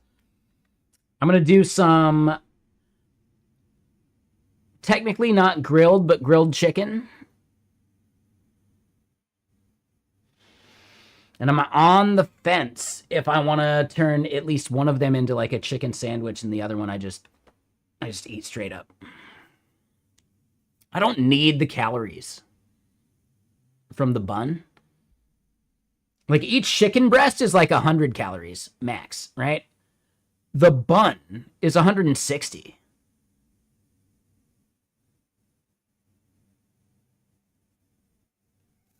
I don't think the bun's worth it.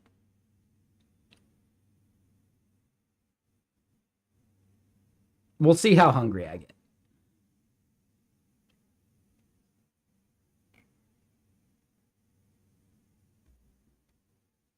So Array of Hope, I'll be consuming 2 chicken breasts, which means do I want to consume 2 buns, right? That puts me at 520 automatically, and then other shit to eat too. And I'll probably put some onions on it. I'll cook some bacon up, right? If I'm doing the sandwich thing, I'm going to add bacon to it, right? We're going to make a proper fucking chicken club.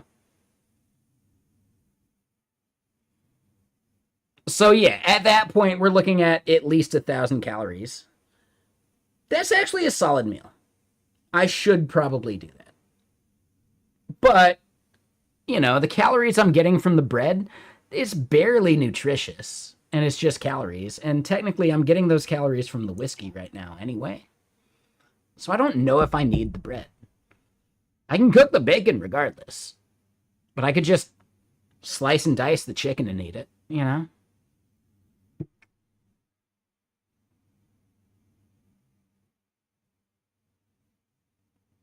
Last night for dinner, I just had a yogurt with chia seeds. I'm on a bit of a cut because I need to. I got enough fat to sustain like bullshit calories. And I need to just get enough like protein and vitamins to sustain.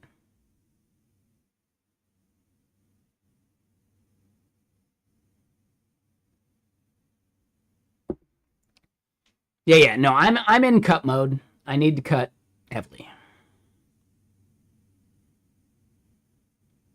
Bread is a good source of carbs, which is good for alcoholic drinks, you think? Alcohol gets like basically turned into carbs. Right? It gets metabolized basically as sugar. So I get enough carbs. They're not complex carbs, but they're still carbs. But you don't get protein, you don't get vitamins from whiskey. So I need to have other sources of that shit. And I'll be eating some like lettuce greens for fiber and some of that other shit. Right? Vitamins, whatever. I'll be taking a multivitamin for like actual vitamins, you know?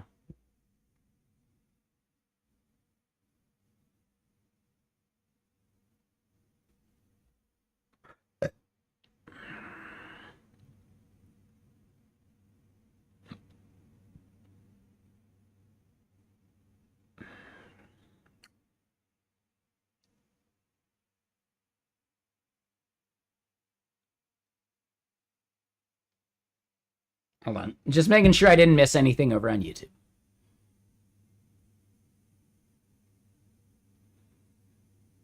You don't think it's true for whiskey scotch because it's distilled? No, your body does parse the alcohol into basically sugar. Yeah, no, the alcohol and everything does end up becoming sugars, but it doesn't break your keto because it takes time to actually turn into that. Like alcohol is processed into carbs. That is fundamentally what happens there.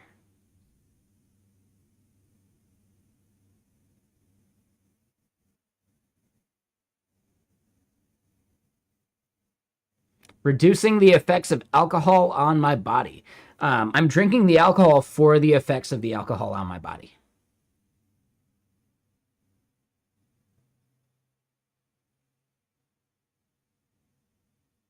That's the point. You know, just saying.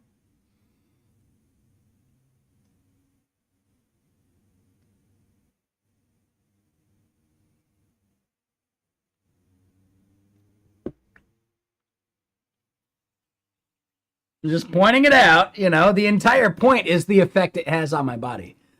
Why would I drink if I didn't want that effect?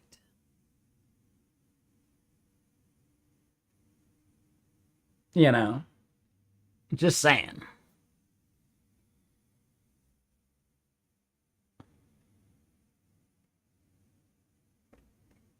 All right, so hold on real quick. CFB 26 Game Pass.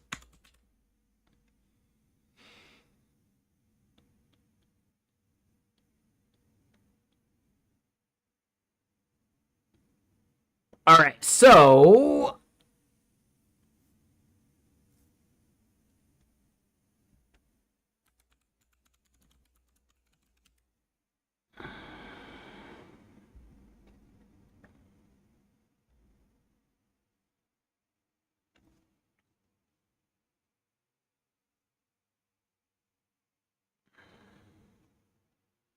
all right, so for the game we play tonight, we might play some college football 26, because why not? So hold on. You guys were pacing it. Breaks down into acetic acid. There's no sugar involved at any stage. No, but your body treats it like sugar. Yeah, that's what I'm saying. So like replaces sugar. Your body absorbs it as if it was sugar, right? So the calories you get from alcohol are basically sugar calories, which are basically worthless, right?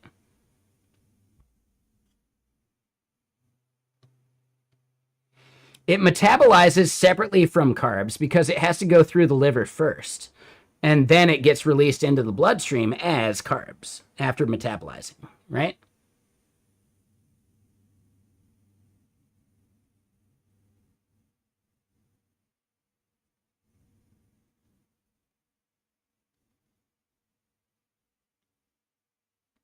It's metabolized separately from carbs, but does that mean that it doesn't get used as carbs? I just think it's not like the same mechanism, but I think it's still the same like energy, right?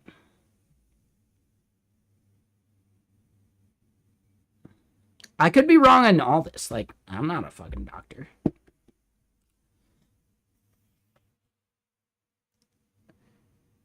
It's literally metabolized as an acid, but how does your body digest that acid, right? And I believe that acid gets converted into fat eventually, right? In the same way that sugars do. That's what I'm getting at. Like Sergeant Pepper. It's not about the intermediate stage. I don't give a shit about the intermediate stage. What does the alcohol calorie actually become later? And I believe it becomes fat.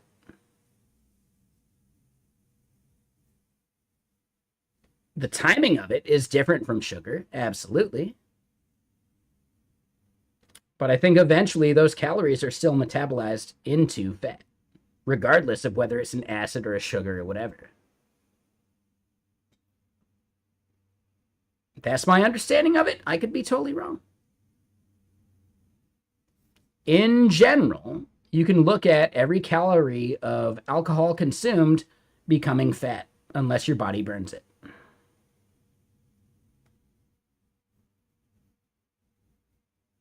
In the same way that protein that you don't actually use for rebuilding muscle becomes fat.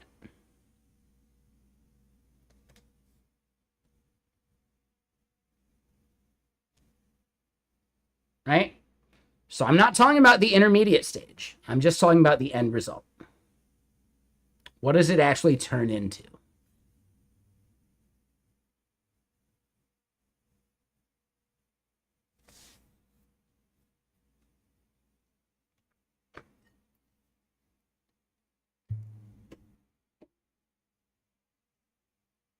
So interesting, Larobi. I would actually expect whiskey and rum to be metabolized the same way, but are they not? Like, it's still just ethanol.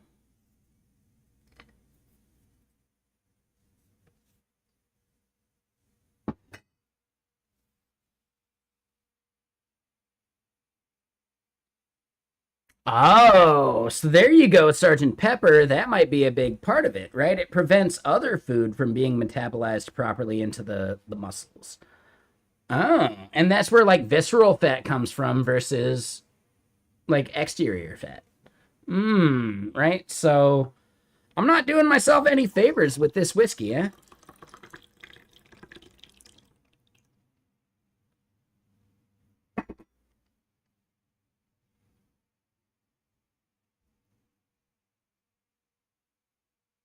Just replace food with whiskey. Problem solved.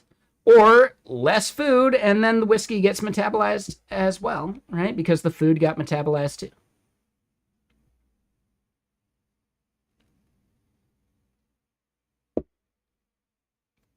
Now, I think realistically, if I just went on a requirement of 4 days of no alcohol per week, I would probably lose a shitload of weight.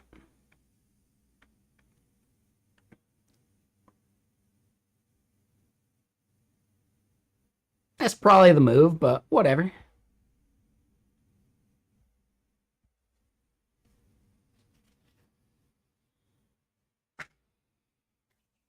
I do what I want. So let's get back to actually coding stuff.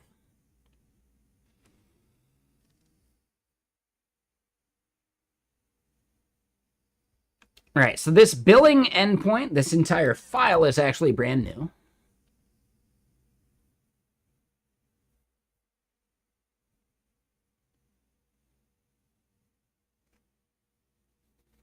Back to sugar-free Red Bull? No, definitely not. I don't drink sugar-free anything because I don't do sucralose. I don't do any of the fake sugars well.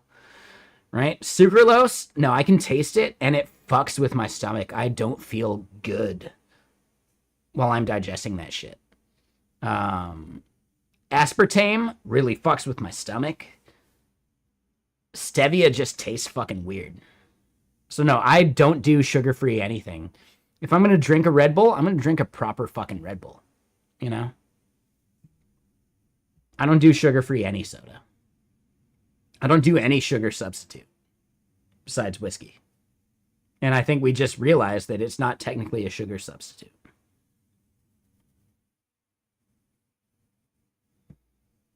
Now, let me point out, I do corn syrup from time to time. I guess that could be looked at as a sugar substitute.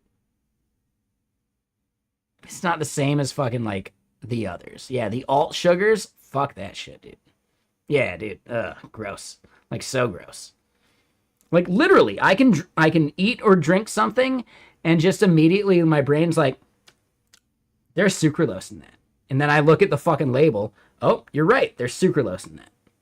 Like, I can taste it immediately. And if I continue to eat or drink that thing, I'm going to get a headache. Aspartame, it fucks with your stomach. I don't know if I've necessarily recognized it, but I've read enough studies about it. Like, no, I don't do aspartame. And then just stevia just tastes weird. Like, it's like almost sugar, but it's not sugar. See, I don't like any of the fake sugars. I just can't do it.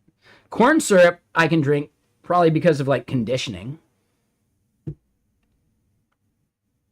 But it's not good for you, and I try to avoid it, but I'd rather drink corn syrup than fucking stevia or aspartame or sucralose.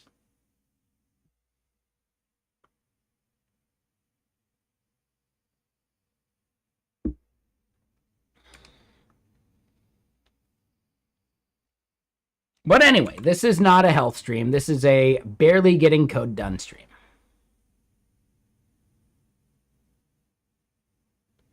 Let's figure this shit out.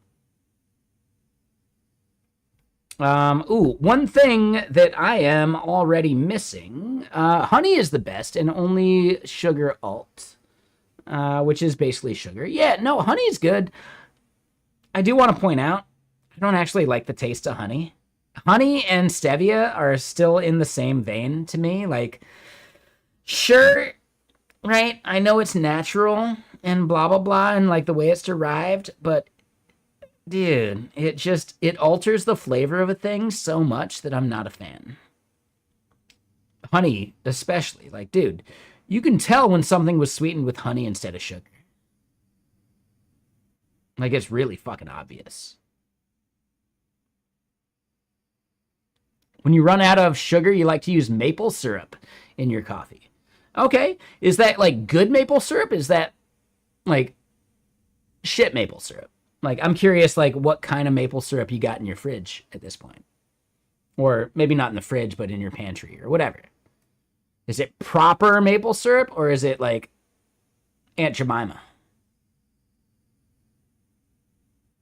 Ah, there you go. Yeah, you were just hitting on it. Dude, the Aunt Jemima bullshit. Dude, that shit's just corn syrup. Corn syrup with fucking food coloring. So yeah, like real actual maple syrup. All right, yeah, no. But again, that has like a distinct taste, and that's a little different. Brown sugar in your coffee. Ooh. Again, there's a distinct taste to brown sugar and honey and a bunch of this stuff where it's like you gotta be like prepared for it. If you get used to it, then you're good to go. But then you're used to it and you need it that way every time.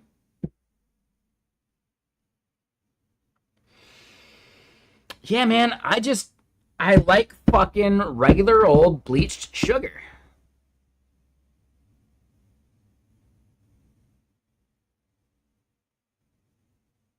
It's really hard to get away from that shit, man. I just like regular old bleached sugar. Right? Cane sugar, whatever, man.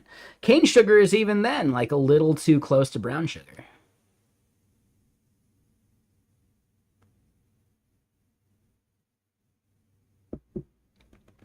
I'm a sugar-brained individual. I am so tempted to play that song by System of a Down, Sugar. Wow, wow, wow, wow, wow, wow, wow, wow. That's all we'll do for it. But yeah, now it's stuck in your head.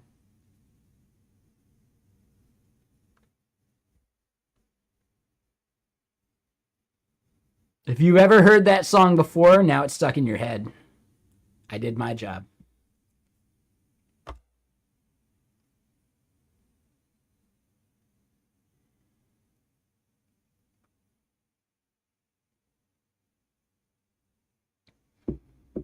Who here now has that song stuck in their head? Technically, I do right now.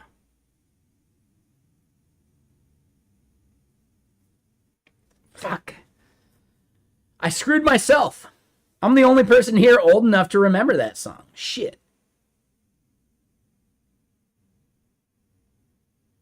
Well, shit.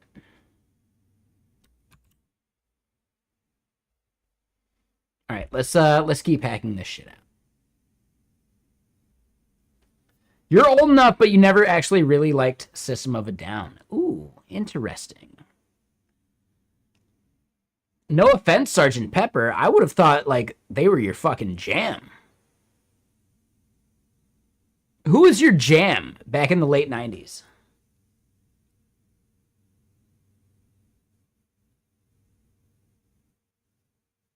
Right? Who was the band? Late 90s, early 2000s. Nirvana, Tool, Red Hot Chili Peppers. Okay. So yeah. Like, let me put it this way. Hold on. Like, standing in line to see the show tonight beneath the marquee, right? That Red Hot Chili Peppers, or like earlier Red Hot Chili Peppers? Overload. I'm like, dude. Yeah. Like, once they did Californication, they were dead to you, right? Beneath the marquee. Like, fuck that shit. They had one song I liked, and I regret it every single time. They had that one song that was like the first single off of Californication. That one was good. But yeah, no, I get it. All right. So yeah, like Tool. One Hot Minute was the last album for you. Okay, I get it. Yeah. Totally makes sense. One Hot Minute, is that the one that had Under the Bridge?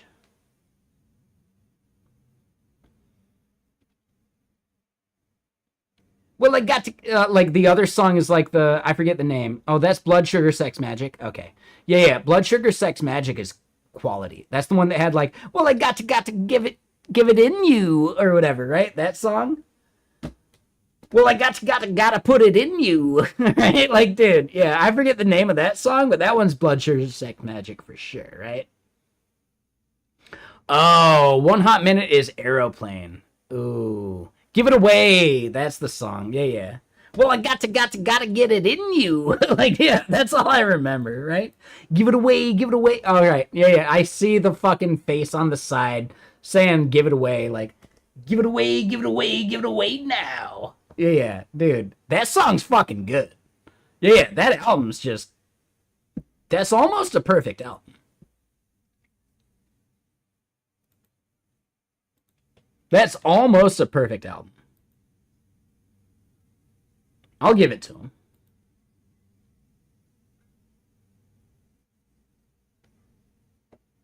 I'd believe it because Flea is a fucking magician. Dude, if you've watched my stream enough, you know I got this like acoustic bass in the background. I actually started out playing music as a bassist. And my older brother and my dad and everyone conspired against me and bought me this fucking like this VHS of Flea teaching improvisation, and River Phoenix was the interviewer. So it's got Flea and fucking musician Will Ferrell, right? The drummer. And then fucking River Phoenix just like, so what does it mean to actually like improv, man? Like, you know, like, do you just like feel the music? Is it cosmic? Like, he's getting like crazy about it. You have that VHS still? Dude, I watched the fuck out of that VHS. I still do that like warm up, like, like, dude, the slap pop like warm up he would do. Like, I still do that slap pop warm up. Oh, man, dude. Sergeant Pepper. Did we just become best friends? Dude, that shit's so good, man. Oh my god, that shit's so good. Dude, that Flea, like, bass, like, improvisation thing is so goddamn good. Like, pure vibes. Absolutely.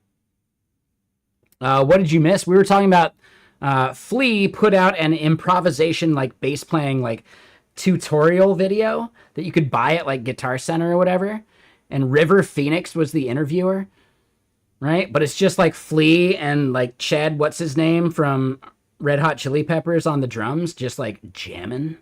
And oh man, dude, that video's so good. And I still use that like warm-up technique for the slap pop stuff. There you go. That's all you missed. No big deal. Let me get more music going, because that's the important part. Flea is the bass player from Red Hot Chili Peppers.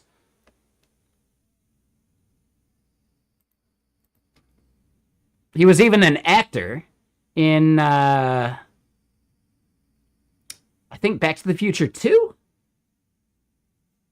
He played McFly, like Daddy McFly's boss. He was in The Big Lebowski. His girlfriend cut off a toe. It's not fair.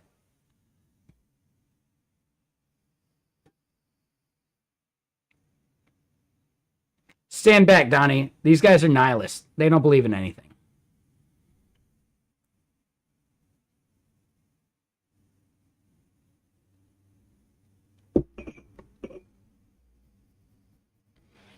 Wait, Hegpets, did you not realize that Flea was one of the nihilists? Oh, dude, yeah. He's absolutely the dude that says that line, like, his girlfriend cut off a toe, it's not fair. Like, that is literally his line, for sure. Yeah, it's awesome, dude, right? He's even at the table, like, I'll have the Lingenberger pancakes. Oh, yes, I would also like the Lingenberger pancake. Right? Like, I forget which character he is, but he's at the table when that scene happens, for sure. Dude, it's such a good film. I love The Big Lebowski. Hell yeah, dude. I think that made the movie even better for you, right? Actor. The actor I'm talking about is Flea. He has been an actor, yes. Yeah, he is a musician in Red Hot Chili Peppers, but Red Hot Chili Peppers is from fucking LA. Yes, they have acting credits. War Child is fucking Anthony Kiedis. Did you not know that? War Child from Point Break is Anthony Kiedis. As far as I know. I could be wrong. Let me double check that now. Shit.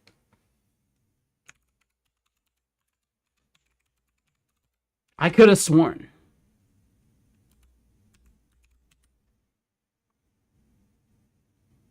Oh, it's not him.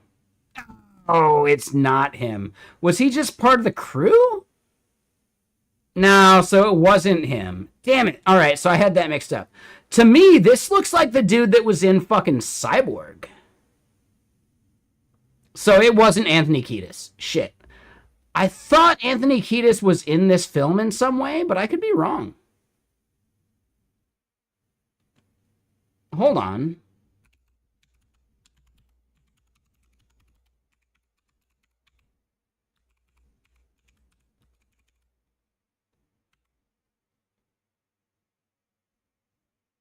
No, they showed him, but yeah, like, I don't think that was him. He was in Point Break, but he played Tone. He didn't play War Child. He was just part of, like, the crew. He was, like, part of the gang in some way. Yeah, that's my bad. Yeah, as Tone. I don't know who Tone is in that context, right? We see him, sure. But yeah, no, like, that might be Anthony Kiedis from Point Break, but he didn't play Warchild, which I thought he did. What I'm saying is, Vincent Klin, hold on. I think this actor, I think he was the dude from Cyborg, wasn't he?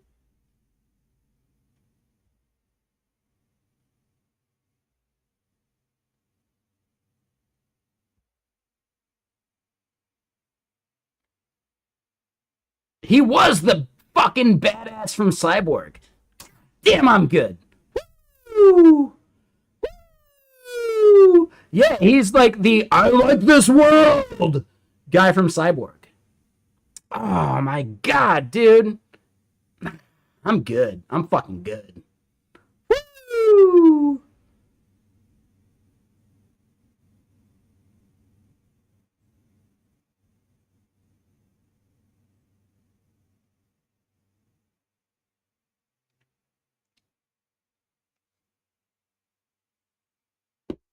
Damn right. I mean, we're already doing that. The whiskey. But yeah, who here has never seen the film Cyborg, actually?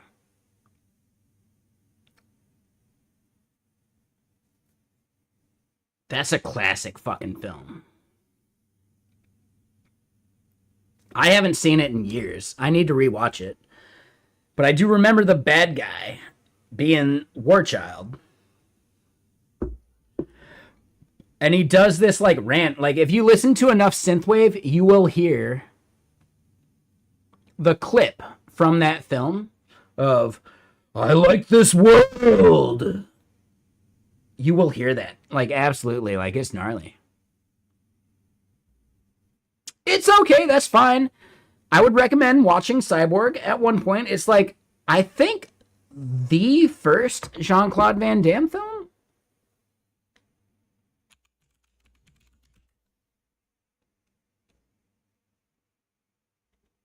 I don't remember if it's before or after Bloodsport. Now, we got to go to IMDb.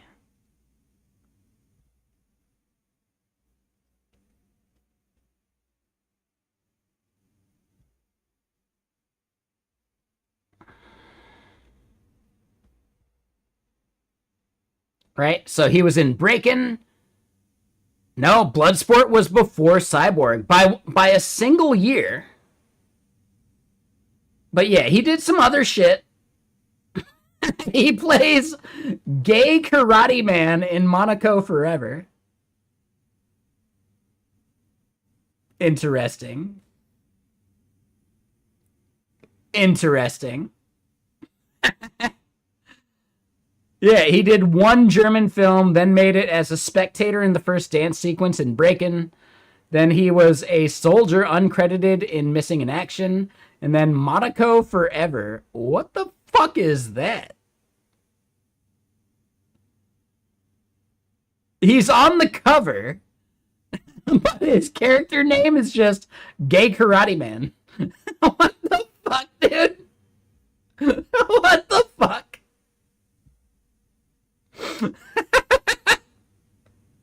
Dude, what the fuck? Oh my god, that's fucking hilarious. Alright, so No Retreat, No Surrender. Who was in this one?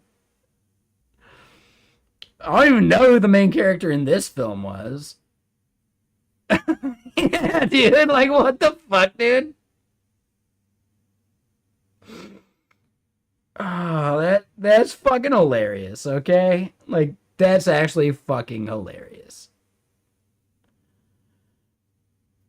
And then he did Bloodsport, and his career trajectory fucking changed. And then he did Kickboxer. And then, like, dude, Death Warrant, Double Impact. Like, all of these films. I remember watching Double Impact just for the boobs in it.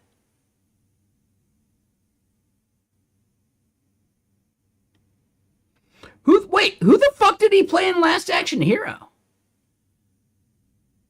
Oh, he plays himself on, like, the red carpet or something. Yeah, no, that's it. That was it. Yeah, no, I get it.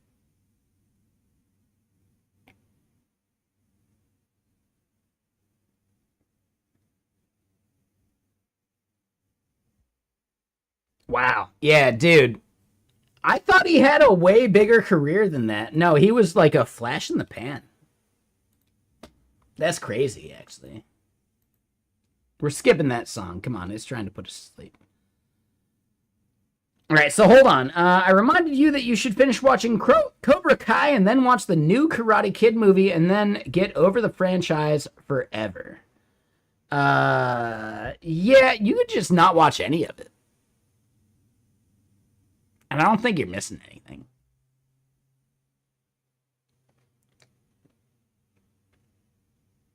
It's not Karate Kid without Pat Morita. And that dude passed away ages ago.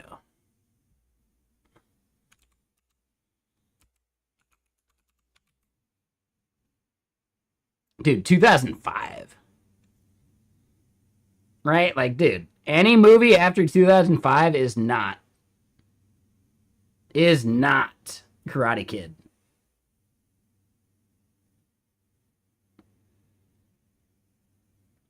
Your sixth grade teacher was Pat Morita's niece. Oh, that's so cool. Oh, that's even cooler. So the show knows it. Hold on. Like, do they actually do, like, homages to the fact that he's not there anymore? All right, I guess I need to watch the show. Fine. I maybe need to check it out. They talk about him all the time. Okay. That sounds legit. That sounds really fucking cool. All right. Fine. I guess I'll watch the movie.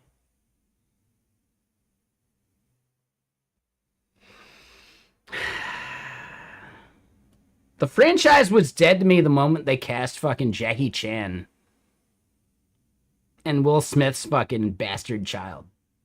No, I don't mean he's literally a bastard. He's just a fucking bastard.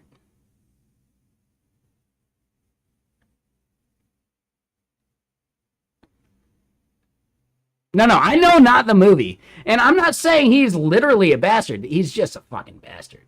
Right? That fucking bastard. Right? Like, come on. Not literally. But man, what a fucking bastard. I mean, if we know Jada.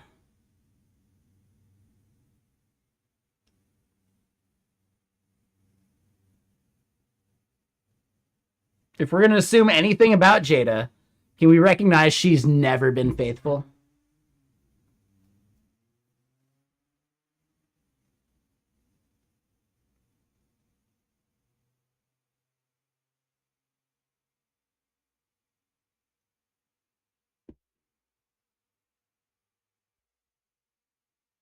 Anyway, yeah, let's keep hammering out some shit. We're at 7 p.m. We got a little bit more we can do. And then, yeah, I do kind of want to just hop into some fucking gaming. Yeah, let's do that. No, and I knew what you meant. Yeah, sorry. No, and that's fucking awesome. Like, the fact that they retcon it, but they still, like, pay homage and all that shit, that's really good. No, that actually sounds way better. So Kenny, hold on. Are you playing proper RuneScape or are you playing RuneScape like Wilds or whatever it is?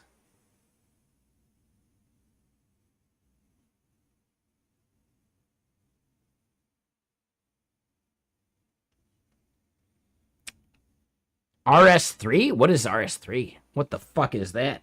Oh god, man. I don't even know. Not old school RuneScape, but like the latest version of it. Okay. Have you checked out whatever like the building game is? Is that game worth looking at yet? I know a few people looked.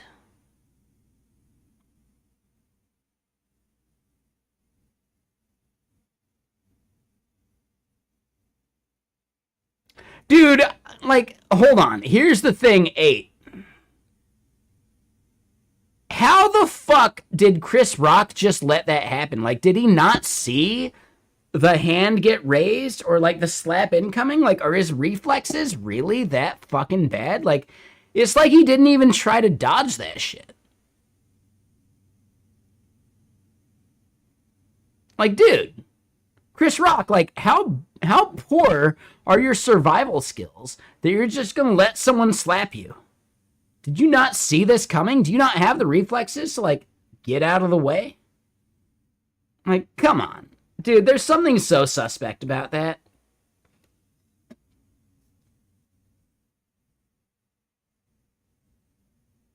There's something so suspect about Chris Rock just fucking taking the slap. Like, what I want to actually see is, like, some skit reimagining that scene, that moment, and just, like, boom, you're in Chris Rock's shoes. He's, like, thinking out loud, like, well, you know, do I want to get slapped on live TV? That will be so emasculating. I don't know, man. Is he actually going to slap me? Is it going to happen? Do I just let it happen because my lawyers will have a field day? The dude makes more money than I do. Dude, if I just let myself get slapped, could I make some money? Yeah, I 100% think he had this thought and he weighed all the fucking decisions in like a split second. And he didn't even try to dodge it. Because he's like, you know what? The worse this looks, the more money I make. I think he just straight up took it because he knew it's a fucking payday. Because what has he done prior to that? Nothing. He doesn't have any fucking characters he's collecting residuals from. Nothing, man.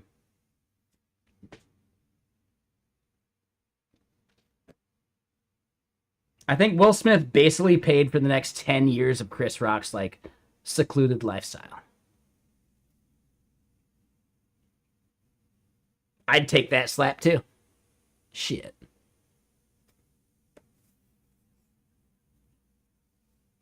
I'd take the slap, too. How can he slap? Yeah, New Jack City was a long fucking time ago, and I played Pookie. I died in the first, like, half hour, man.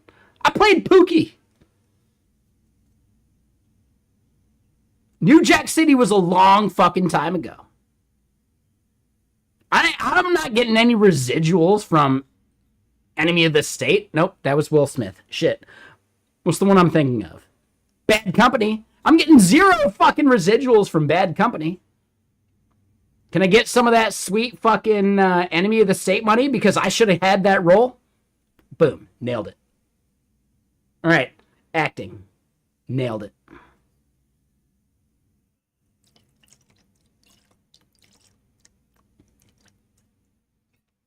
I should have taken Enemy of the State instead of Bad Company. You know what? Will Smith is about to slap me. Can I get some of that money back? All right, here we go. And he braces for it.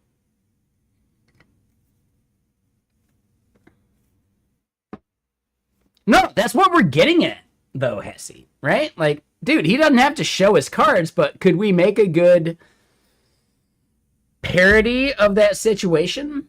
I bet we could.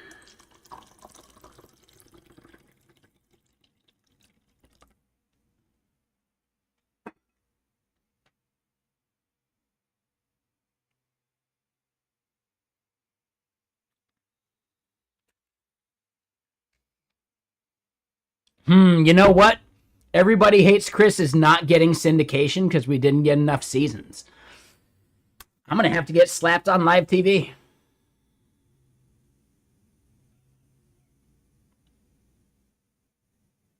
Was he that sneaky about it?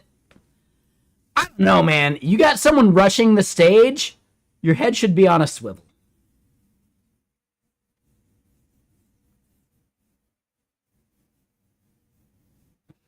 Someone is rushing the stage? I don't know, man. No, like, dude, he did every single thing right in that situation. Like, dude.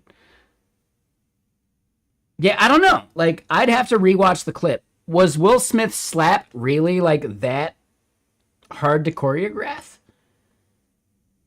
Can we just recognize that, yeah, Chris Rock probably doesn't have the best fighting skills because he never had to use them growing up?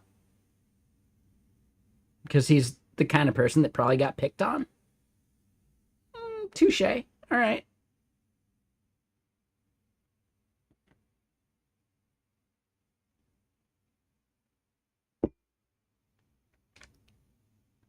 I feel like that would actually train your skills better. So he didn't get picked on enough. That's actually it. There we go. That's actually it. All his bullies watching that scene happen were like, man, if I just bullied him harder, he would have seen that slap coming.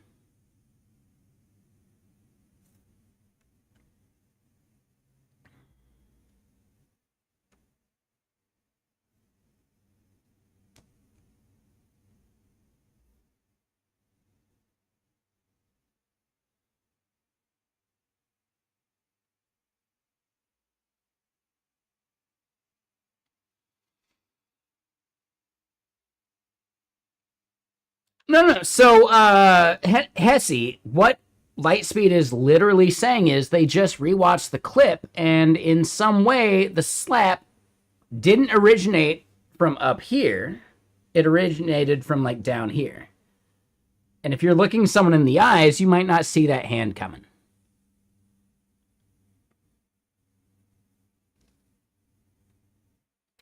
That said, Will Smith is way taller than Chris Rock. As a short person, like, no, you always see the hands coming.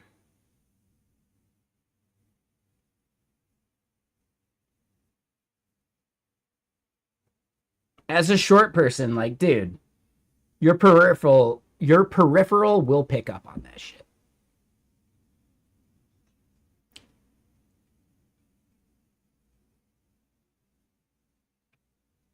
Yeah. If you watch the show, right? He just gets bullied. He never fights back.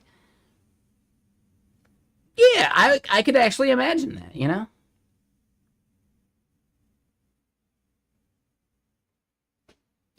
Chris Rock had his hand in his back. But why? Like, why would he do that? That's the part I'm questioning. Like, it almost seems staged.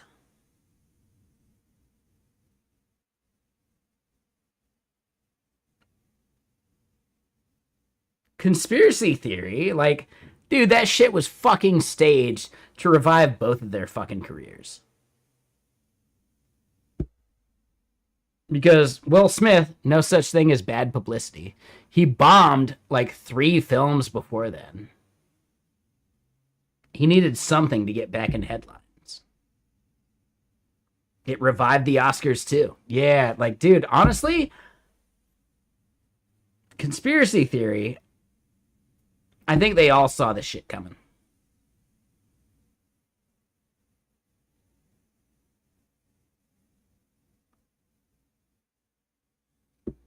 I don't know for sure, but man, it's a little suspect.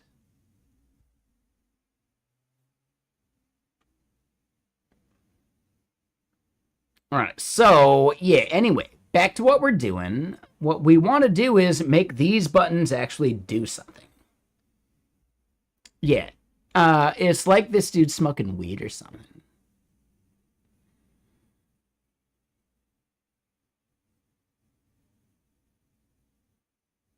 It kind of fucked Will Smith's career. Dude, like, what was he doing? Like, his career was already fucked.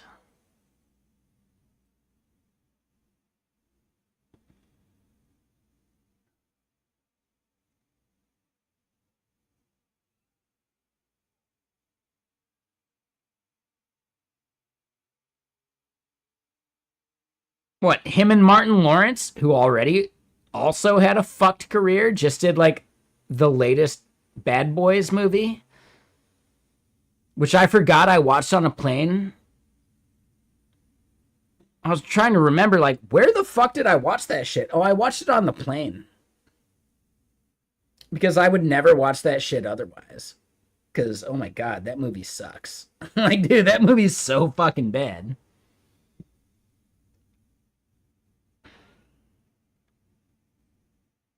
That movie was after the slap. That's what I'm talking about, right? Like, dude, that's the best he could muster after the slap. It's not like before the slap he was doing any better.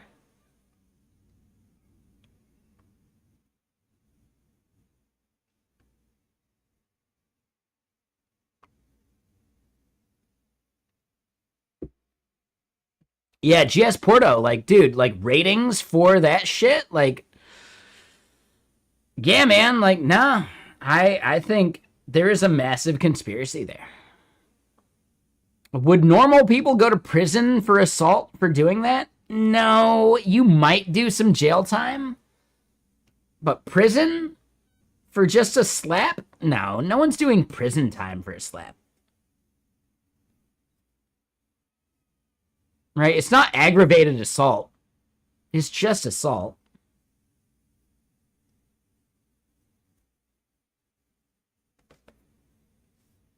How was Suicide Squad? The one he was in fucking sucked. The one he was in fucking sucked. The one after that was actually really fucking good. I will stand by the one after that, right? So there's Suicide Squad, and then there's like The Suicide Squad. Dude, The Suicide Squad was fucking great. I love that film. That movie's good. That movie's actually good. Like, legitimately good. Like, really fun. I'll defend that movie till the cows come home. That movie's good. The second one was fucking epic. Like, so well done. The first one fucking sucked. Like, dude, just bad.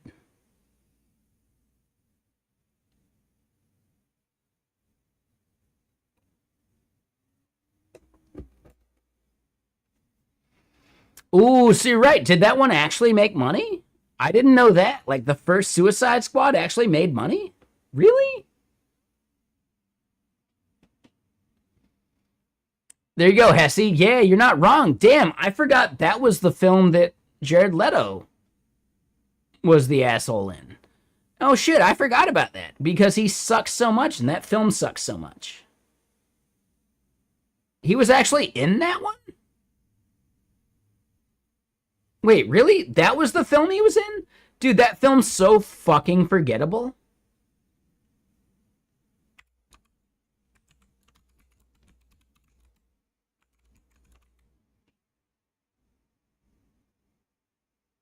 Dude. Notice how they don't include that film in his, like, top movies? Dude. Oh, God. No, I think you're right. That is totally the film. Damn, he plays a fat Mark David Chapman. Alright, so he at least has some fucking range. But nah, dude, he sucks. Dude, he sucks so bad. Suicide Squad as the Joker. No, this film is shit, dude. I don't remember a single fucking plot point from this film. It's really fucking bad, dude. Like, this film sucks so damn much. That's crazy to me. Like, dude, I don't remember the plot. Hold on, wait, no. This had, Cara Delevingne or whatever, right? Doing, like, you know, drug addict lady. This film had her.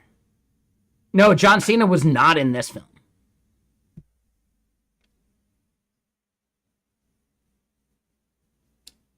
Yeah, no, this had Cara Delevingne as the bad guy.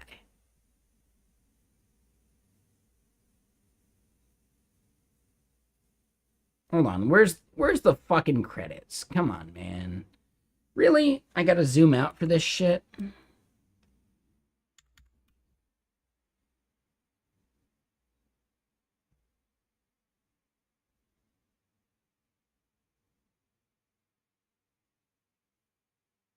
Dude, this movie was so fucking bad, man.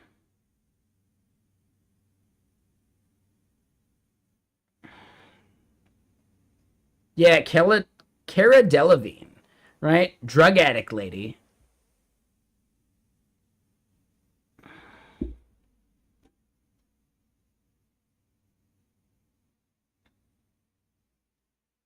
Jared Leto? No.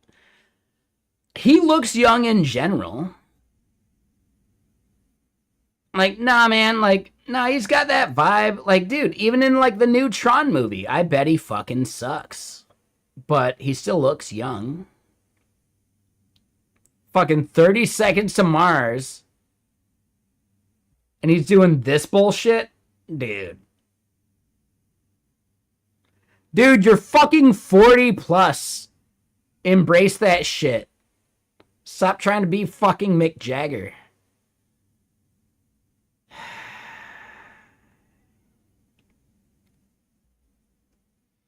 Is it obvious that I really, really, really dislike Jared Leto?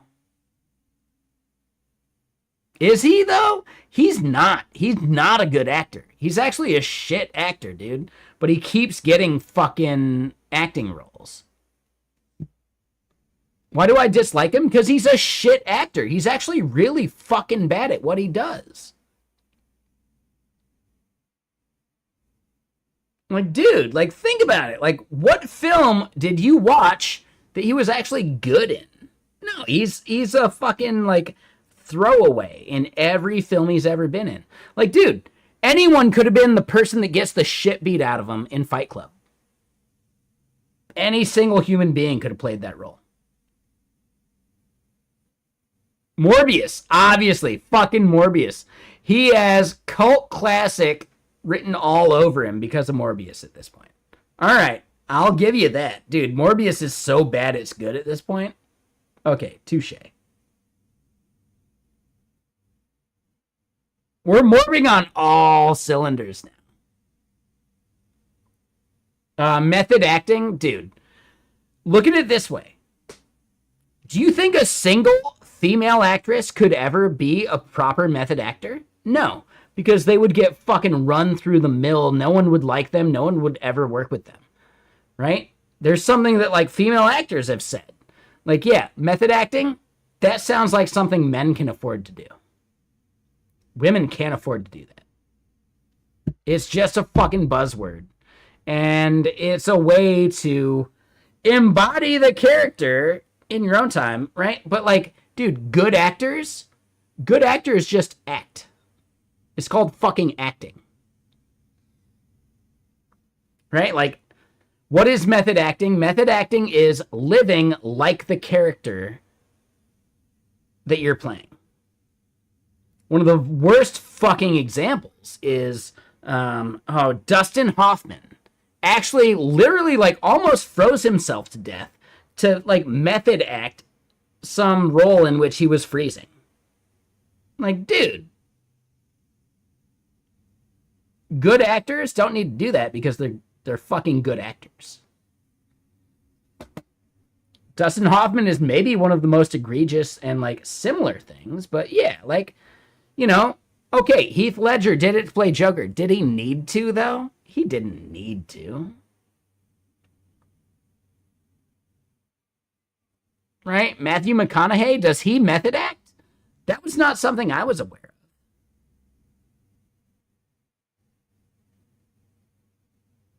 Dustin Hoffman is good in all sorts of roles, but dude, do you think he was actually method acting as Captain Hook in Hook? No. No. Come on.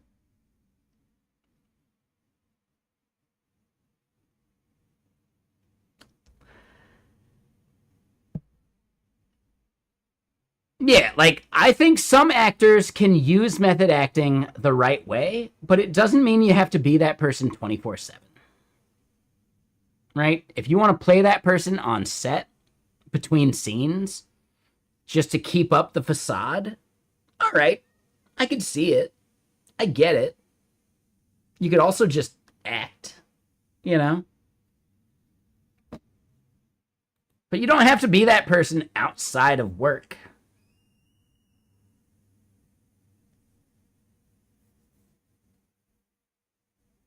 Yeah, exactly. Like Jared Leto gave his like co-stars live rats and a dead pig and like all sorts of weird bullshit. Like, no, that's just him acting out his fucking weird ass fucking fantasies, dude.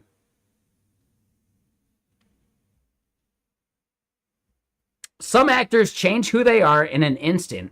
It's so cool but scary. But that's what acting fucking is, dude. Right? Acting is becoming that person immediately, right? And switching to the character and like fucking actually acting, you know? No, method acting is an excuse to pull some bullshit that is not actually cool. And just in general, could you imagine a single fucking actress doing method acting? No, dude, they'd be drummed off the set immediately.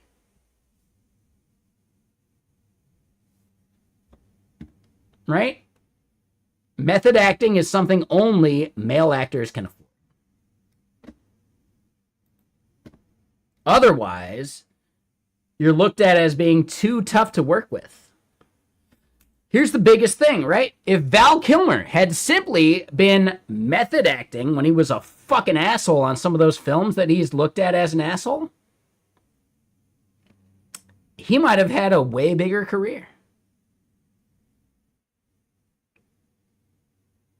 He might have had a way bigger fucking career. Because he was looked at as a super fucking asshole on a bunch of films, but if he would just said, well, no, I'm method acting, he would have been forgiven.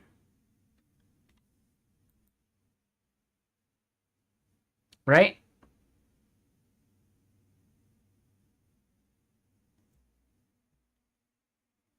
Yeah, it shows he doesn't understand the Joker. Like, sending a live rat to someone? That's not something the Joker would do. Are you fucking kidding me? Dude, he doesn't understand the character, so he's a shit actor as well. But instead, he's just looking for an excuse to be a shit human being.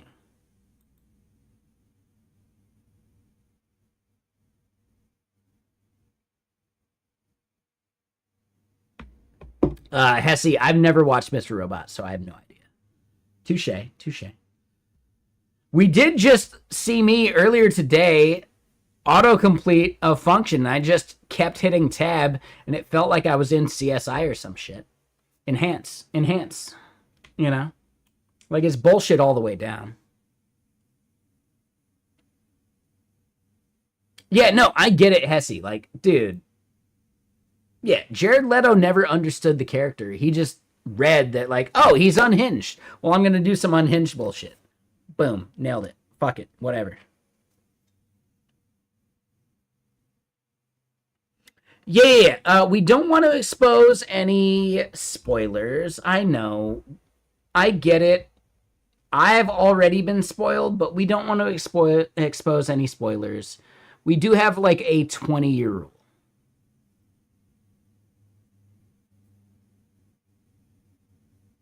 We have a 20-year rule.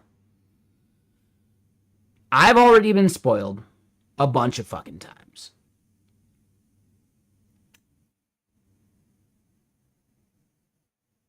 Now, it's fine, Hesse. Don't feel bad. You didn't know about our 20-year rule. It's fine. It's a massive fucking spoiler.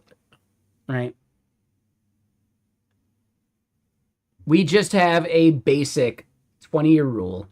Do I violate it from time to time? Maybe. Sure. Do we think that anyone who was planning on watching it probably should have watched it by now? Yeah, we could say that. But again, we all experience content in our own time. And I've never watched the show, but I've had it spoiled for me, like, way too much. No, and it's fine, Hesse. I appreciate you. Thank you. Thank you for, like, being conscious of it and being okay with me deleting a comment. Sorry for everyone that saw it.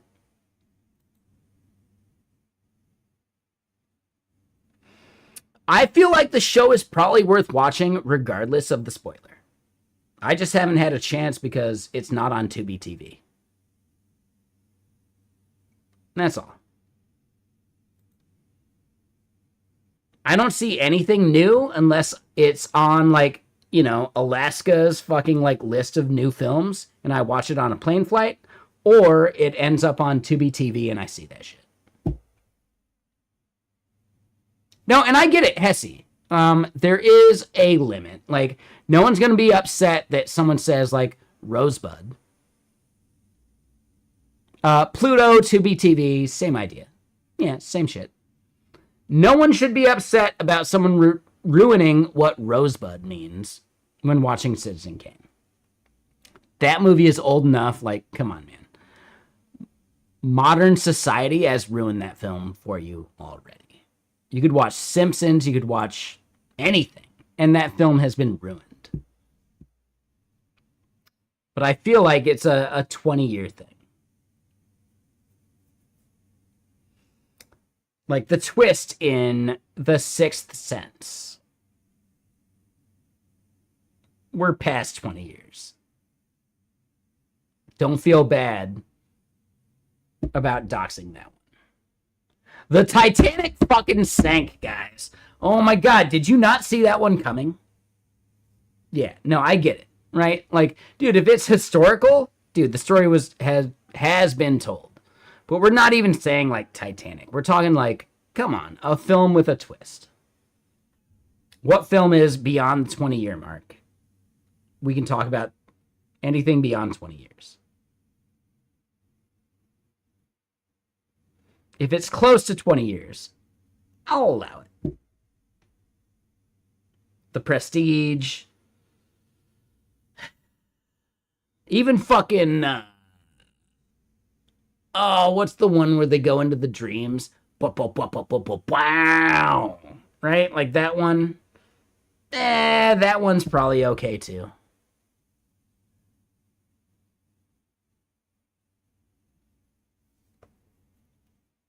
Yeah, Inception. There you go. I think Inception spoilers have been spoiled by the public in general anyway, so it's fine.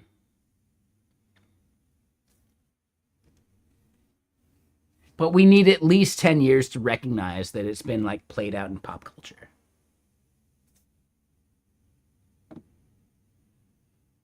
Wait, what Titanic conspiracy are you talking about? Wait, what the fuck?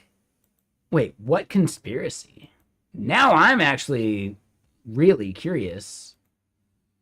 I never actually watched that film.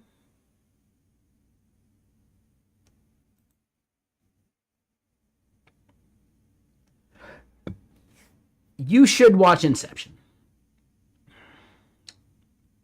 Yeah, totally. It's a fun film. You should absolutely watch it.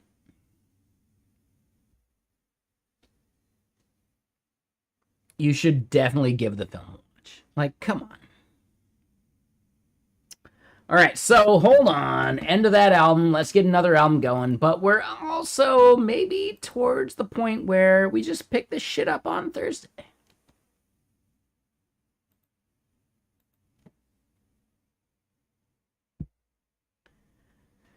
Memes, references, history, you know?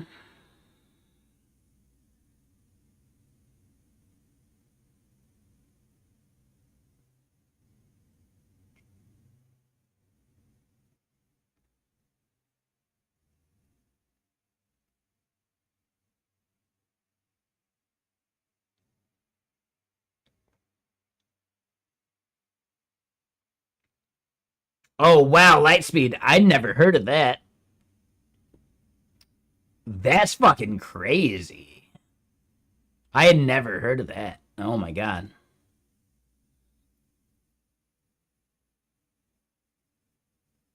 Dude, that one's insane. That one's fucking gnarly.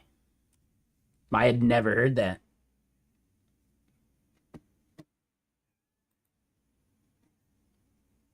Damn, man. Damn.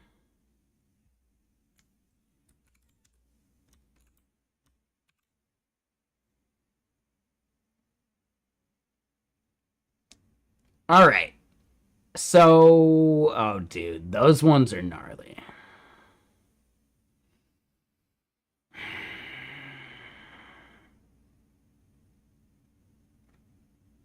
At one point, they did seem somewhat believable, and I feel bad for buying into the bullshit of it.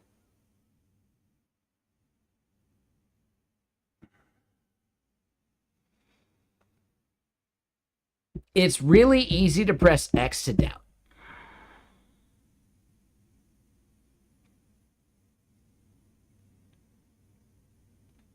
Without any other thought, it's really easy to press X to doubt.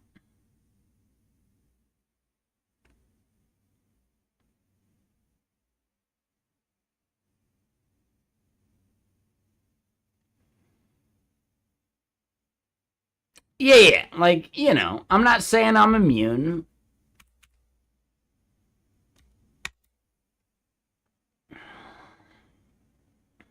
Yeah, moon landing, you know. Not that we never got there, just simply that did we get there when we said we did? That was the thing that I pushed back on in the past. At this point, does it fucking matter? It doesn't. But I could easily picture a scenario where the optics of getting there first is more important than actually getting there, and then eventually, like, we kind of needed to get there.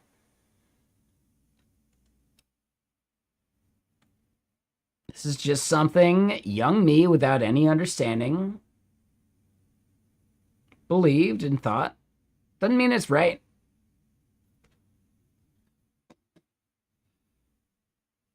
But I could picture the motivation to fake it. Like, that just made sense. Like, yeah, obviously. Yeah, no, fake it. Yeah, do that, right? Win the race. Wink, wink, nudge, nudge. And then do it right later.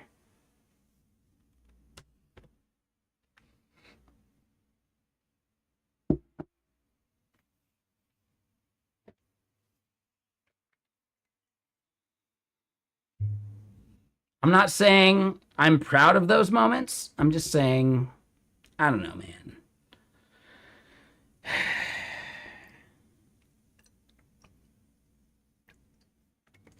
It's okay to be wrong.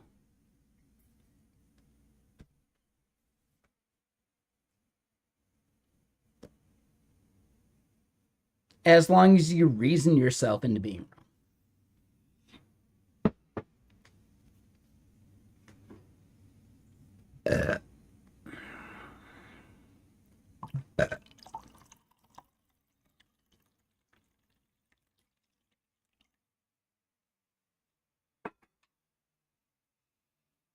I'm not proud of it. Just saying. I'm not proud of it. But I had those moments. I'm only human, okay?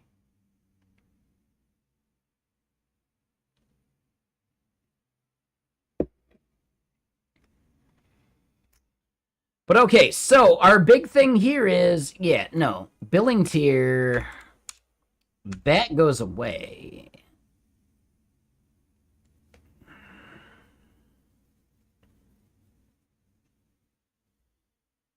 Now, you know what? Hold on. No, this is a good spot. This is an actually good spot.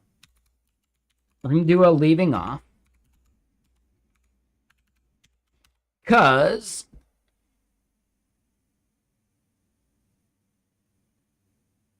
yeah, no, and I totally get that. GS Porto. Like, which is why it makes sense that it happened later than it did, and then we just fudged the numbers.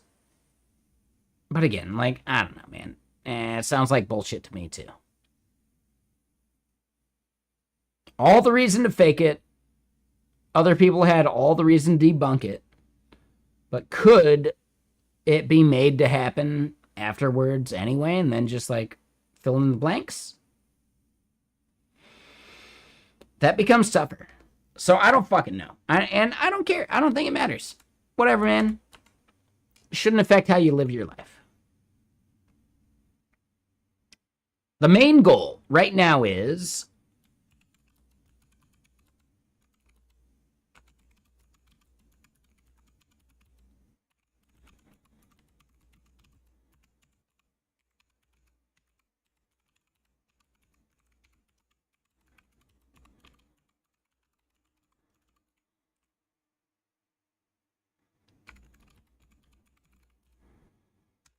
right. This is the place where we actually care about. The game just started, and the Braves are losing 5-0. Wait, what inning is it, Kenny? Like, holy shit, dude. They're losing 5-0. Who are they playing? It's the second inning, and it's the Braves versus LA? The Oakland A's? Oh my god, dude, they're losing the A's? Are the A's good right now? That's fucking weird to me.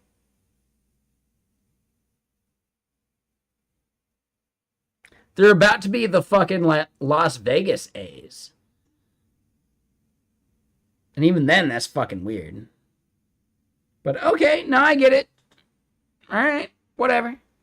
I think this is where we're leaving off. We need to make the front end connect to the back end and create a Stripe session, right? A checkout session, technically.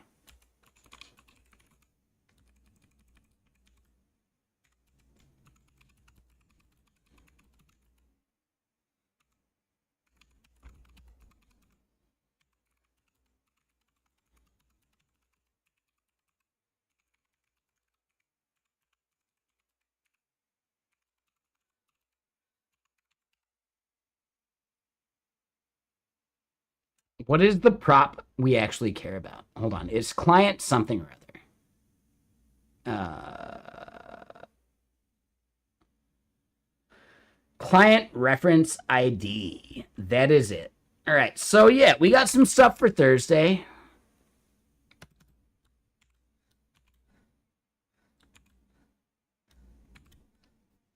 Yeah, we got work to do. We got a bunch of shit. But you know what? Yeah, I need food in my belly. I need to cook some chicken. I need to play some games tonight. I got work to do tomorrow. I got to meet up tomorrow night. And then finally, yeah, Thursday we come back and we work on some shit. And I think we solve this exact problem. So, yes, thank you, Lana, and everyone else that raided earlier today. But who do we go raid? Like, who's even going right now? I got major deja vu just now.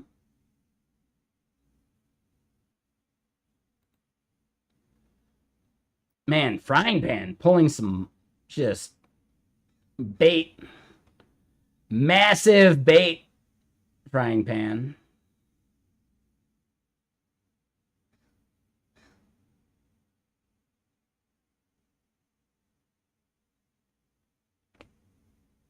Yeah, no, I'm going to have a delicious meal. It's going to be fantastic. Oh, man. Let's go say hi to the Otterly again, because why not? They seem cool, and they're better than the other people we were looking at so far. Maybe there were others, and I missed them, but, you know, that's on me. We're going to go re-raid the Otterly.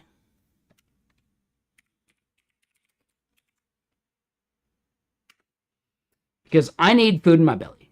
This chicken should be close enough to thawed that I need to cook this chicken. And then as I'm cooking it, I'll decide if I want to make